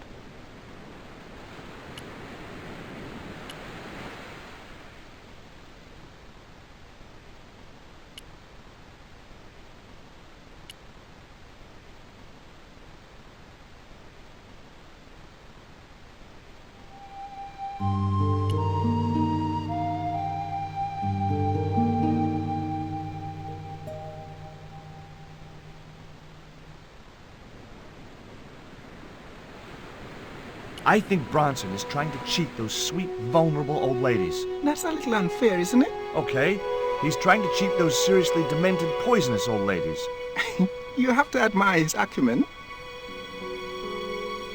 Tell me about your friend Emily. Why are you so interested in Emily Ketch? Emily Ketch? A descendant of Captain Ketch, the pirate? Yeah. Well, it doesn't bother you? Why should it? We don't responsible for our ancestors.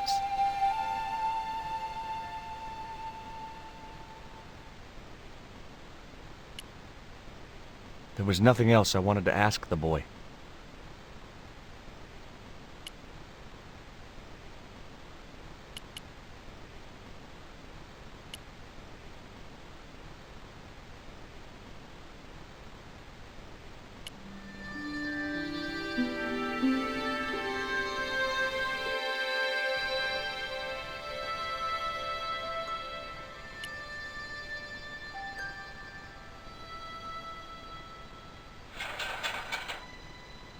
The ladder extended easily. You there? What are you doing? Pardon me, ladies. I was just going to climb your ladder. I'm helping Bronson. Oh, you're not like him, are you? He's very polite, isn't he, Frost? And he has dimples when he smiles.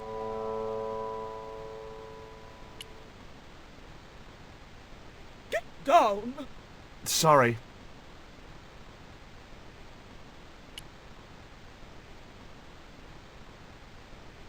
It was locked. The house is closed. How come? It is undergoing refurbishment. Oh, of course. This must be the place Bronson's surveying. The intention is to prepare the museum for the new century. The Frederick Ketch Memorial Museum. It would look nice in neon. A museum for a pirate? There was a stony silence. As I have already told you, sir, he was not a pirate. It's precisely this sort of vile misrepresentation that Mr. Bronson is seeking to rebalance. Oh?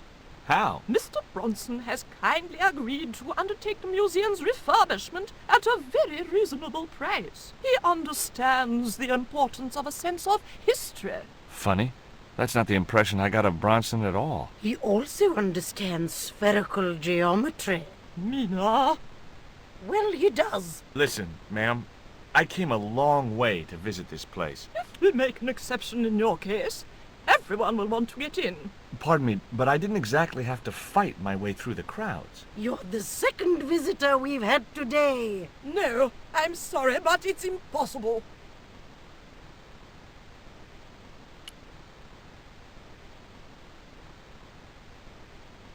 You're really fond of that cat, aren't you? He is our companion and our solace. I thought about catnapping the little monster until they let me in, but it wasn't my style. Maybe there was some other way I could use their affection for the cat to get me into the house. Okay, it was time for diversionary tactics. I thought I saw a little girl down on the beach. You must be mistaken. He must be mistaken. Mustn't he, Frost? I'm sure I'm not. A little girl and that young fisher boy. What? It's not possible. What were they doing? Oh, the kinds of things that all little boys and girls get up to at their age. When I was a little girl, we used to play cows and milkmaids. Woe betide you if you're lying to us, Mr. Stobart. Heaven help you.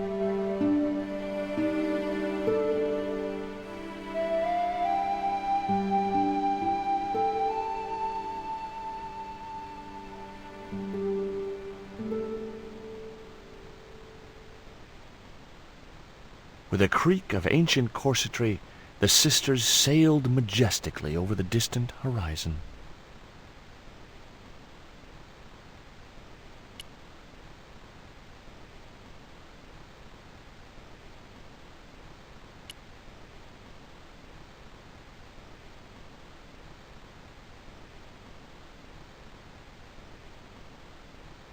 I didn't have a flag on me, so the flagpole would have to stay bare.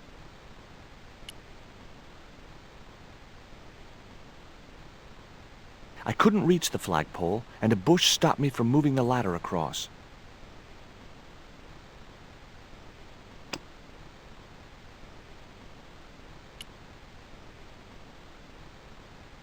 Just my luck.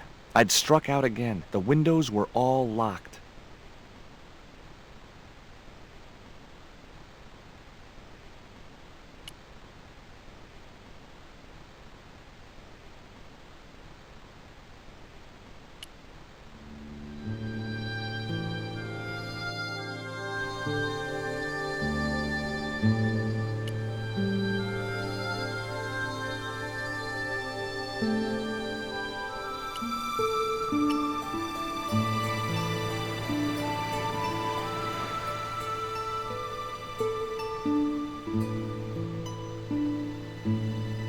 How come the old ladies closed the museum? It's Bronson's doing. Him have the plans for redeveloping the museum.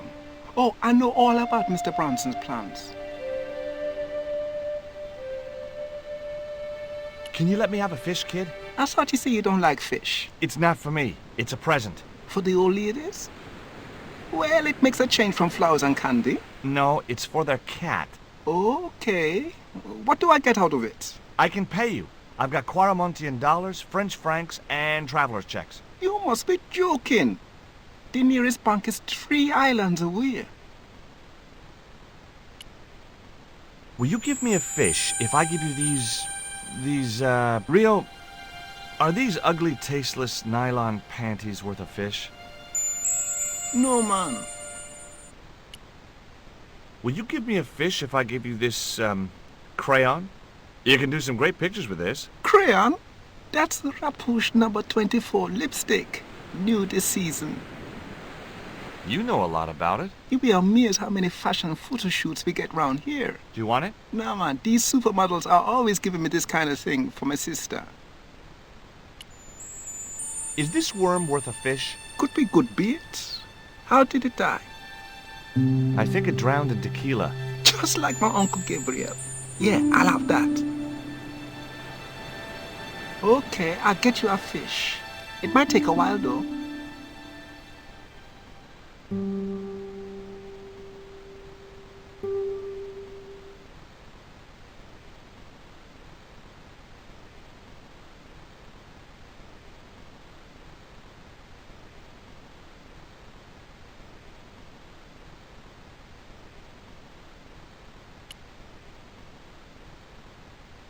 Did you see the weird sisters come by here? Did I? They look madder than usual, so I hide until they're gone by. Just as well. They thought you were playing with Emily. Boy, were they steamed. Emily? You're madder than them. There was nothing else I wanted to ask the boy.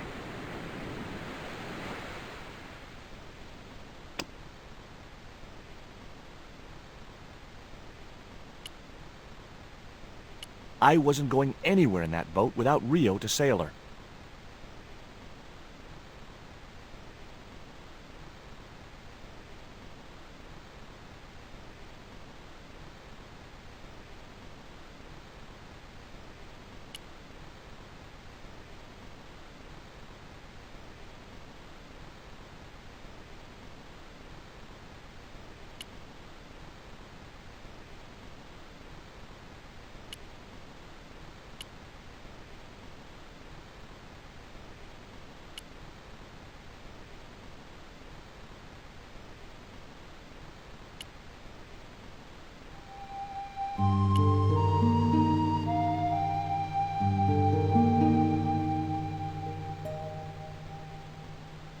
No luck with a fish? No, man.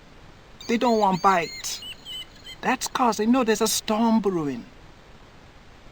Storm? I don't think so. Hey! I caught a bite! You have? It's a big one! A real big one! Reel him in, Rio. Jeez, it must be a whale or something.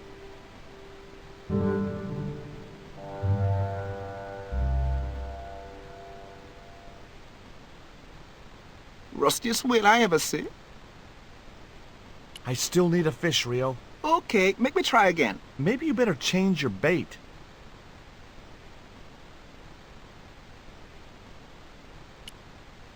The only serviceable part of the bicycle's wreck was a rubber inner tube. You just never know when you're going to need stuff like that.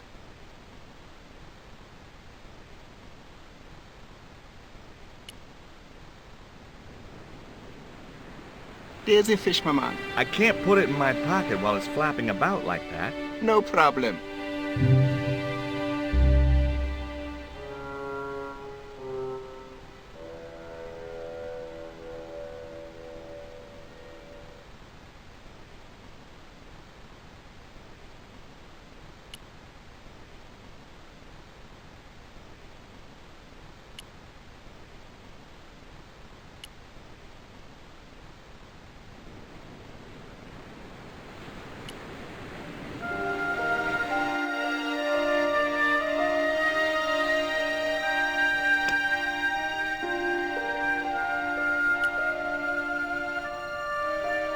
Okay, Cat. You don't deserve this, but here's a little fish.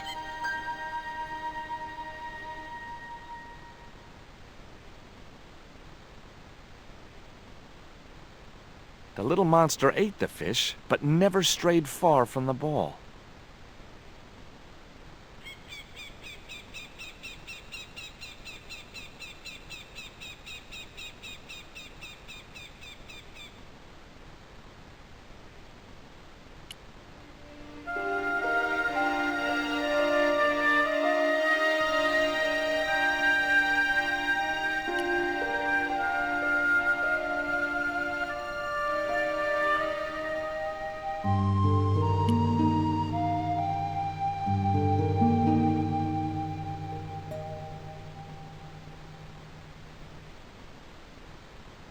I need another fish, Rio. Okay, make me try again. What can I do with an old inner tube? I know what I'd do. I'd make the biggest catapult you'd ever seen and use it to smack Bronson with a fish from a safe distance. Those ballistic fish shenanigans of yours are gonna get you in deep trouble someday.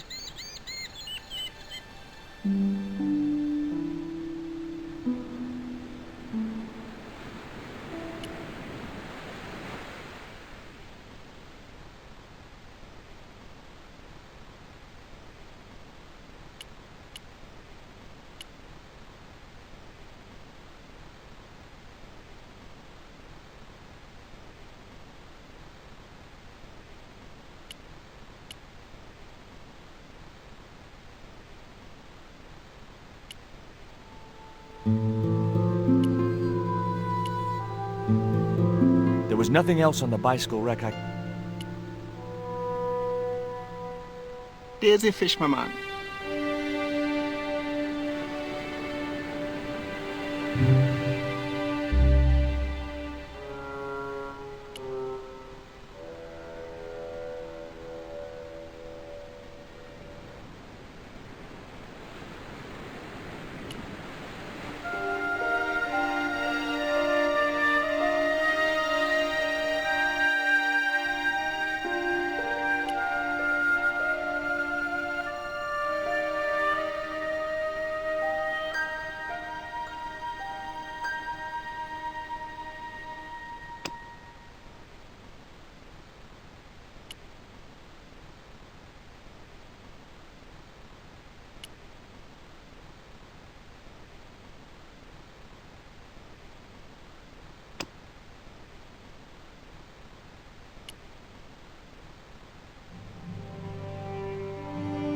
That should get the old cat dancing. I just hoped it didn't give itself a cardiac.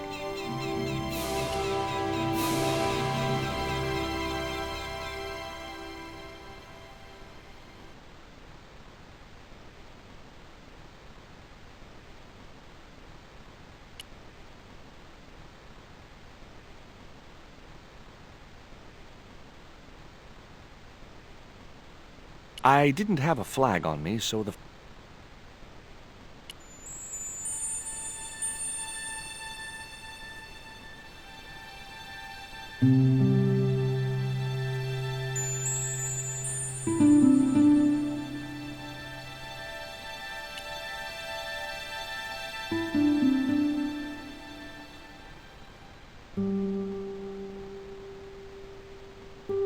I couldn't think of any reason to climb the tree.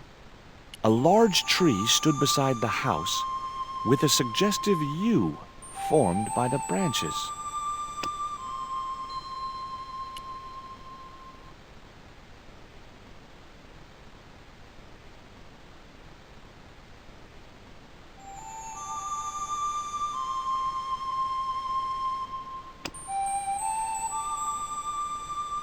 I put the ball in the catapult. Took aim. Yes! Okay, so it was a lucky shot, but I'd knocked the theodolite target clean off the end of the flagpole.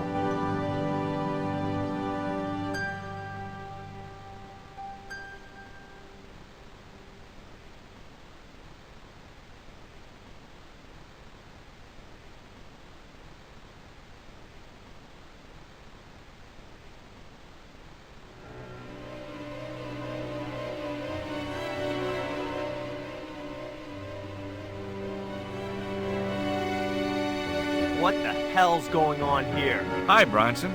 Nice to see you, too. You again. Have you been screwing around with my theodolite target? Where is it? I had to climb out of the window to put that one on. Damn it, I'm gonna have to go through all that again. Not this time. The house is locked up and the sisters aren't here. Hell's teeth! I'll have to put the spare target on the other flagpole. A whole morning's work wasted. I'm gonna fix all this and then I'm gonna fix you, you hear? Yeah? Fine. I'll be waiting.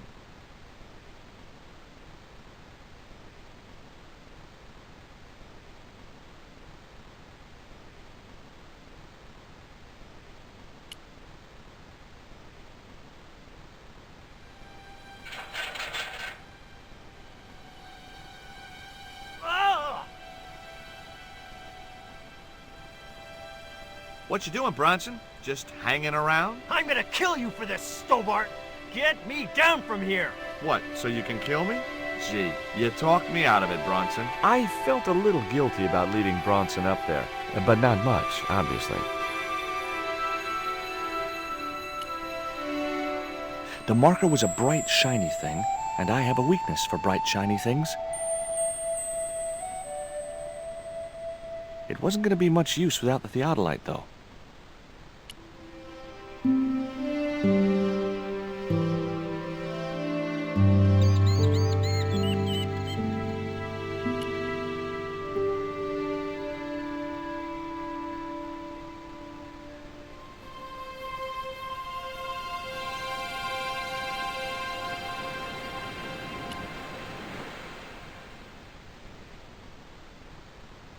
With Bronson out of the way, I could finally get a clear look at the plans. Engineers' drawings didn't mean much to me, but one thing was clear. These plans were for a 5-story, 200-roomed, luxury, pirate-themed hotel. Another stain on the bedspread of paradise.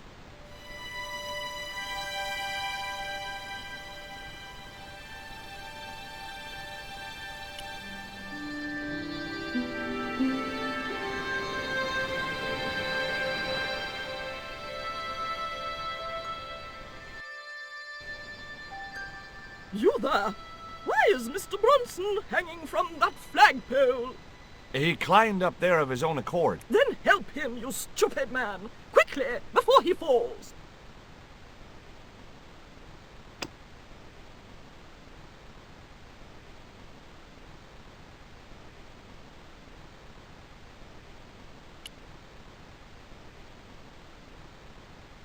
Here, Bronson's plans.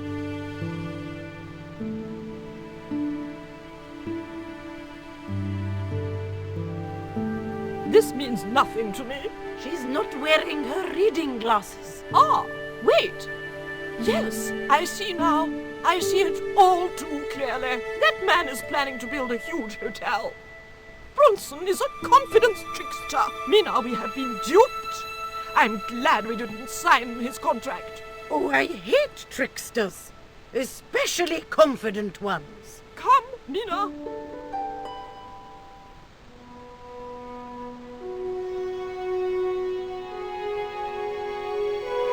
Mr. Bronson, you may consider yourself persona non grata. Yes. Cave Canum. Kindly disentangle yourself from our flagpole and eject yourself from our property this very minute. Disentangle. Eject. Hey, cut that out, you crazy old bat! How dare you! Mina isn't crazy, she's just engagingly eccentric. Yeah, as a bedbug. Ouch! Lovely as this little vista is, I'd be really grateful if you could let me into the museum now. Certainly, young man. We are most grateful to you for exposing this scoundrel, Mina the Lock.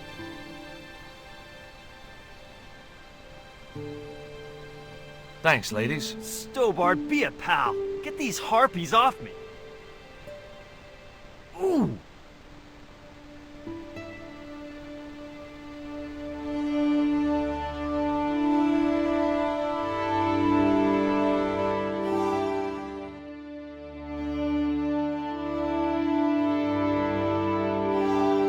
While George was basking in the sun-drenched Caribbean, I went to London.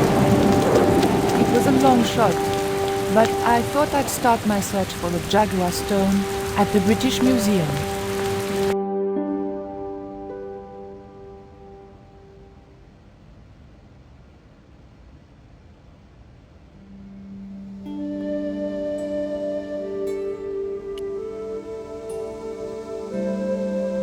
Can I help you, miss? Have you ever heard of an English sea captain called El Draco? El Draco? Not a very English name. I think that's what the Spanish would have called him. It was about the time of the conquistadors. 16th century. Oh, I know. That's what the Spanish called Sir Francis Drake. Francis Drake? Have you got anything here that belonged to him? Indeed, miss. We have a couple of artifacts he brought back from one of his journeys. Thank you. You've been most helpful.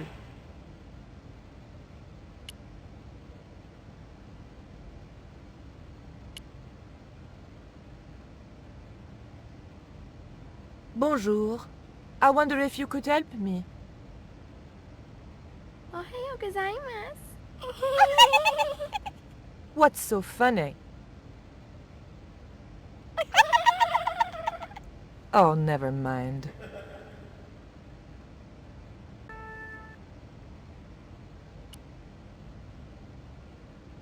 It was a stone identical in size and style to the Coyote stone. However, this stone bore the image of a jaguar.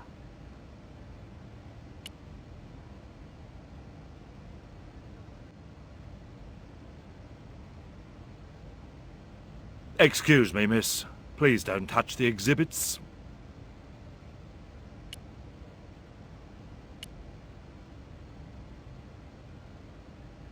I doubted I could sneak this enormous stone out under my jacket. I didn't need to make a call.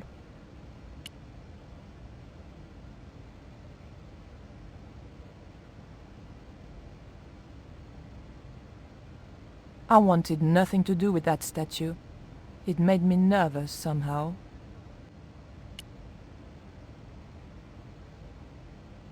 There was nothing I wanted to do with the statue except find out where he bought his hat. Très chic. It was a small, flat square of polished obsidian. Nothing like the one I was looking for. According to the caption, this was the scrying mirror given to Dr. John Dee by Sir Francis Drake.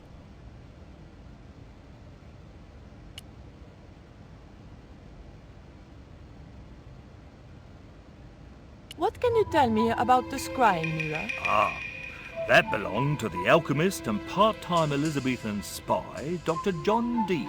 It was brought back from the New World by Sir Francis Drake and presented to him. It's Mayan, you know. What is a scrying mirror? It's rather like a crystal ball, and you can't see anything in it. Apparently, he had a partner who used it to talk with angels. If you ask me, you were barking mad. It didn't look anything like the Coyote stone. This one was like a little black shaving mirror. Is the scrying mirror the only piece of obsidian Drake gave Dee? Funny you should ask.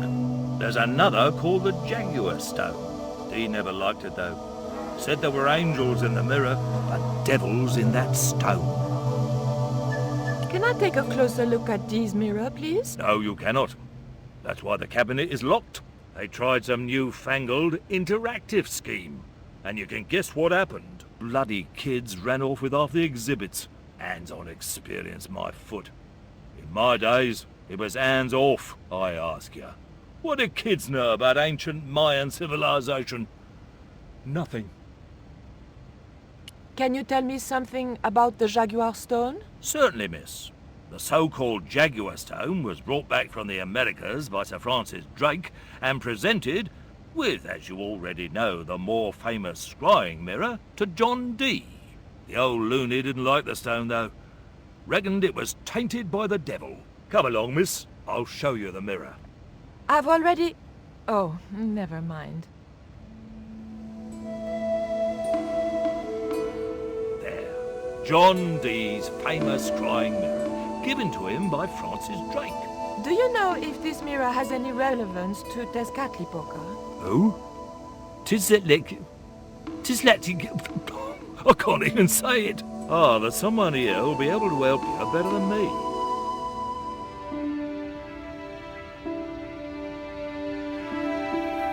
This young lady has some questions to ask, Professor. I think she's from France. Professor Roubillier? Eh? What? You two know each other, do you? Excuse me, the telephone.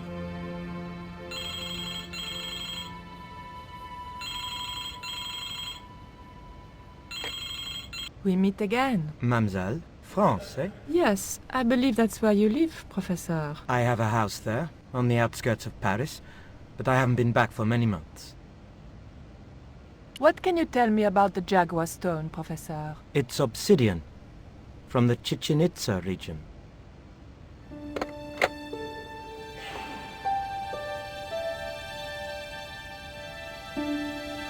Professor Roubillier, your taxi's here.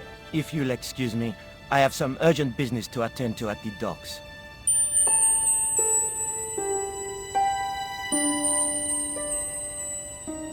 Can you answer me some questions about the Jaguar Stone? Certainly, miss. If you just step this way.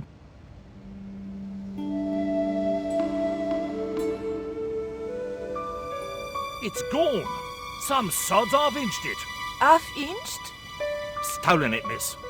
Never mind. The silent alarm will have been tripped. I'm afraid nobody can leave until our crack security team gets here. How long will that take? Could be a while. I think it's their tea break. The thief could be miles away by then. Don't you worry about that, miss. Just don't try to leave. It was too much of a coincidence that Roubillier showed up and the stone promptly disappeared. I didn't have time for their crack security team to finish their tea. I had to get after him.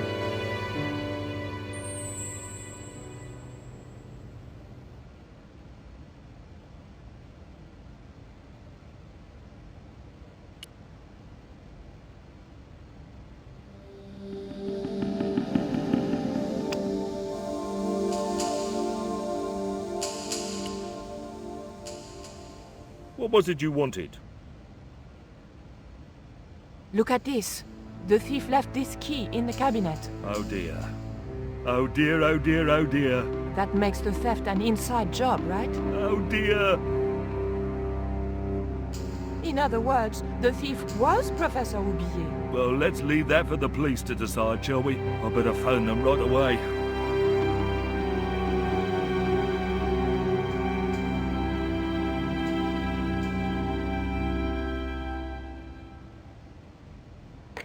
Hello? I knew I had nothing to worry about if the police were called. Yes, I'll hold. But I had to catch up with Roubillier, and fast.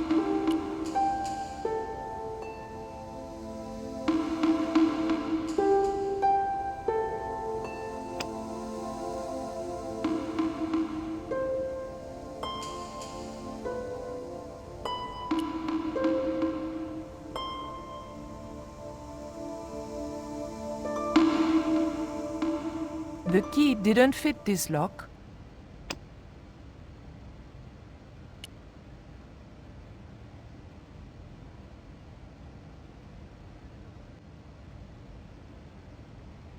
The key unlocked the case.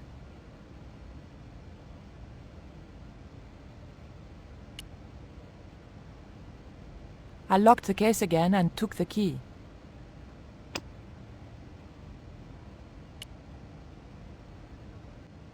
The key unlocked the case.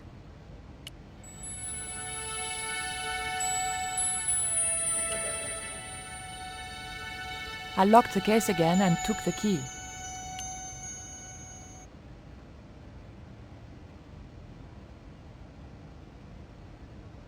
You'll have to be quick, miss. I'm on the phone.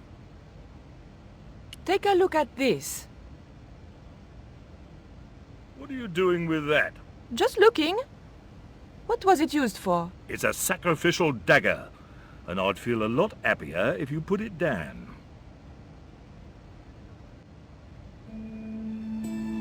I didn't need to make a call.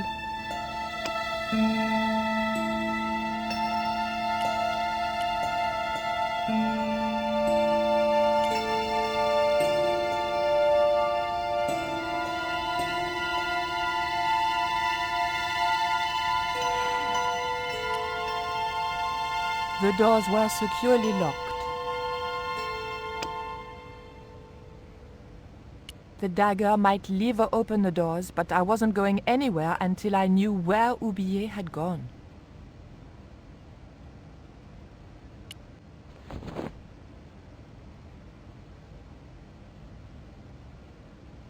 I doubted the girls would be any help to me.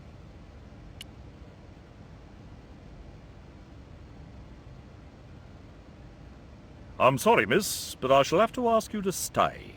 Oh, but surely you don't suspect me of stealing the stone? No, but you will have to make a statement to the police. You're a witness.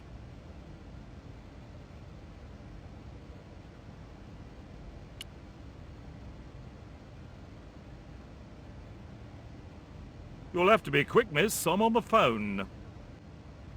Don't you think it's suspicious that Oublié has urgent business at the docks? Not in the slightest, young lady.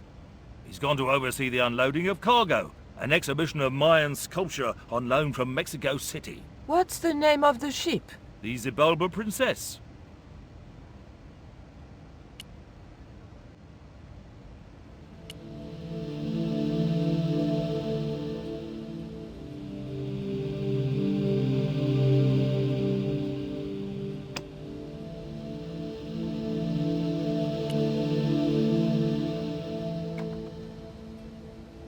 I levered the handle open with the thin dagger.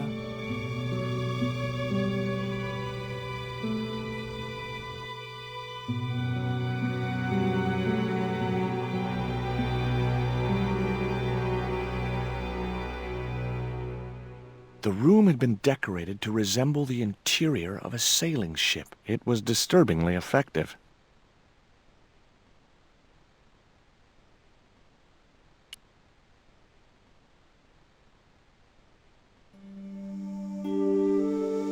That might come in useful, in ticklish situations. It was firmly attached to the desk.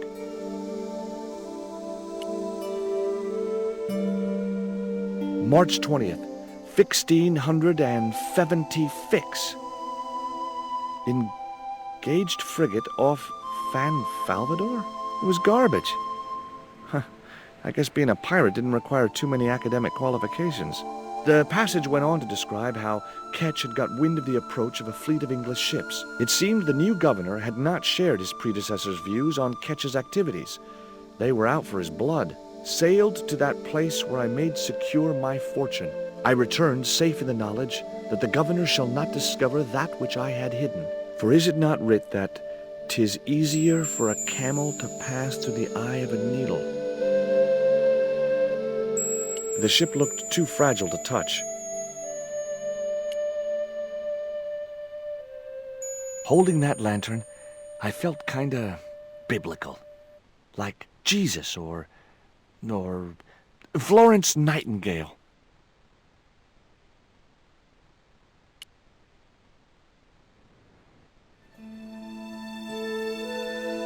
The lantern fitted so precisely in the inkwell, it could only be deliberate.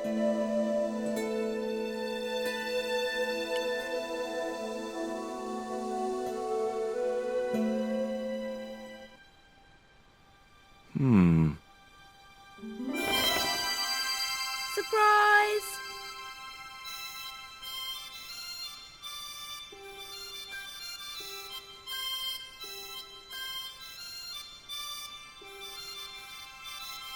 What the? Who are you? I'm Emily. What were you doing in there, Emily? Hiding. What are you doing here? Grown-up stuff. Grown-ups? Pfft. I'm never gonna grow up, I'm not. You shouldn't be here. What's your name? I'm George. Pleased to meet you, Jaws. George. Jaws? Jeez. Make your mind up. What can you tell me about Captain Ketch? That's him on the wall, in the picture. Yeah? Boy, that's interesting. He was a sailor captain. This is his house. Why don't you go play with Rio? I'm not allowed. How come? 'Cause Aunt Frost says I'm not allowed out of the house. That's why, Mr. Nosy Beak. Too bad. Why don't you ask your other aunt if you can play with Rio? Aunt Mina's cuckoo. Aunt Frost says so. She says when the Lord handed out common sense, Aunt Mina was off getting double portions of chin. That Rio's a smart kid. He helped me outwit Bronson. Rio is clever. He can spit ever so far. I bet you can't keep this piece of coal in your mouth for the next half hour. Could too. I could keep it in my mouth for hours and hours and hours. Yeah? Go on then. Prove it. Don't want to.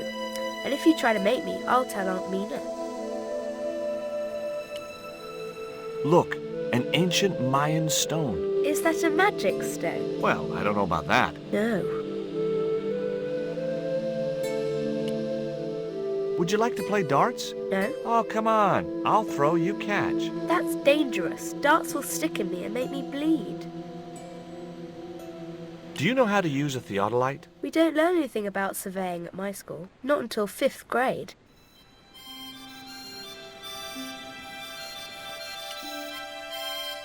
That looked like that's where it was supposed to be, so I left it there.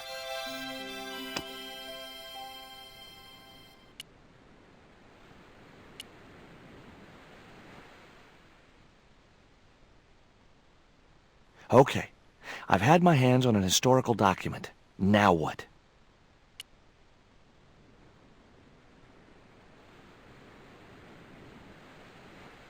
The chart fitted exactly into the recess on the top of the desk. What you doing, Jaws? I'm putting this old map on the desk What you doing that for, Jaws? because it was obviously intended to fit in this recessed area. How'd you work that out? It's obvious.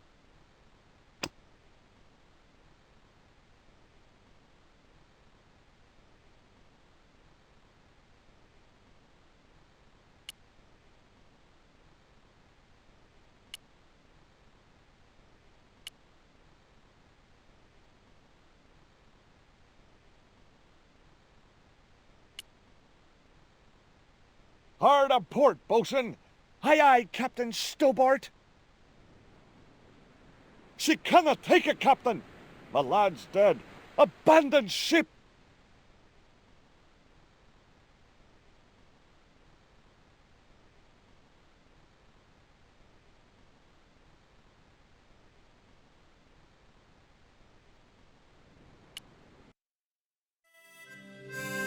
Captain Frederick Ketch, 1570. Around his neck was a cross. Maybe he was a part-time pirate. The portrait might have made a nice souvenir, but it was too large to carry.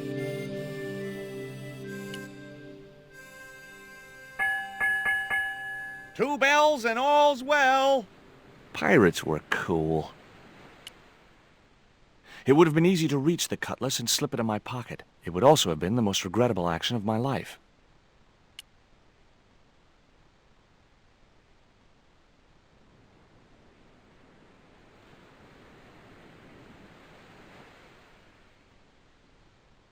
Yow! I should have known better than to put my hand in there. Grandma Stobart had a nasty experience in a water butt once.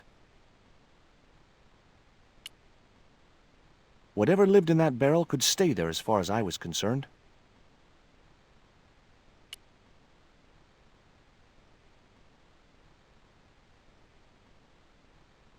Why don't you run along and play? Aunt Mina told me. Stay out of mischief. Well, that doesn't mean you have to stay indoors, does it? On a beautiful day like today? There's a storm coming. Oh, nuts. You don't know that. I do so. I can see the whole world from the window. Yeah, well, like I said, I'm busy. That cross you're wearing, Emily, It's my lucky Jesus cross. it's just like the one Captain Ketch wore. Uh-huh. Can I borrow it? Uh-uh. What would you trade for that cross, Emily? A puppy. Well, I don't happen to have a puppy in my pocket right now. Can you think of anything else you'd trade? Don't know.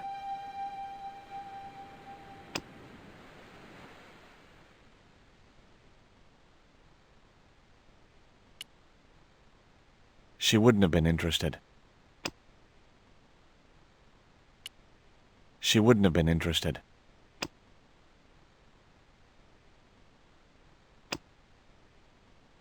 She wouldn't have been interested. She wouldn't have been interested. She wouldn't have been interested. She wouldn't have been interested. She wouldn't have been interested.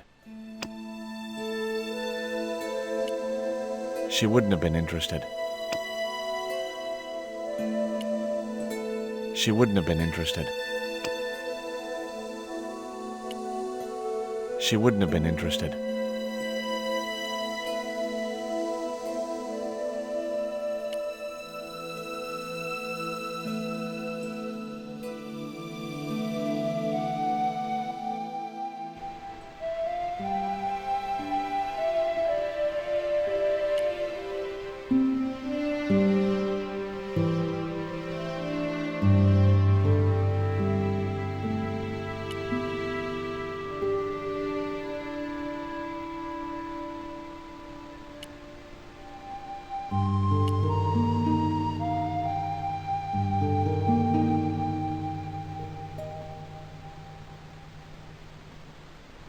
Any use for a quill? What's a quill? It's what people used to write with in Captain Ketch's days. No, I'd sooner be fishing.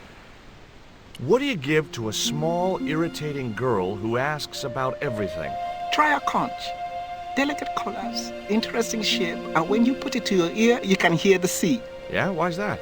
Usually because you're standing next to it. Cool. Have you got one? Yeah, but I promised it to my sister. She well vexed with me. Why is your sister mad with you? Well, last night when I got home with our supper, she went wild.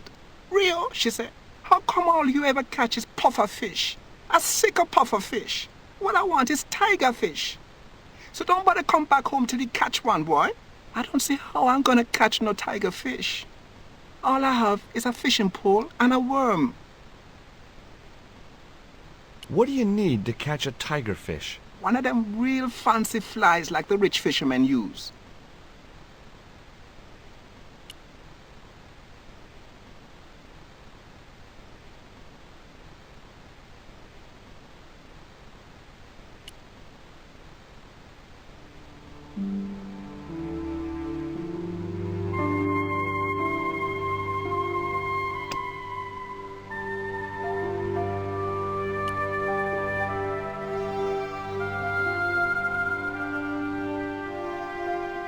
The cat made short work of the feather, tearing it into a blizzard of small pieces.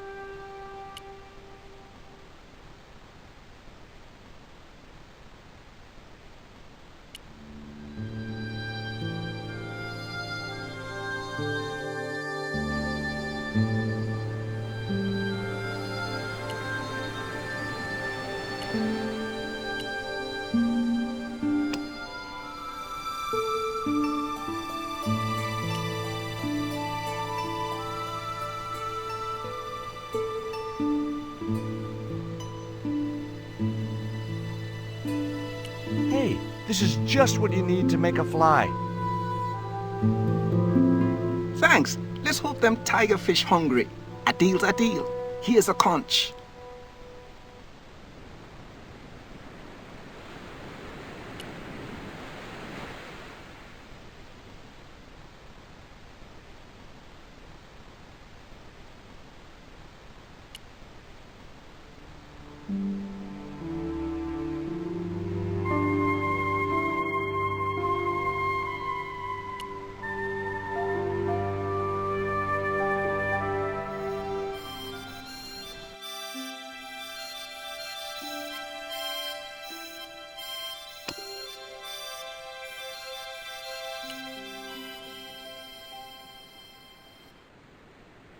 Here, I've got a conch.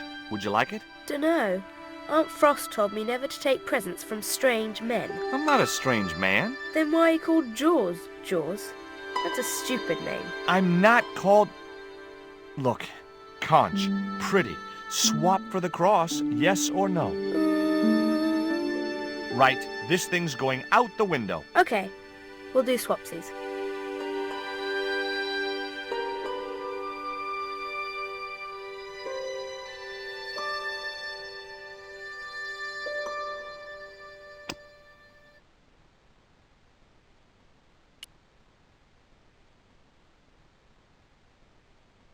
Ketch's cross slipped snugly into the penholder. What you doing now, Jaws? Knock it off, will ya? There's something you ought to know. I don't buy cute or lost puppy. I've put your cross in this little hole in the desk. Why? Impulse mainly, with a dash of irrational intuition. Silly. Only women have intuition. The lantern cast a strong light over the desktop. The light cast a shadow of the cross. And the shadow fell precisely over a small, unnamed island shaped like a skull.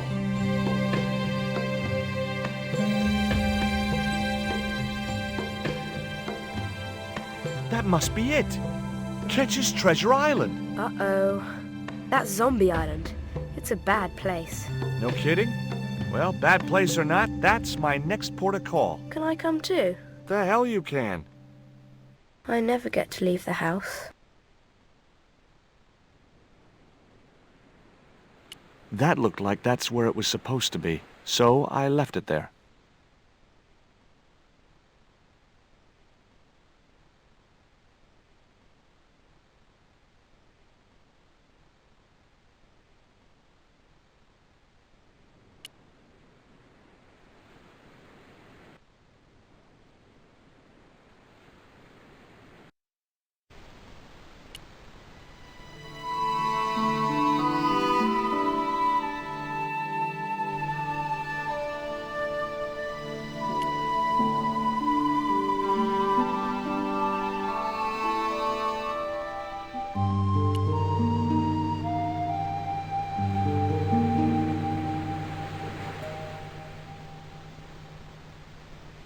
Would you take me to, Zombie Island? In this weather? You madman. The rain will keep the zombies indoors. Just say I did meet a zombie. What would you do? There ain't no zombies on Zombie Island. At least, not anymore. It's uninhabited. Good. What do you mean, not anymore? You still want to go? I guess. Well, I ain't had no luck with them tiger fish. And with the mood my sister is in, I'll be safer with the zombies.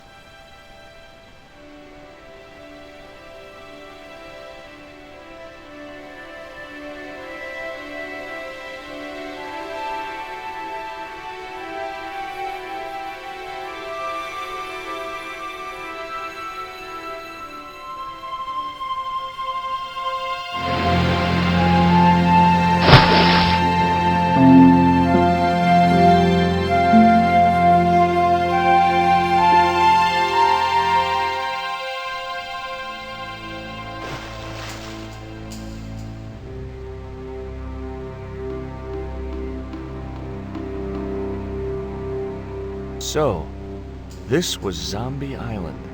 Somehow I'd been expecting something more sinister. Come on, Rio. Let's find that treasure. No, thanks. I'm staying right here. Oh, come on. You said yourself there's no zombies left. Yeah, but that was while there was a big pile of seawater between me and this place. All me have now is this little bit between the boat and the shore, and I'm hanging on to it.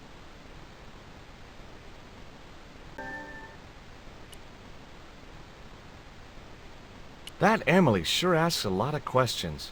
Rest man, this whole Emily business just isn't funny. Look, we're obviously at cross purposes here. I'm talking about Emily Ketch. Yeah, and so am I. She was my friend. Her aunts hated it, but we did move together, you know. She used to be real keen at hide and seek. It could take hours to find her. One time, the last time, it took days. She must have shouted and screamed herself hoarse, but there was nobody to hear her. Where'd she hidden herself? Captain Ketch's old sea chest. The only way to open it was from the outside. Suddenly, I didn't feel so good. We never exchanged another word about Emily Ketch.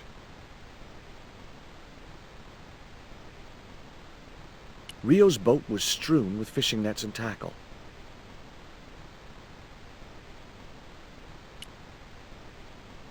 The cliff was steep, too steep to climb without handholds. And I couldn't find any.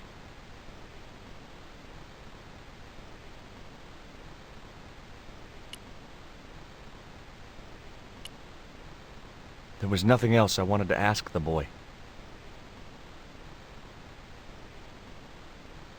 It was the boat that Rio had brought me in. I was quite happy where I was, relatively speaking.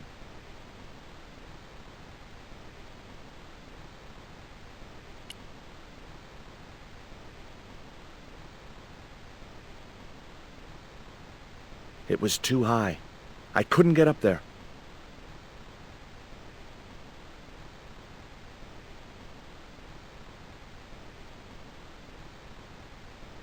I was quite happy where I...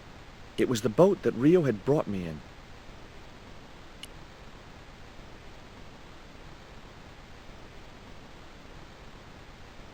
Could I borrow your net? Yeah, man, no problem.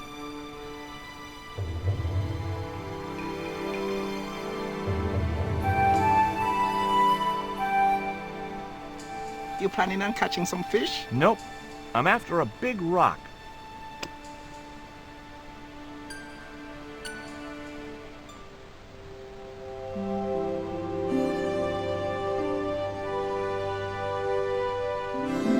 Well, here I go. Wish me luck, Rio. Good luck, George. Watch out for the Walking Dead.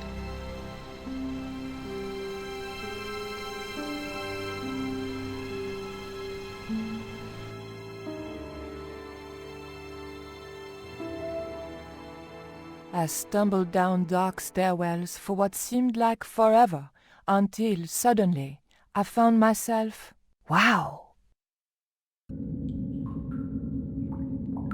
In an abandoned London Underground station. This place must have been closed down decades ago.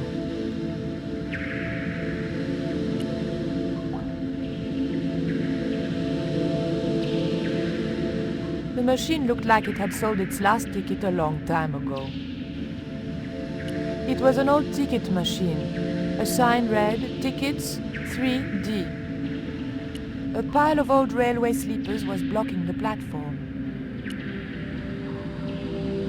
I'd probably break my neck if I climbed over the sleepers, or worse, a heel.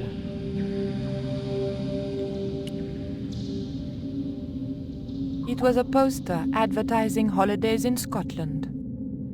It might have been a nice souvenir if it hadn't been torn and dirty. The slot was much too thin for my fingers. 1D only was embossed below the coin slot. Something protruded slightly from the slot.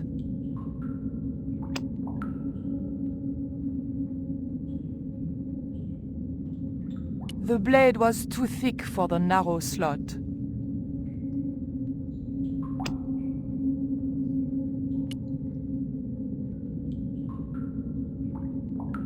It was an old chocolate vending machine. A flap covered the tray into which the machine dispensed chocolate bars. The tray was empty. It was a cup which caught rejected coins. The cup was empty.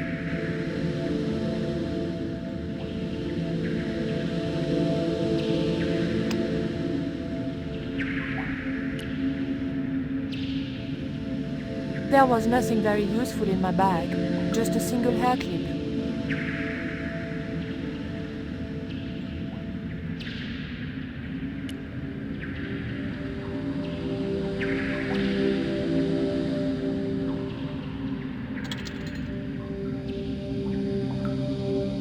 I pushed the hair clip into the slot and whatever was stuck there disappeared into the machine.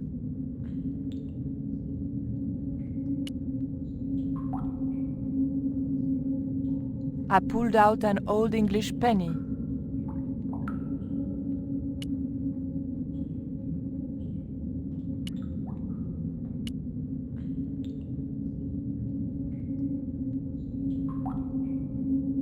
was a maintenance cupboard. A latch lock stopped me getting into the cupboard.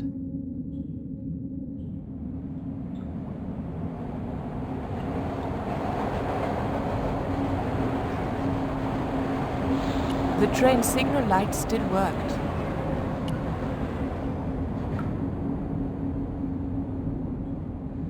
A warning sign saying high voltage convinced me to leave the lights alone.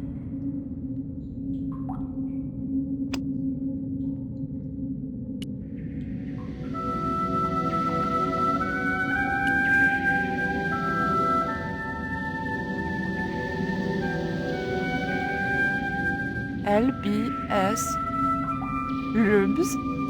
What are lubes?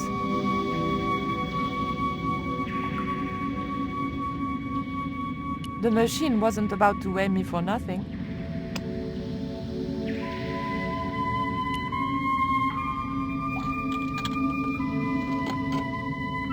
I put the old penny into the slot, the needle twitched rustily, and the machine spat out a card.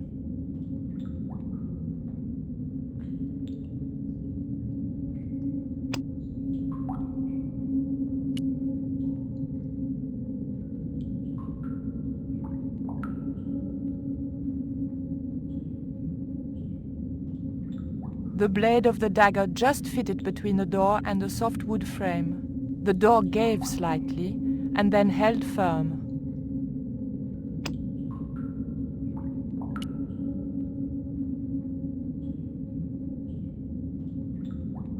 I remembered my student days when I regularly forgot my house keys. A wiggle with the thick cord between the frame and the lock, and the latch lifted.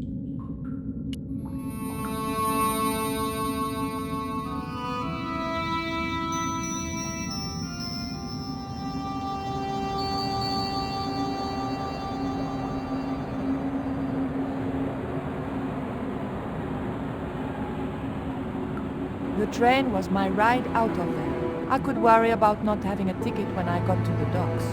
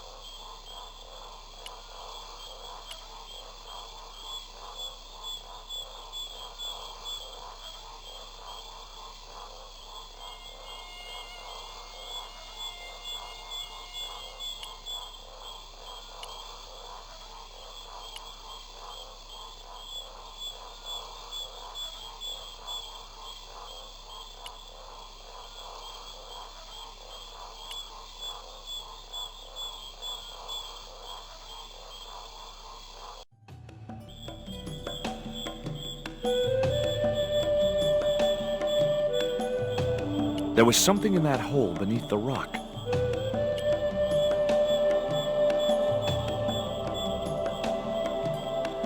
As soon as I stooped to investigate the hole, its inhabitant disappeared into the darkness.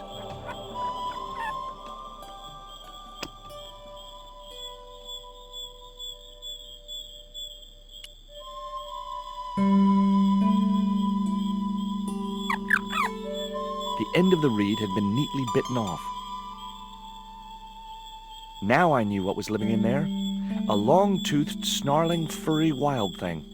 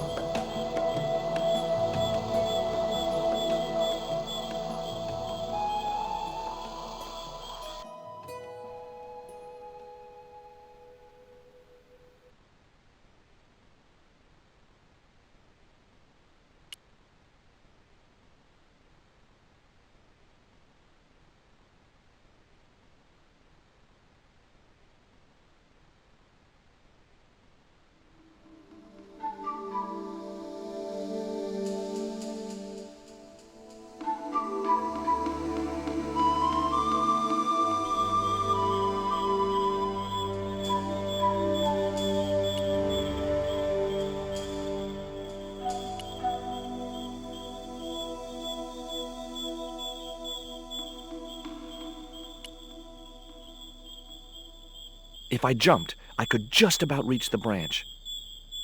Climbing the tree wasn't going to help any in this situation.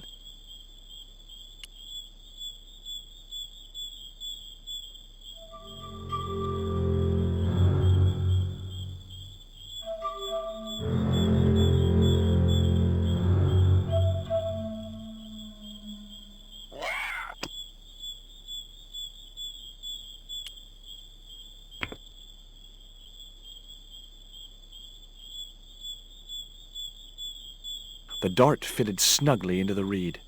Great. I was tooled up and dangerous.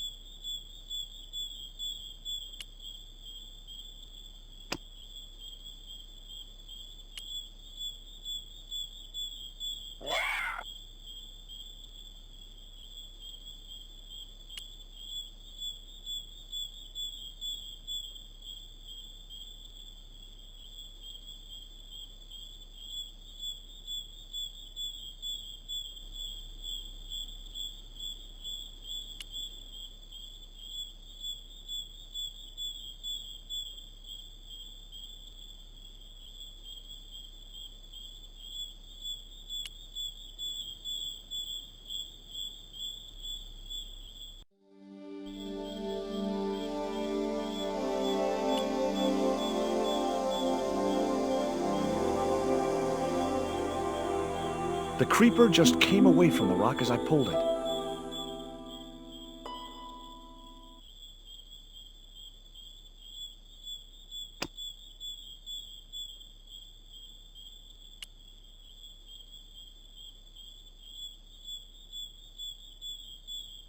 The net attached easily enough to the creeper and seemed secure.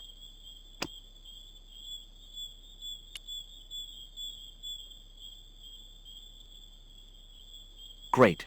I'd created some sort of creeper marker fishing net assembly. Sometimes I terrify myself with my creative genius.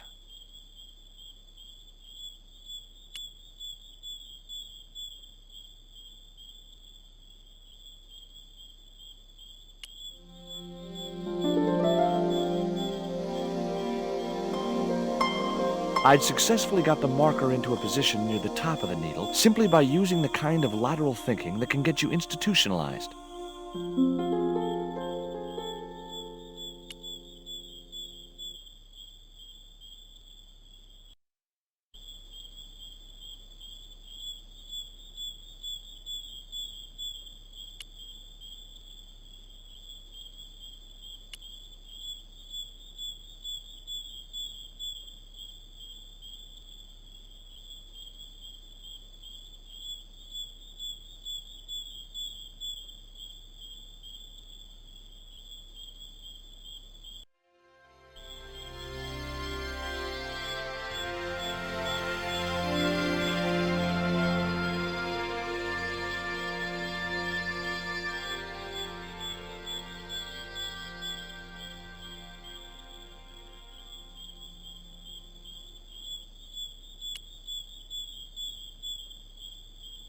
Initials carved into the stone read F.K.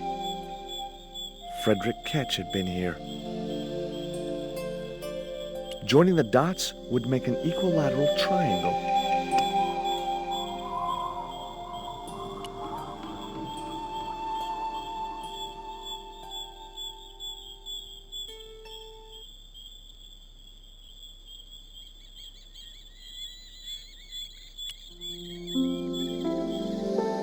The hill I was on had reminded me of a camel's hump as I'd climbed up it. Now I had to see what I could see.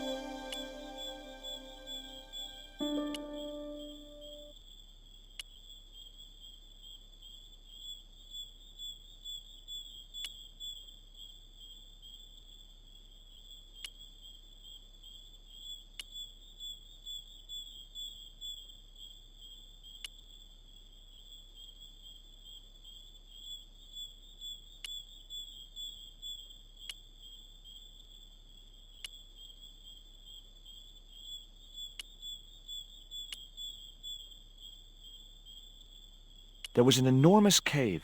Every tourist for the last 3 centuries must have been in that one. An ugly little cave. Didn't look like the sort of place you'd want to leave treasure.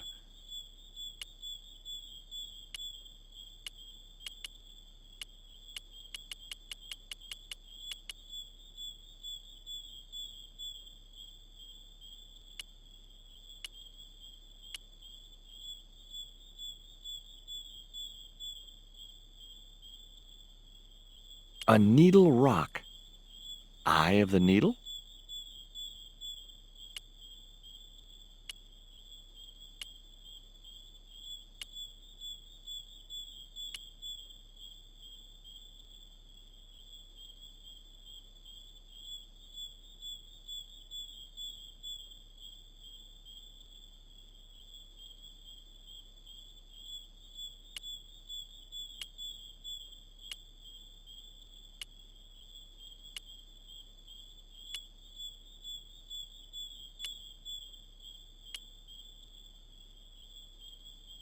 It was a good cave for hiding treasure in. Shame about the flooding problem.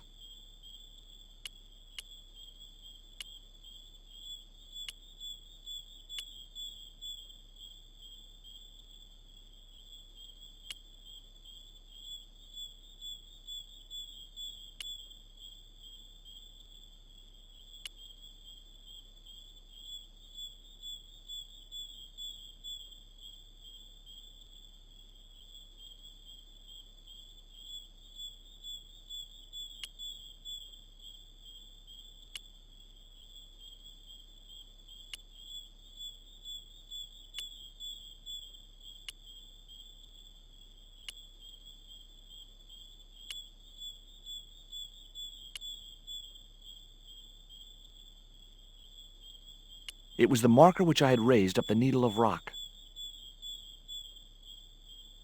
I could see the marker I had fastened on the rock down in the forest, and right in line with it, the rock I was looking for.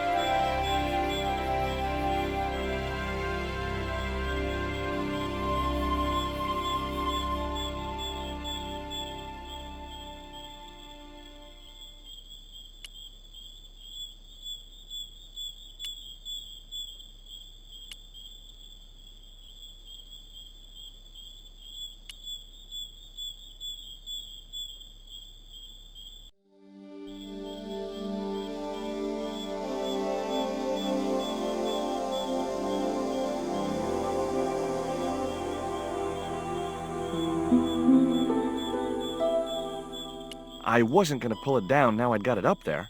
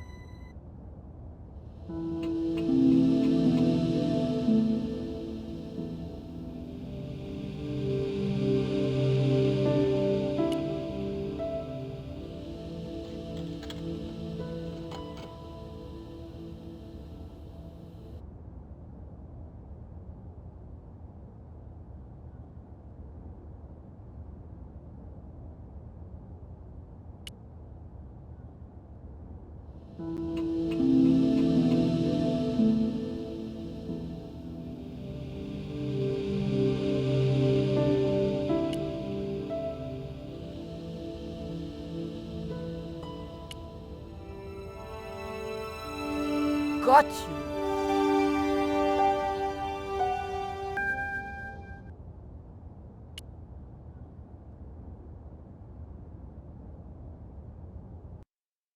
But the collar woman was there. They'll know it was me. But you have the stone. The right stone, you're sure? Yes, of course, it's the Jaguar stone. No possible mistake. Here it is. Garzak, please. The police will be looking for me soon. You're going to get me out of the country, aren't you? Stop your whining, Oublier. Do you have any idea what this stone symbolizes? I thought you just wanted it to frighten the natives. Fool. I intend to cast this stone into the sea. But why? It's unique. Exactly.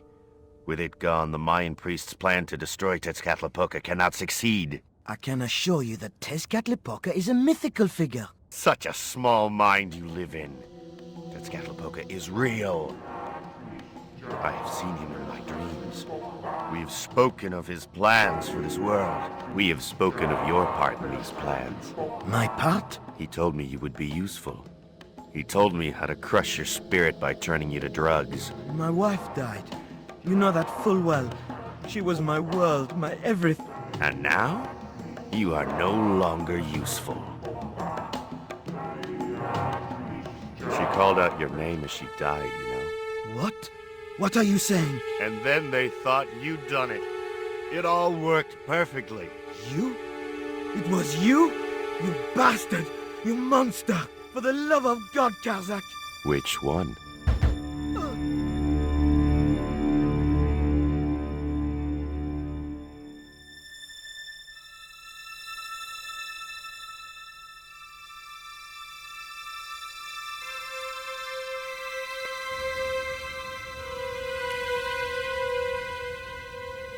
There were no signs of life, but I checked that Oublier really was beyond help.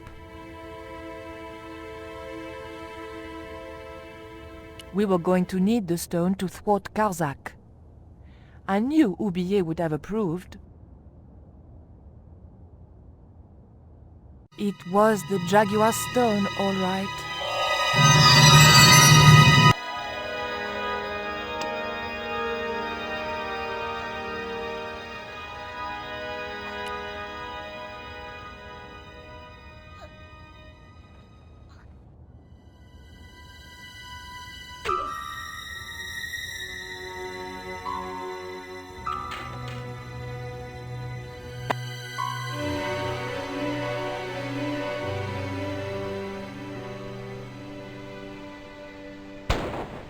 Pirates? I was about to make good my escape when... Cut! Who the hell are you? I can explain everything. Don't bother.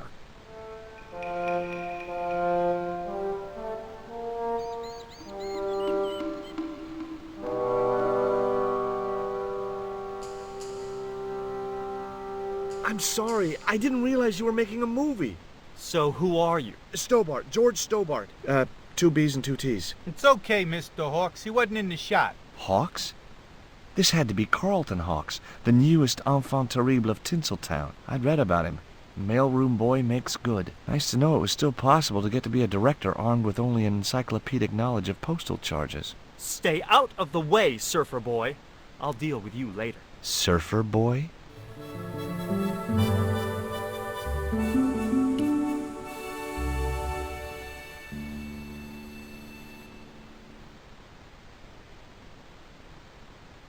What's the name of the movie? Are you trying to be funny? No. It's Treasure Island, the only book I ever read twice.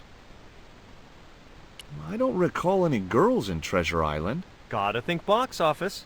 People like that kind of thing. What other changes have you made to the story? Just a few minor details. You haven't written out Long John Silver.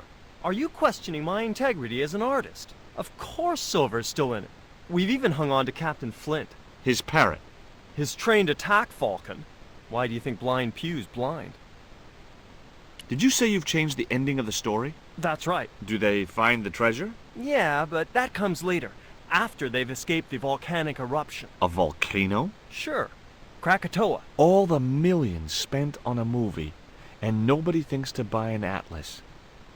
Who's playing Jim Hawkins? Haiku McEwen. Oh, don't tell me you've never heard of him. I don't go to the movies too often. Jeez. Haiku is only the hottest teen star in Hollywood. That's why we're on such a tight schedule. Gotta film the close-ups before he hits puberty. Who's the leading lady? Don't you recognize her? That's Sharon Kowalski. Oh, right. I'd never heard of her. You know what the locals call this place, don't you? No, but I guess you're gonna tell me. Zombie Island. Zombies? A crazed gleam came into his eye. Get me the writers. Get me makeup. I want zombie pirates in this movie by the end of today. There was nothing else I wanted to ask him.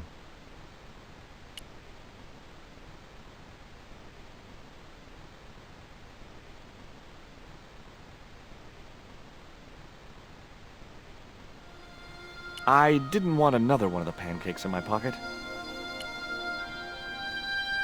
Hi, George Stobart. Hello, mate. You're English, right? Blimey, you don't miss much, do you? Bert Savage. Have you seen what the caterers laid on today? Buns and pancakes. That's awful. It's an improvement on yesterday. The buns are stale, but the pancakes are bloody lovely. How long have you been in the movie business? Flipping years, mate. Absolutely flipping years. I was in the army before that. Thought to myself, you've been risking your bleeding neck every day, why not cash in on it like? So you became a stuntman, just like that? Nah, of course not. I had to do the training first. What do you think of this lipstick? Oh, very nice. Very repouche. I thought that meant hideous. I was being sarky. Looks like a skin disease, that stuff. Have you ever seen anything like this before? What's that, mate? Stone axe? No, it's just a piece of polished stone. Very nice indeed. Shine it up a bit, you get a few bob for that. Would you like a pancake, Bert? No thanks, mate, I've plenty here. Did you ever meet Bertrand Oubier? Meet him? No. I saw him a few times, though. He didn't like his wife being in films. Do you think Oubier murdered his wife? I wouldn't be surprised if he did. Mind you, there were plenty of people who could have done her in. I thought the public loved her. Yeah, but people who knew her saw the other side. Did you ever work with Carol Climax? The Dirty Dachshund? I'll say. Flipping princess, mate. I heard she was very beautiful. Mind you, she acted like one too. Ordering this, demanding that. What training does a stuntman do? First they told me to stand in the road. Then they rammed me down. Straight up. Drove at me with a car. I couldn't believe it. I was up on the bonnet and over the other side before I realised he wasn't stopping. Then they threw me downstairs a bit and gives me a certificate.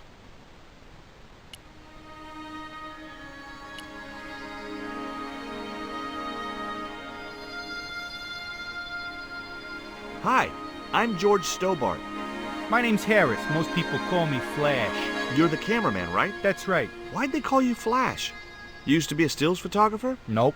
I decided not to pursue the subject. There was nothing else I wanted to ask the cameraman.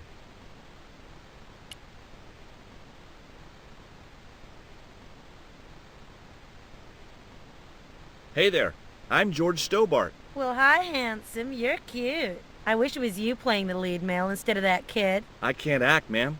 So what? I bet you can kiss. I couldn't believe I was having this conversation with a real movie star. I found this reed in the swamp on the other side of the island. Oh, yeah? Yeah, and I used it to shoot a poisoned dart at a wild boar. It was a real-life drama, not just a scene from a movie. Right. She was having trouble with the whole real life is not a movie concept. Take a look at this ancient Mayan artifact. That's just a hunk of stone with a picture scratched on it. In a way, I guess. You don't happen to have seen anything similar, have you? No. Would you like this lipstick? Nice thought, gorgeous, but I prefer scarlet. What part are you playing? Pirate Babs, the ruthless and passionate lady buccaneer. It's a great part. I get to kiss a lot, and I kick ass. Like the boots?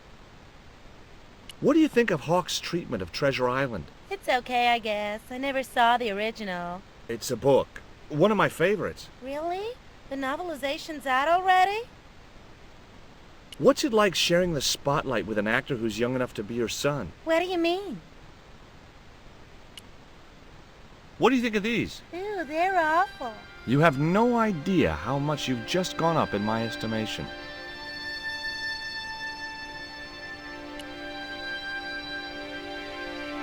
Hi there, George Stobart. Uh-huh. Yeah. Haiku McEwen. You're playing Jim Hawkins, right? Jimbo. I had Mr. Hawks change his name. Jimbo Hawkins, right. I may not be making millions of dollars, and I may not have thousands of nubile, if uncritical, young women lusting for my body, but I've got something that you haven't. This small piece of coal. Man, you're getting freaky on me. Is your name really Haiku? Yeah. It was my mom's idea, okay? When I was born, I was so small and perfectly formed I reminded her of a Japanese poem. Well, I guess it could have been worse. She could have called you Limerick. That's my middle name. Did you always want to be an actor? I don't think of what I do as acting, man. You're not alone. It's more like I'm the voice of my generation. What I'm saying for the kids on the street. Which is what? I'm crap, I'm going nowhere? Huh? What are you saying, man? Stobart, get out of shot. Positions, everybody. I'll get a flip chart and explain it to you later, Haiku. Haiku, baby, are you ready? Okay, man. Which scene is this? You've been captured by Silver's accomplice, Pirate Babs, who's fallen in love with you. That whirring sound you can hear? It's Robert Louis Stevenson spinning in his grave. Okay, people. Top of page 76, Sharon. What about my big speech? It's been cut. Everybody ready? Up to speed. Quiet on the set. Okay, let's make magic. Oh, please. And action! Why don't you forget that dumb old squire and his bunch of merry men? Can't you see we were made for each other? I know, but Squire Trelawney saved my life, Captain Babs. Why, if it hadn't have been for him, that giant octopus would have made mincemeat out of me. But right now he thinks you're a traitor. He's locked you out of the stockade, Jimbo. That 20-foot-high wall with spikes might have kept out Silver's men, but it ain't gonna stop me. Oh, Jimbo. And cut! Good heavy breathing, Sharon. Natch, I'm a pro. Did you get the heavy breathing, Flash? Did I ever, boss? You should have made this movie in 3D. Haiku, you were great. We're setting up for the stunt now, so get a bite to eat.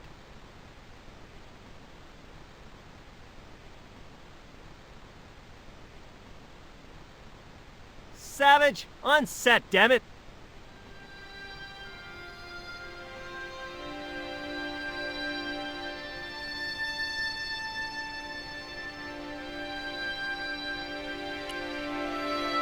Hey, Haiku. Yeah, man. There was nothing else I wanted to ask him.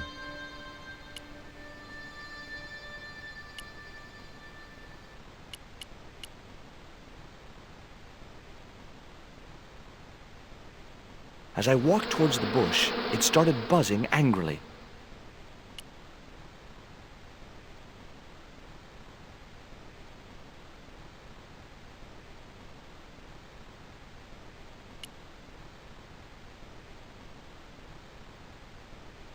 I don't want to worry you, but there's a hornet's nest over in that bush. Hornets. That reminds me of a film I was in. The Black Hornet. The Black Hornet? I don't remember seeing that one. Before your time, most likely. What happens in it? Lummy, what don't happen in it? I was shot, stabbed, fed to piranhas, dangled from an airship, and trampled by a zebra. No, I mean, what was the plot? Plot?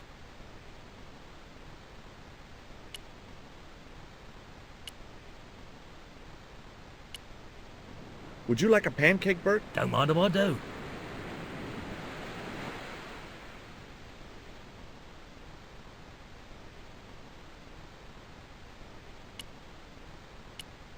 I wasn't going to upset Hawks anymore by tampering with his props.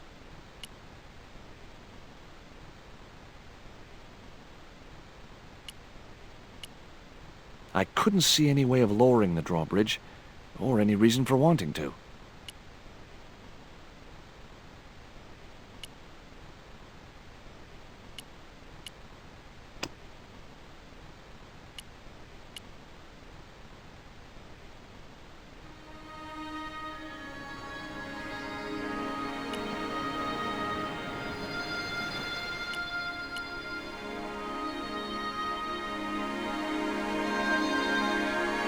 Mr. Hawks, I was wondering if...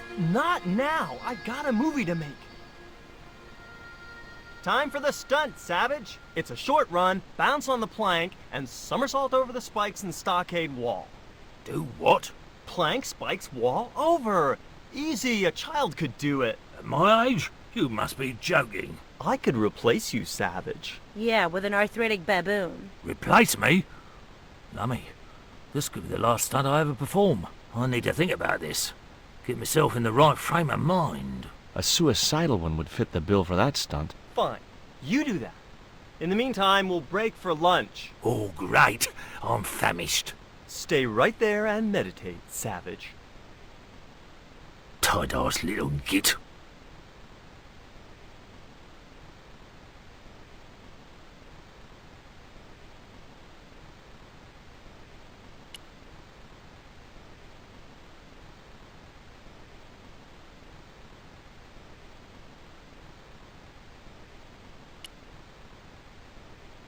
The bun was so stale it felt like a small rock.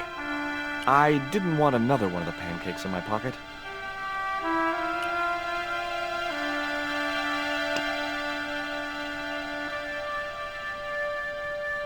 I'd better think this through.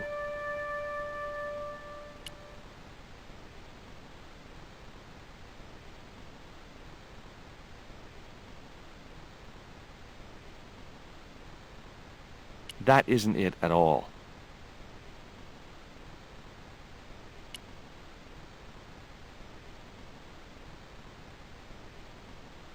What have you got there? Another pancake, Bert? Yeah, go on.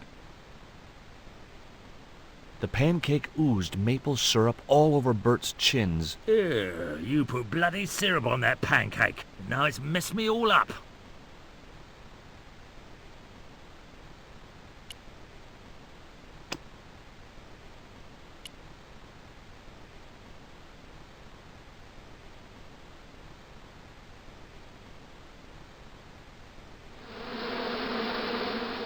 Those hornets were not pleased. Get that camera rolling. This could be good.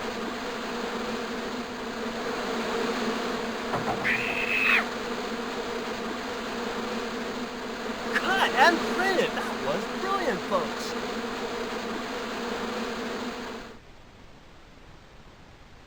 Okay, the next scene is down on the beach. This is where Hawkins finds the treasure in the Cave of the Crabs. Would those be giant killer crabs by any chance?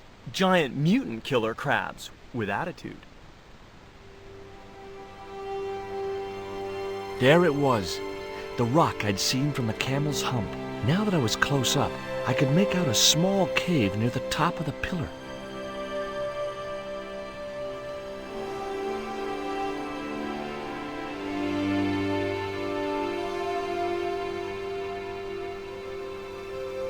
Hey, you! Trouble! Who, me?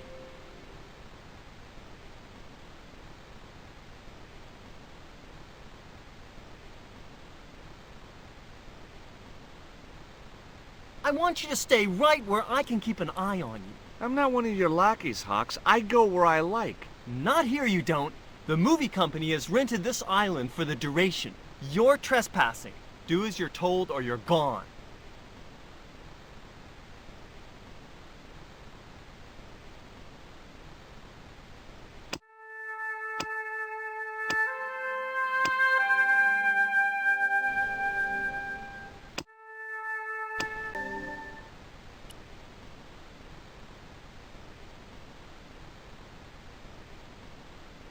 I was talking to Mr. Savage, the stuntman.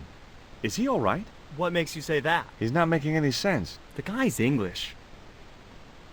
Why don't you use that cave up on the rock pillar at the end of the beach? We don't have a stuntman anymore. Hey, I'll do the stunt.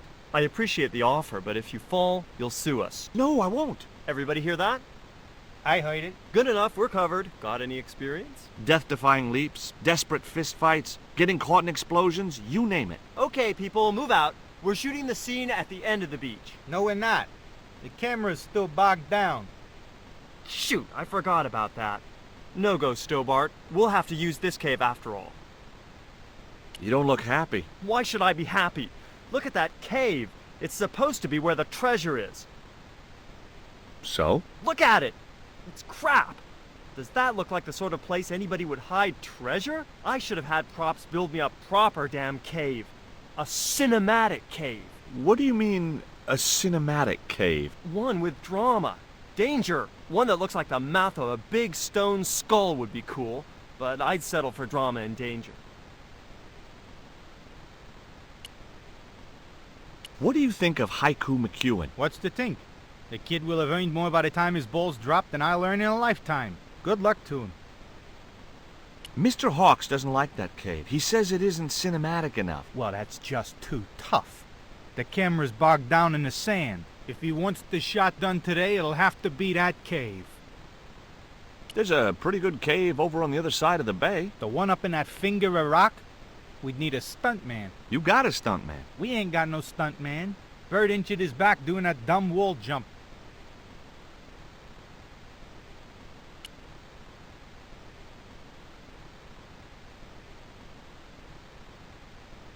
Hi, Bert. Don't you eye me. Fine friend you turned out to be. What's the problem? Huh. What's it like to work with Carlton Hawk? Flipping misery, mate. Look, Bert, what's wrong? You got a bloody nerve. If I didn't know better, I'd have thought you gave me that pancake just so them hornets would go for me. Oh, Bert, you've wounded me. How can you think that? Well, by looking at the evidence. I don't know why you still want to be a stuntman anyway. This is all I know, isn't it? If I don't do this, what do I do? Well, how about being a stunt coordinator? Being a what? You stand around in a big jacket and a baseball cap, telling the stunt people what to do. I can do that. Hey, you've done the job for years and you're not dead. That's gotta be good for morale. Well, I don't know. You get your own megaphone. I'll do it. George Stobart, international adventurer and roaming careers advisor. What films have you worked on in the past? Remember Death Stalker of the 10th grade? The psychotic biker what crashed into the school bus? That was me. Or what about They Prayed to Satan? I was the bloke in the hospital scene. You know, the one who caught fire, fell through the flipping skylight. I don't think I caught those. Must be cool getting to travel the world like this. Yeah, nice here, innit? My Beryl used to love the seaside. Day out at Clacton. Bloody smashing. A pint of jellied eels washed down with a bottle of brown. Quick feel on a big wheel and a stroll around the town. Course, them days, you could live like a flipping king on 10 bob a night. Tombola, frothy coffee at the cafe or the prom. You know, I don't have the faintest idea what you're talking about. I've had a great idea. How about you dress up as Jim Hawkins and climb up to that cave over there? What cave? That cave? You must think I'm balmy. I did me back in being chased by them hornets over that flaming stockade wall. No way am I going up there. Well, that narrowed the field. Would you like this pot of syrup? No way, I'm messed up enough already.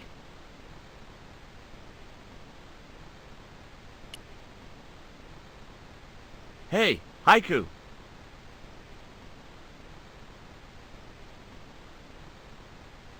Yeah, man.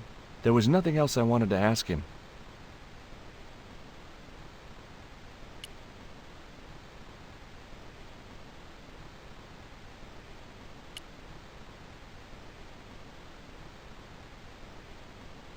Hey, surfer boy, stay out of there.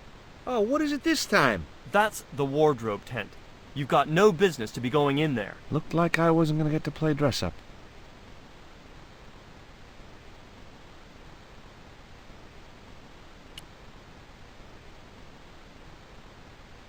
The truck carrying the camera had sunk into the wet sand.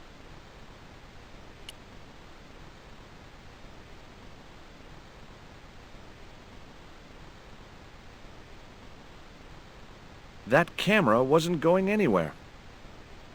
It was a portable movie camera.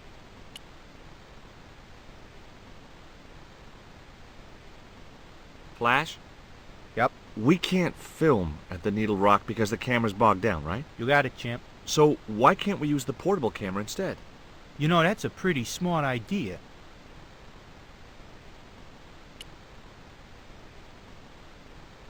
I've been talking to the cameraman. He's got a portable camera. So? So you can use the cave in that rock pillar at the end of the beach.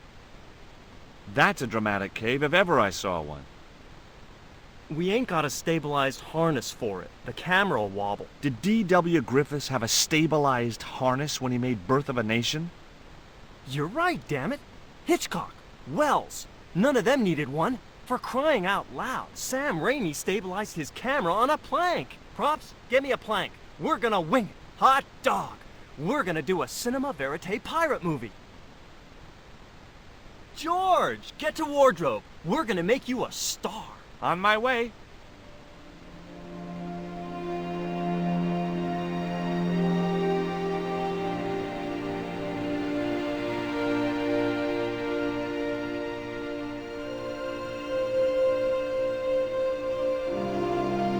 Ready when you are, Mr. Hawks.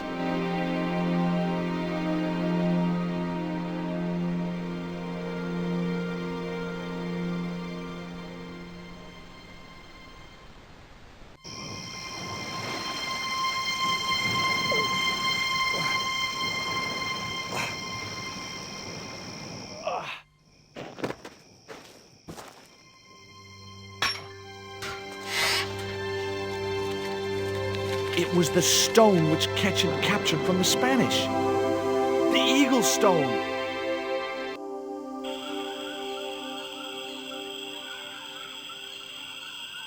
I returned to Quaramonte and found that Georges had left a message with Conchita. He'd already left for the Indian village, so I hurried to catch up with him. When I arrived, I found a scene of desolation.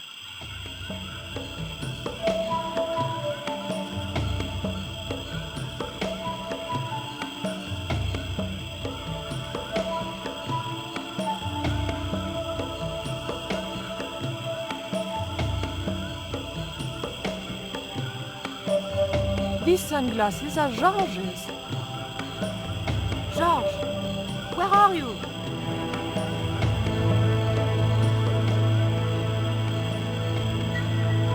Titi Poco, I'm almost glad to see you.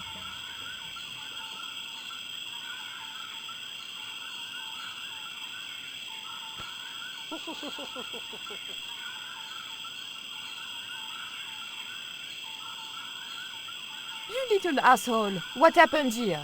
Are you responsible for this? And where's Georges? Have you seen him? He was pointing to the remains of a burned-out hut.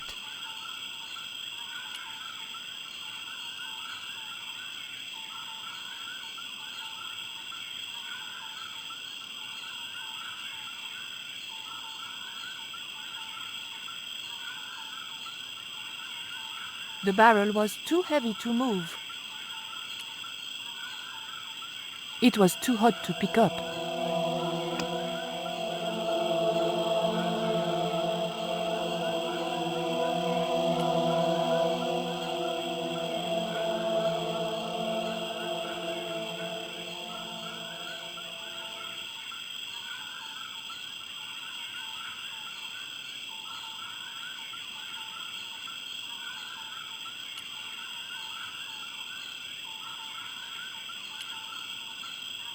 These are Georges' shades, right?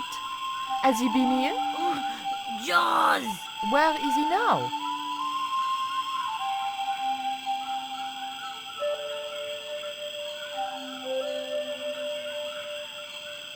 What's that?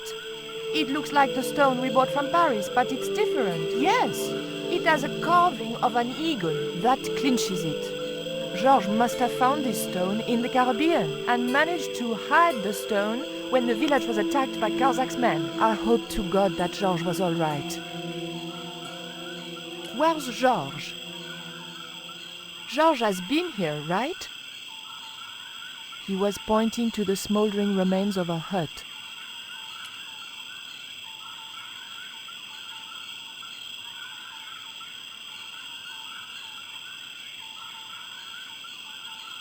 I just didn't have the strength to tip that barrel. The water could have cooled the stone if I could figure out a way of getting it into the barrel.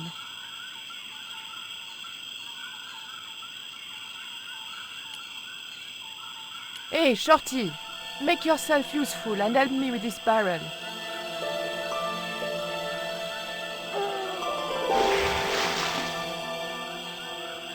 Thanks.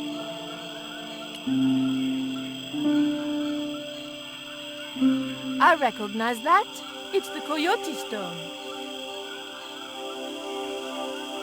I had the Coyote and Jaguar stones. Titipoco had the eagle, according to the shaman. That's all we needed to deal with Tezcatlipoca. Pity he hadn't any ideas for dealing with Karzak.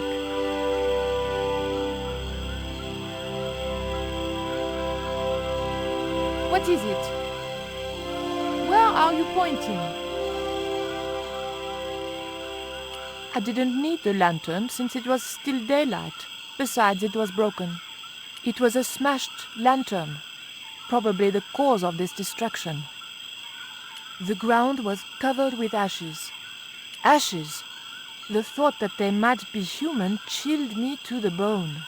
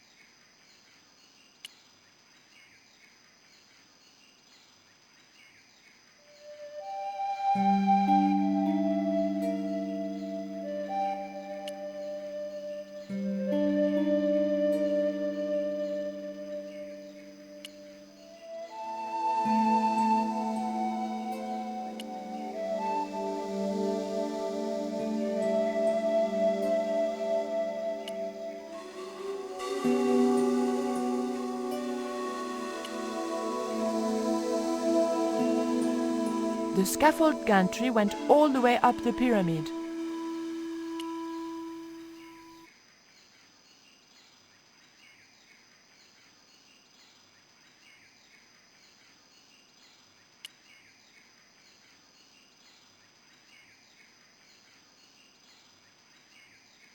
Hey, señorita! Too late. I had been seen. Bonjour, Capitaine. Only Sergeant, pretty one. What are you doing here? Snuggles said I could come here with him. Snuggles? Oh, I mean the General. We're, friends. May I go up the pyramid? We have strict instructions not to let anybody pass. Oh, but I've told you who I am. Surely nobody would mind. Well... Oh, please, I'd be ever so grateful.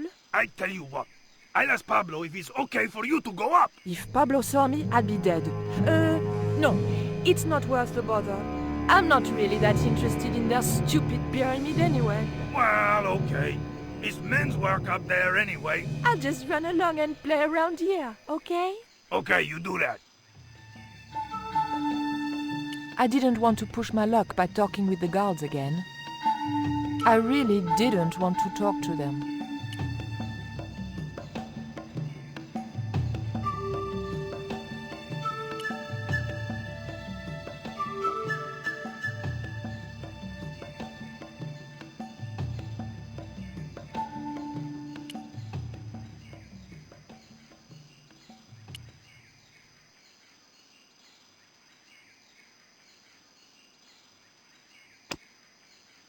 It was a small, screw-fit cylindrical housing.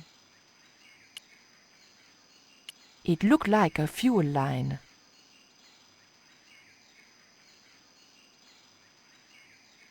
It was an old electricity generator.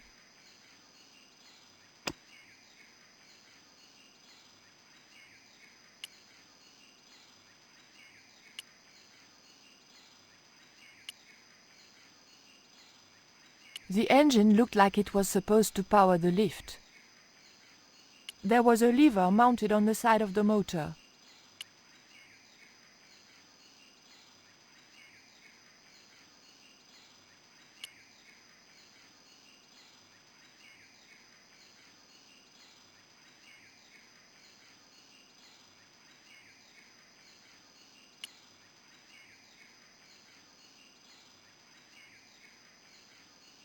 How did you hook up with a maniac like Karzak in the first place? Karzak? Whoop whoop loco! Yes, he scares me too.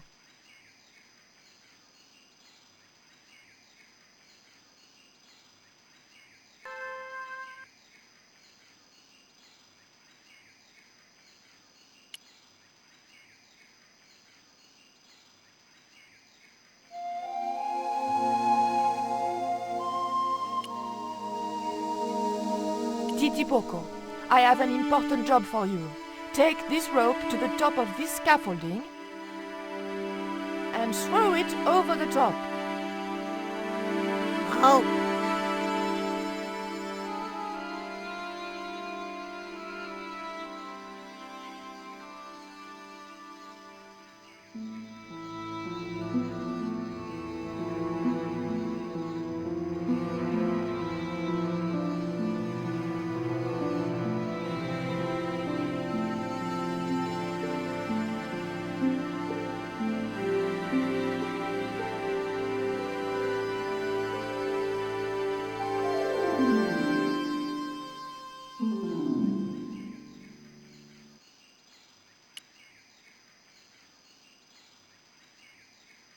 There was nothing I wanted to ask him.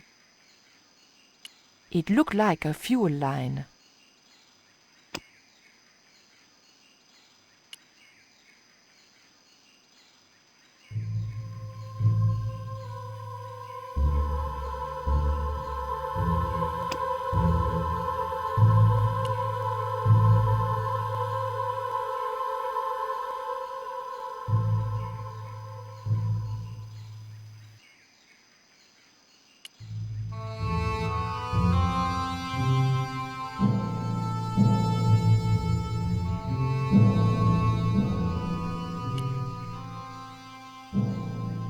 The motor spluttered into life.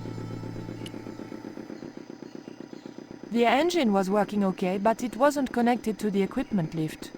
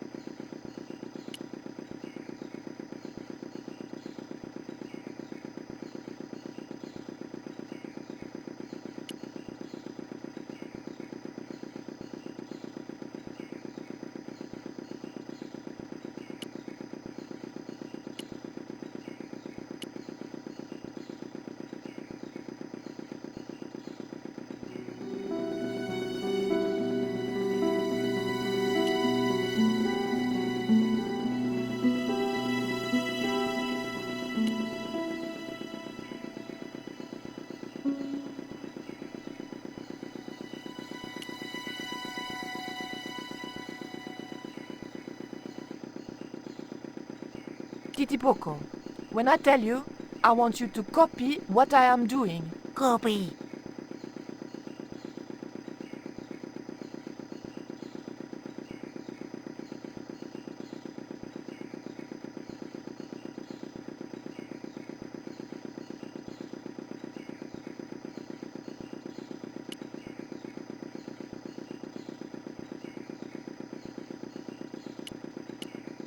Okay? Copy. The lift was no use if I wasn't on it.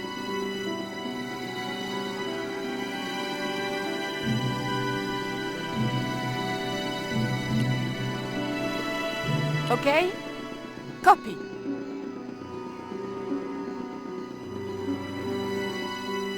Georges! I realized those bastards were going to sacrifice Georges to Tezcatlipoca over my dead body.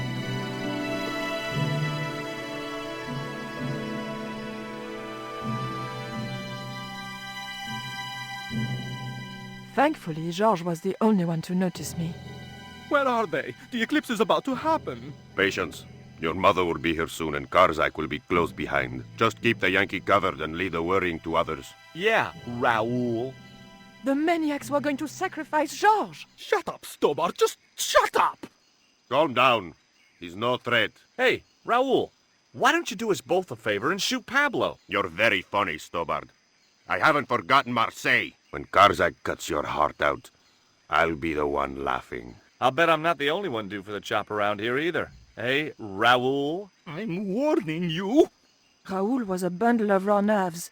I hoped Georges wouldn't push him too far.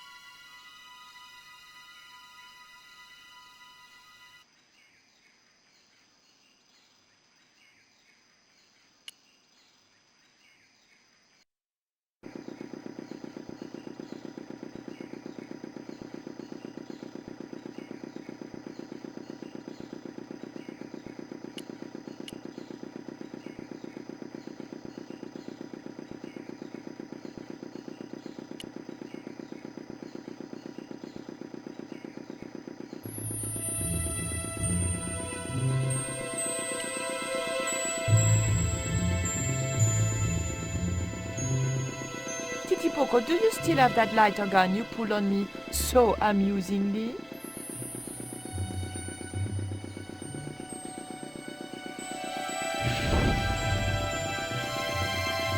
What's going on over there? Do you need help, my pretty? Nothing's wrong. I dropped, a cigarette, but everything is under control. I'll have the fire out in a minute or two.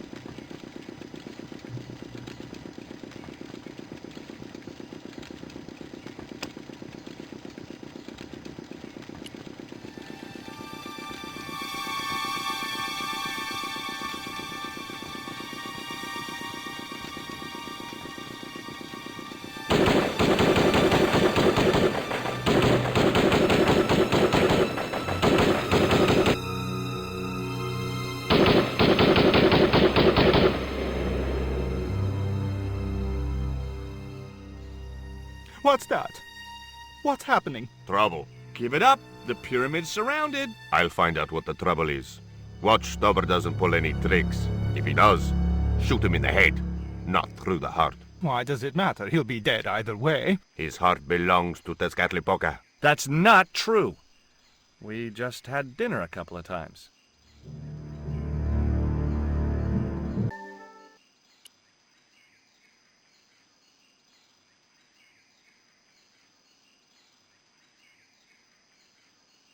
Drop the gun or I shoot! Please, don't hurt me! Don't worry yourself, my finger isn't loaded. Nico, what are you doing here? Firstly, I'm going to set Georges free, and then screw up Karzak's scheme. No, I can't let you do that. Karzak has promised me power! Raoul, wake up. The only thing Karzak has on offer is death. You may want to ask Oublié, except you can't. Karzak murdered him. You're lying. Oublié's in Europe. Sure he's in Europe. In London, on a mortuary slab with 2 bullet holes in him. But Karzak promised. When he frees Tezcatlipoca, we'll all be granted great power. Listen to her, Raoul. Karzak's insane. I don't know. I need to think. You've let your mother do your thinking for you up to now. You need to think for yourself. Your mother and Karzak think alike. There's only one expendable member of the plan left, and that's you. Mother would never betray me. Oh, I'm tired of trying to reason with you, Raoul. Titipoco. Watch this man, and if he makes a move, shoot him with your gun.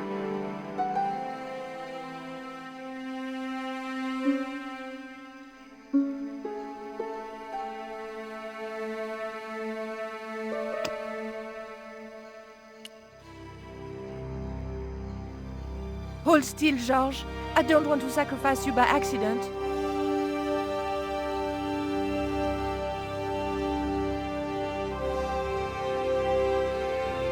You have no idea how glad I am to see you. They were going to cut your heart out. I think I can guess. We can save the happy reunions for later. We've got to move. Come on!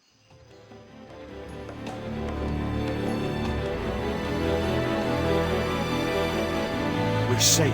This is a dead end. We're toast. I know, Titipoco. I'm not too happy here either. He knows this is Tezcatlipoca's pyramid, the house of the enemy. Well, we can't stay here like rats in a trap. And we can't go out the way we came in. It would be suicide. I'll have a look round. Maybe there's another way out. In the meantime... Take this. It's the Coyote Stone. It might bring you luck, I hope. You managed to recover the stones from the village? Then we might have a chance after all. Incidentally, what would Titipoco have done if Graciento had moved? Titipoco? Nothing. He's given up violence.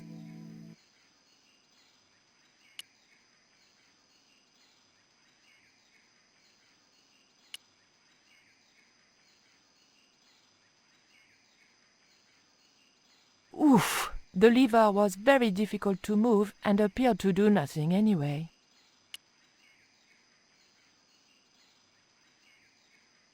Heave! Still no good.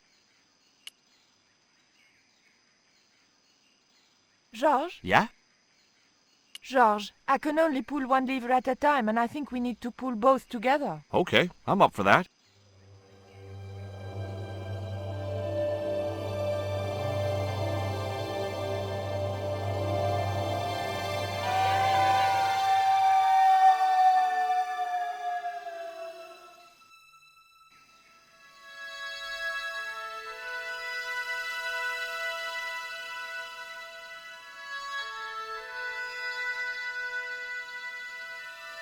Raoul, there's something suspicious This sacrifice! Where is it? Nico was here with Titipoco. They set him free. I couldn't stop them. You idiot! I should have strangled you at birth. Titipoco's gone soft. He wouldn't have hurt you. I know that. The darkness of this sun is almost upon us, and we have no sacrifice to appease Tezcatlipoca. Have you any idea what your incompetence will cost us? I think so. And I'm glad. What? The Mayans weren't fools. Tezcatlipoca should stay exactly where they put him. Finally got some backbone from somewhere, huh? Shame it's so late in the day. I'd rather die than see you and Karzak with that devil's power. Fine, we're still a sacrifice short. See, the eclipse begins. Pablo, kill him! Tezcatlipoca can feed upon his yellow heart. Nico was right all along, but it's still not too late. Come on then, Pablo. Let's see who sacrifices who.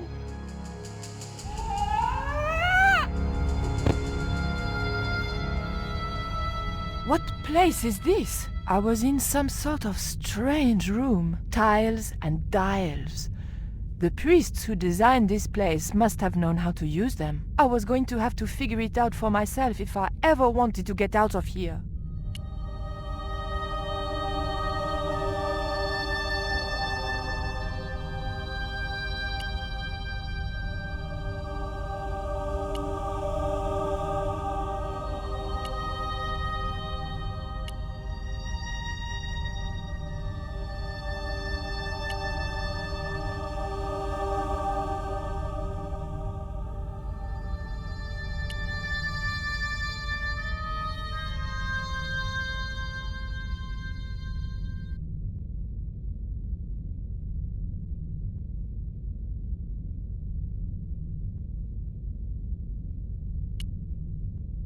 The tile didn't move at all.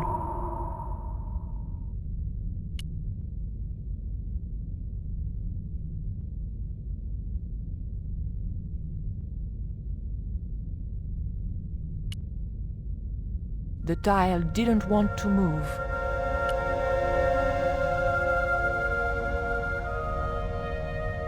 The tile moved slightly.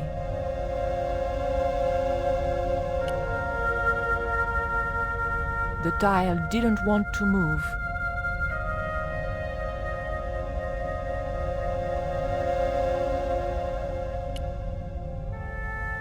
The tile didn't want to move.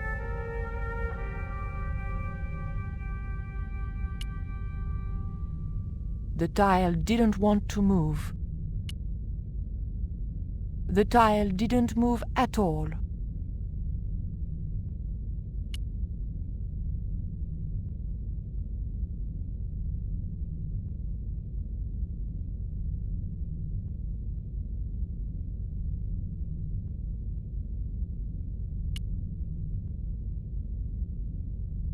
The dial didn't want to move.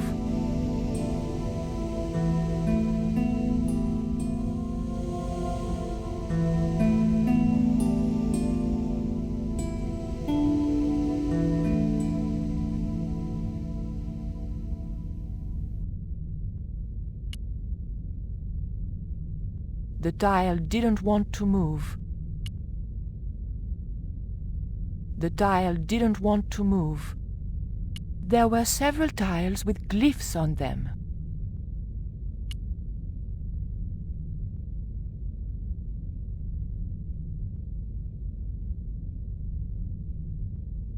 The room was dominated by an enormous device, decorated with the usual Mayan motifs. It held two great discs, each covered in glyphs.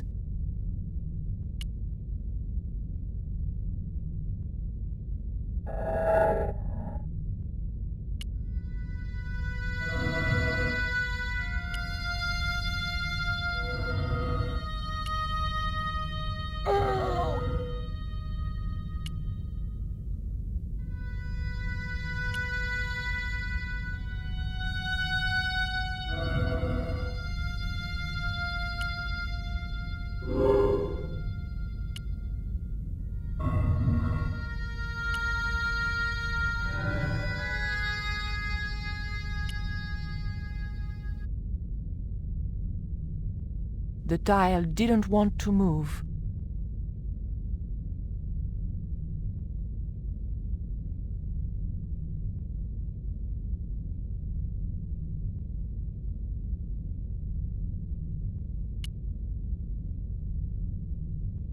The dial didn't want to move. The dial did. The dial. The dial. The dial. The dial. The dial. The dial. The dial did.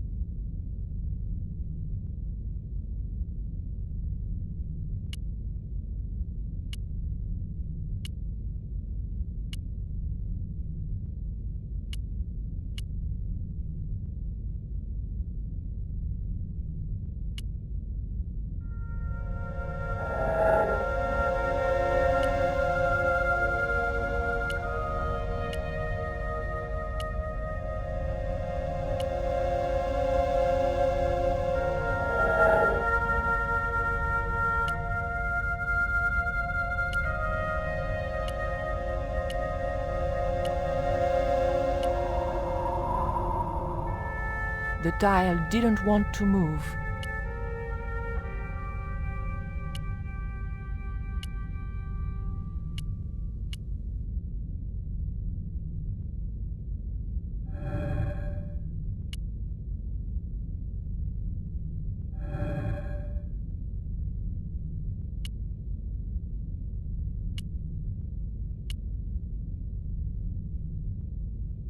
The dial didn't want to move.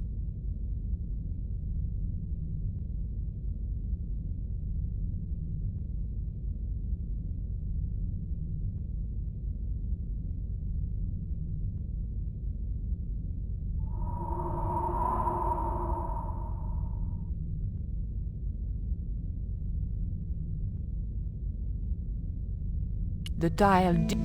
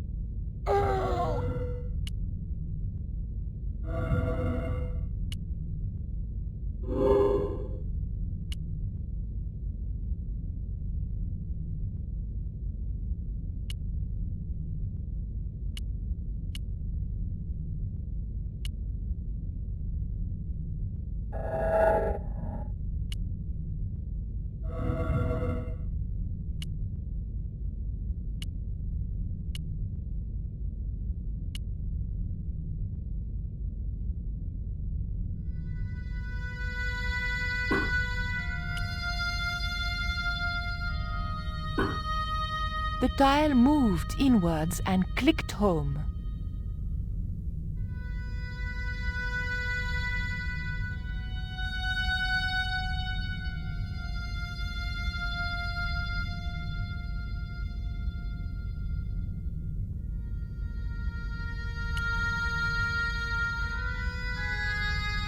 The dial didn't want to.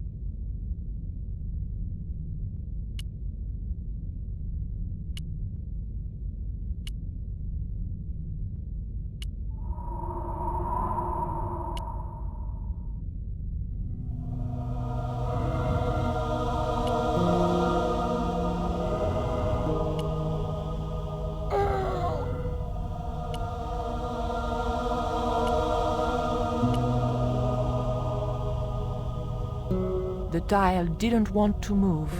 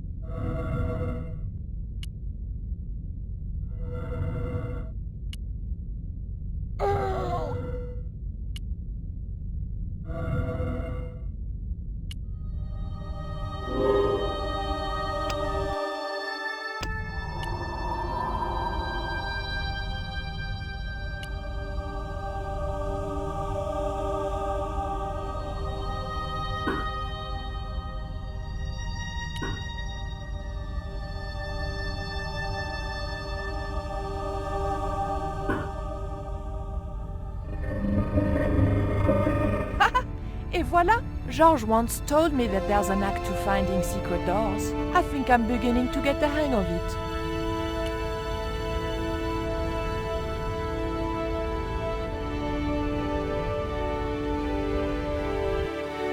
So I thought, this is it, you know? This is true love. Anyway, I have to leave for a few weeks, and when I come back, what do I find? Damn right. And with who? Labano, that creep. Huh? Yeah, that's exactly what I thought.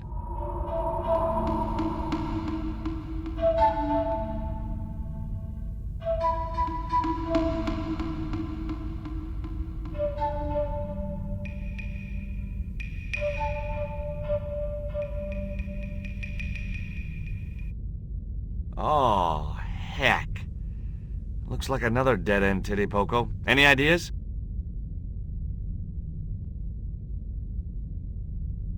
I was hoping for something a little more constructive. Never mind, I'll have a look around.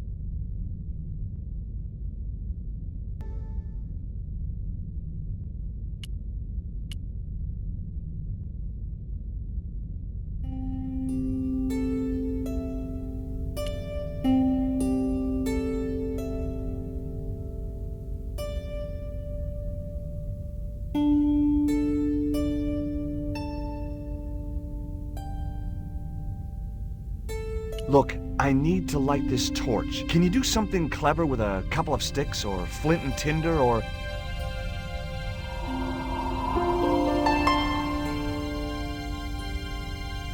or a cheesy novelty cigarette lighter, as it turned out.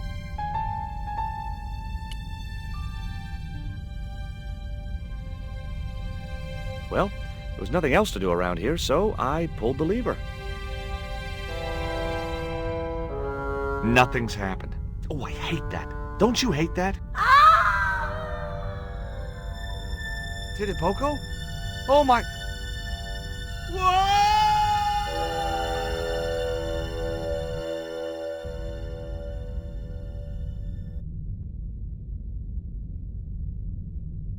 Great. I had no idea where I was, no idea where the others had got to, and time was running out to stop Karzak. Still, I wasn't dead yet, so it wasn't all bad news.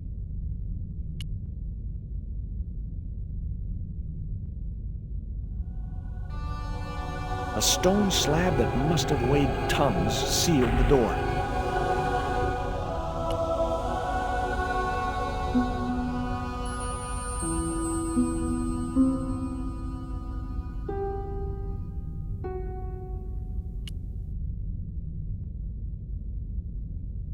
The doorway was sealed with a massive slab of...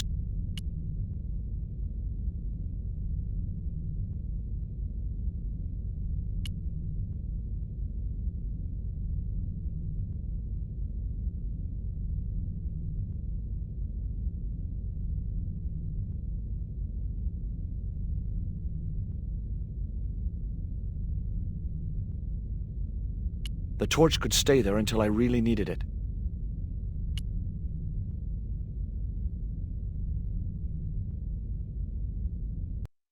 Charming. The statue looked like it doubled as an incense burner.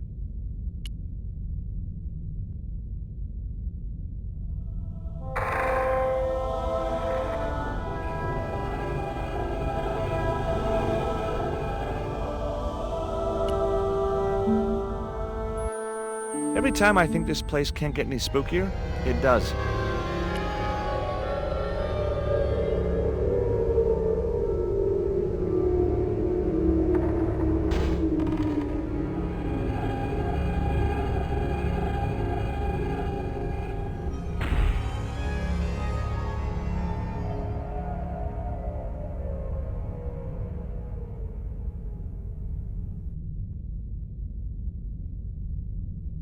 There was nothing I could do to the carving, even if I'd wanted to, which I didn't.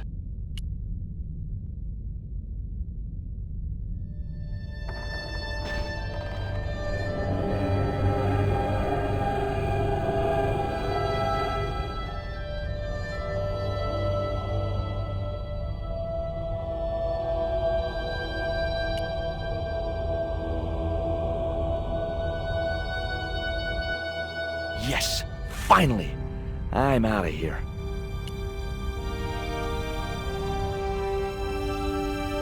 Once more into the unknown.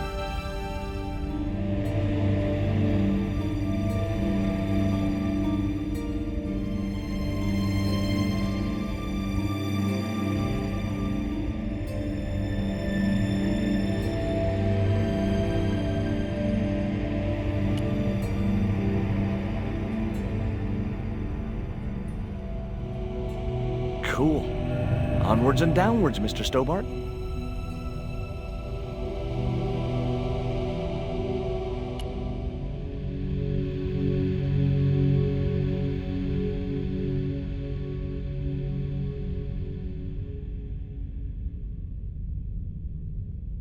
This was it. The pyramid's central chamber.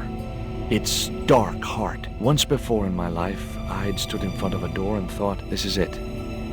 If I go through there, I'm going to die. I'd been wrong then. I hoped I was wrong now. This was the door that led to the central chamber and the smoking mirror.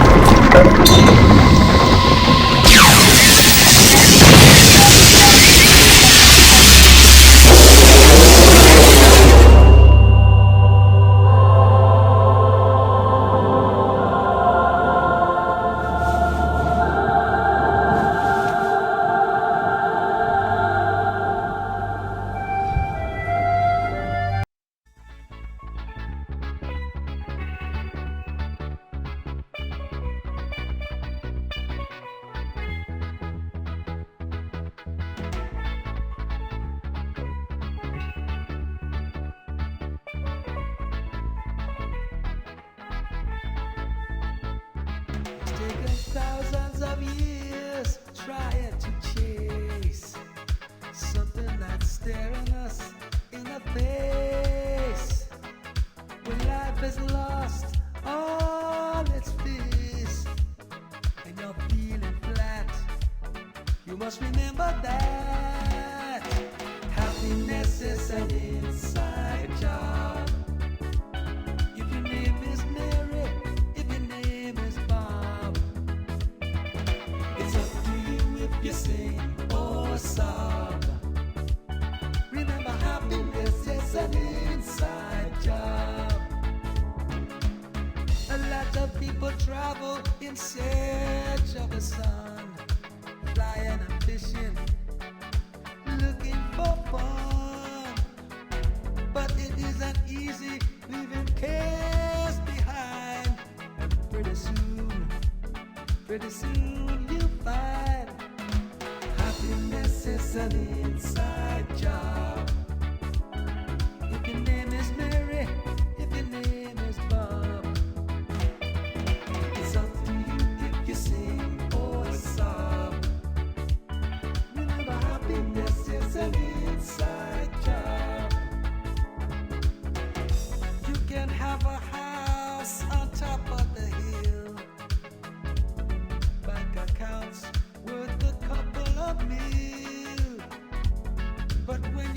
your spark and your spirit's deep, hang to this little tip. Happiness is an inside job. Your name is Mary or your name is Bob. It's up to you if you sing or sob. Remember, happiness is an inside. Happiness is an inside. Happiness is an inside job.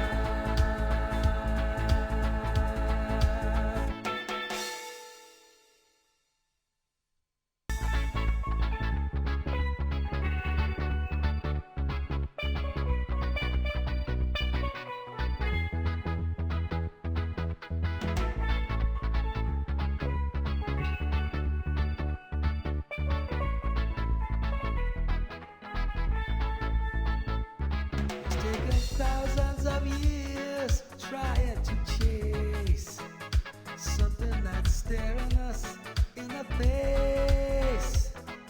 When life is lost all its fears and you're feeling flat, you must remember that happiness is an inside job. If your name is Mary, if your name is Bob, it's up to you if you sing or sob.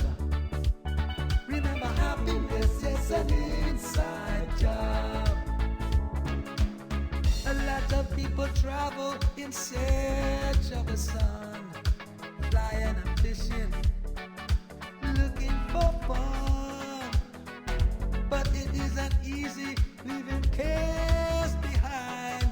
And pretty soon you find happiness is an inside job. If your name is Mary, if your name is Bob, it's up to you if you sing or sob.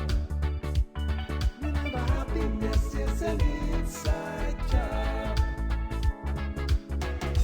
You can have a house on top of the hill, bank accounts worth a couple of mil.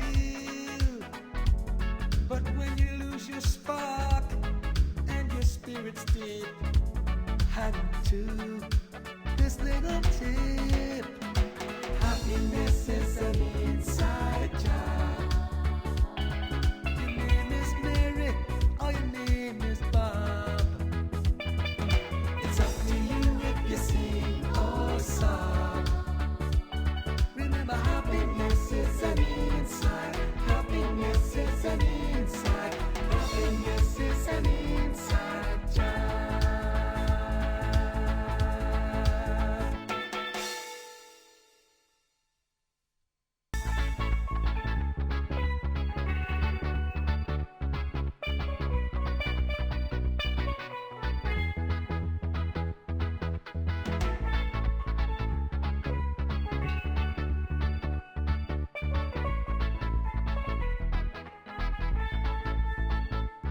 It's taken thousands of years trying to chase something that's staring us in the face. When life is lost all its fears and you're feeling flat, you must remember that happiness is an inside job.